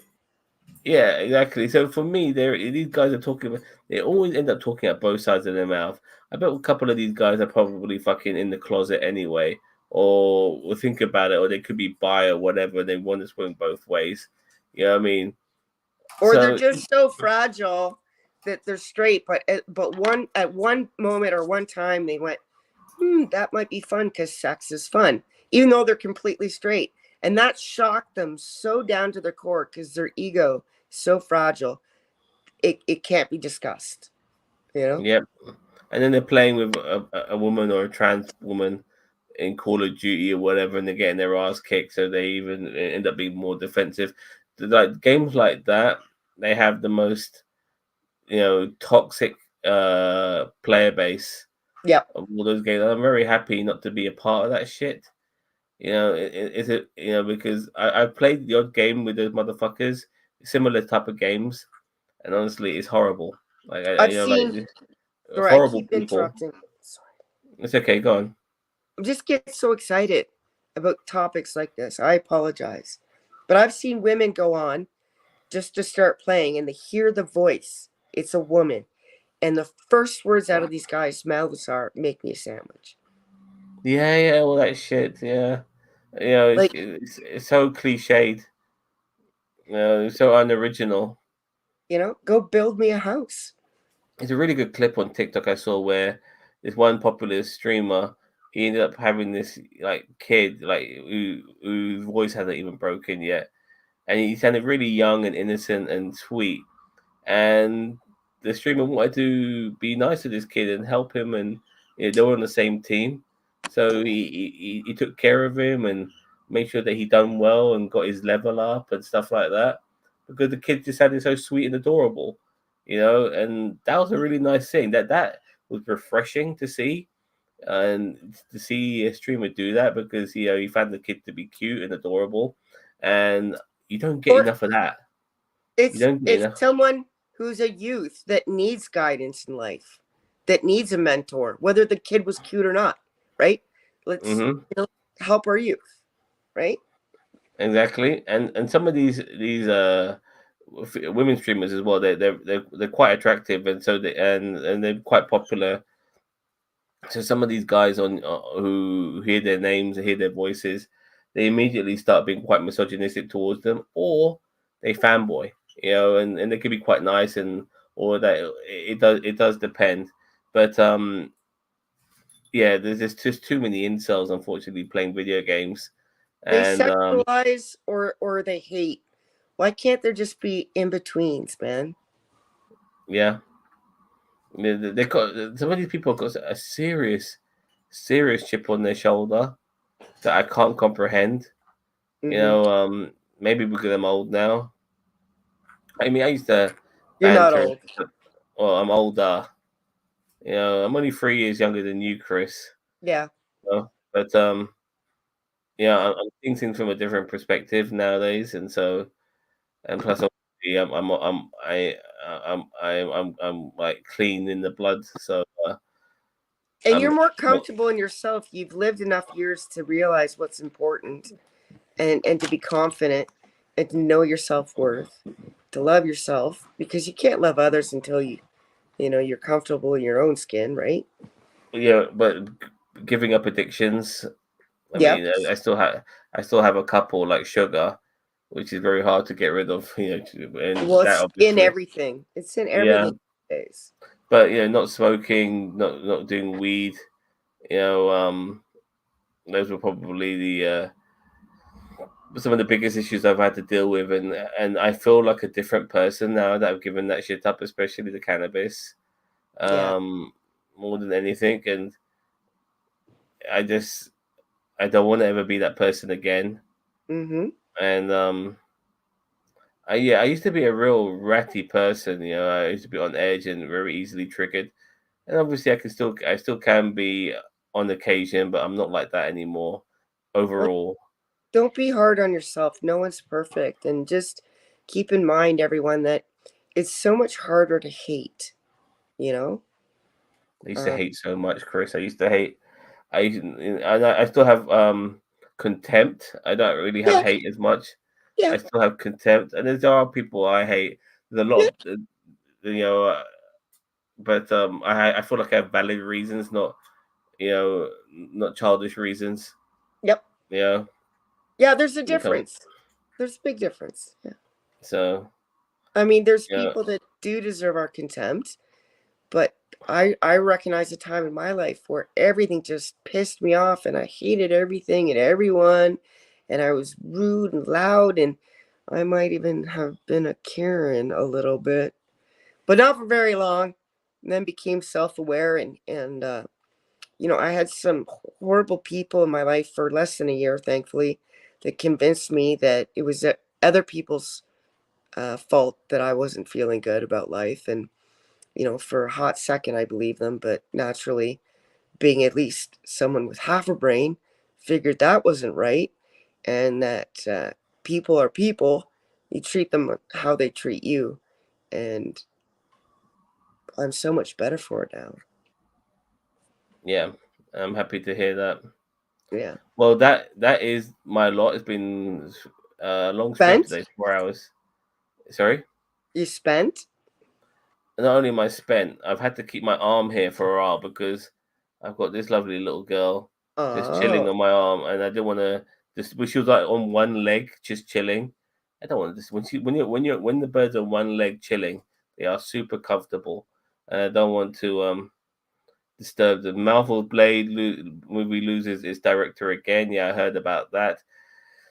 That film is definitely cursed.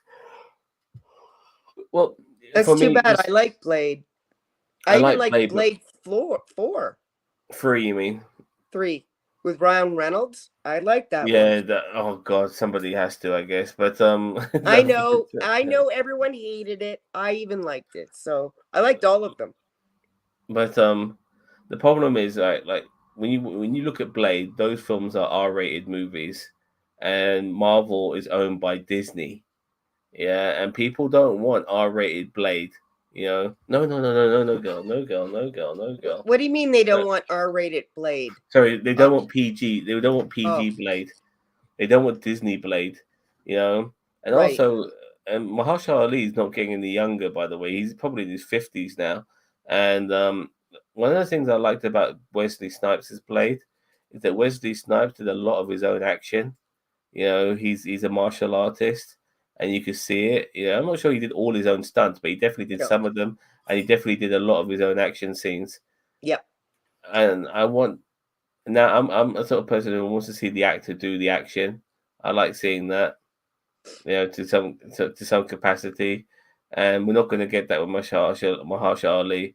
I think, however, I'm very concerned about this Blade movie. I think it's going to be.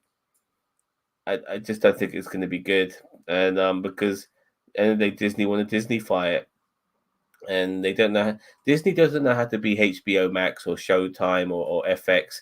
Disney knows how to be Disney, and you see that in a lot of their products, where it tries to be a bit more adult, and it just can't help itself but be a bit Disney. Yeah. You know? That's And, too yeah, bad because there's a time and a place for X-rated, like Deadpool and Blade and other movies, and it's needed and it's appreciated and it makes a good piece of art. I'm gonna be interested in the Deadpool because that's Disney. What? You know? Well, it has to be because Disney own Marvel. They own Yeah, but Ryan Reynolds waited 10 years just to bring out the first one. I think he'll push. Don't get me wrong, it's going to be R-rated, but I want to know when I watch it, I want to know. You could just tell where Disney have had the influence, because the thing with the other Deadpools, like, you know, it wasn't just trying to make like toilet jokes. It was doing stuff like when he had his hand cut off and it was regrowing again. You know, he wanted to jerk off with that tiny little hand and stuff like that. Like, that's the level of humor it can be at times. It can also be or when he said to the ladies, the blind ladies, like, I left a key of Coke in the house somewhere because she's an ex-addict, because he thought he was not coming back and he's like fucking with her. Oh, that was hilarious. Oh, by the way, I remember my username now in Parler. It was True Patriot White Guy. Yeah, that was my name. Perfect. Yeah. And I actually was quite open. I told people, yeah, I'm part of the Ku Klux Klan and all of these sort of things. I support Donald Trump and all of these things. I was proper trolling. It was great fun. You know? I would love to see some of the responses you got, positive responses to your fake name. Yeah, I'll check. I'll go on Parler now. Actually, I'll see if I can. See if I got Parler on here. Do I have Parler? So maybe we should end the show and talk about this. Yeah, I do have Parler. I'll bring it up next week. Okay. If I find something. Okay, Yeah. everyone. Don't forget to like, share, subscribe to NerdTube, the greatest YouTube channel you never heard of. You'll see me tomorrow. Oh, look at that! You look awesome. You'll see me tomorrow hosting Clash of the Castle, WWE Wrestling. I'm sure you guys will love that. All right, now thanks very much, Chris. Take care, Thank you. everyone. Bye, Bye-bye. everyone.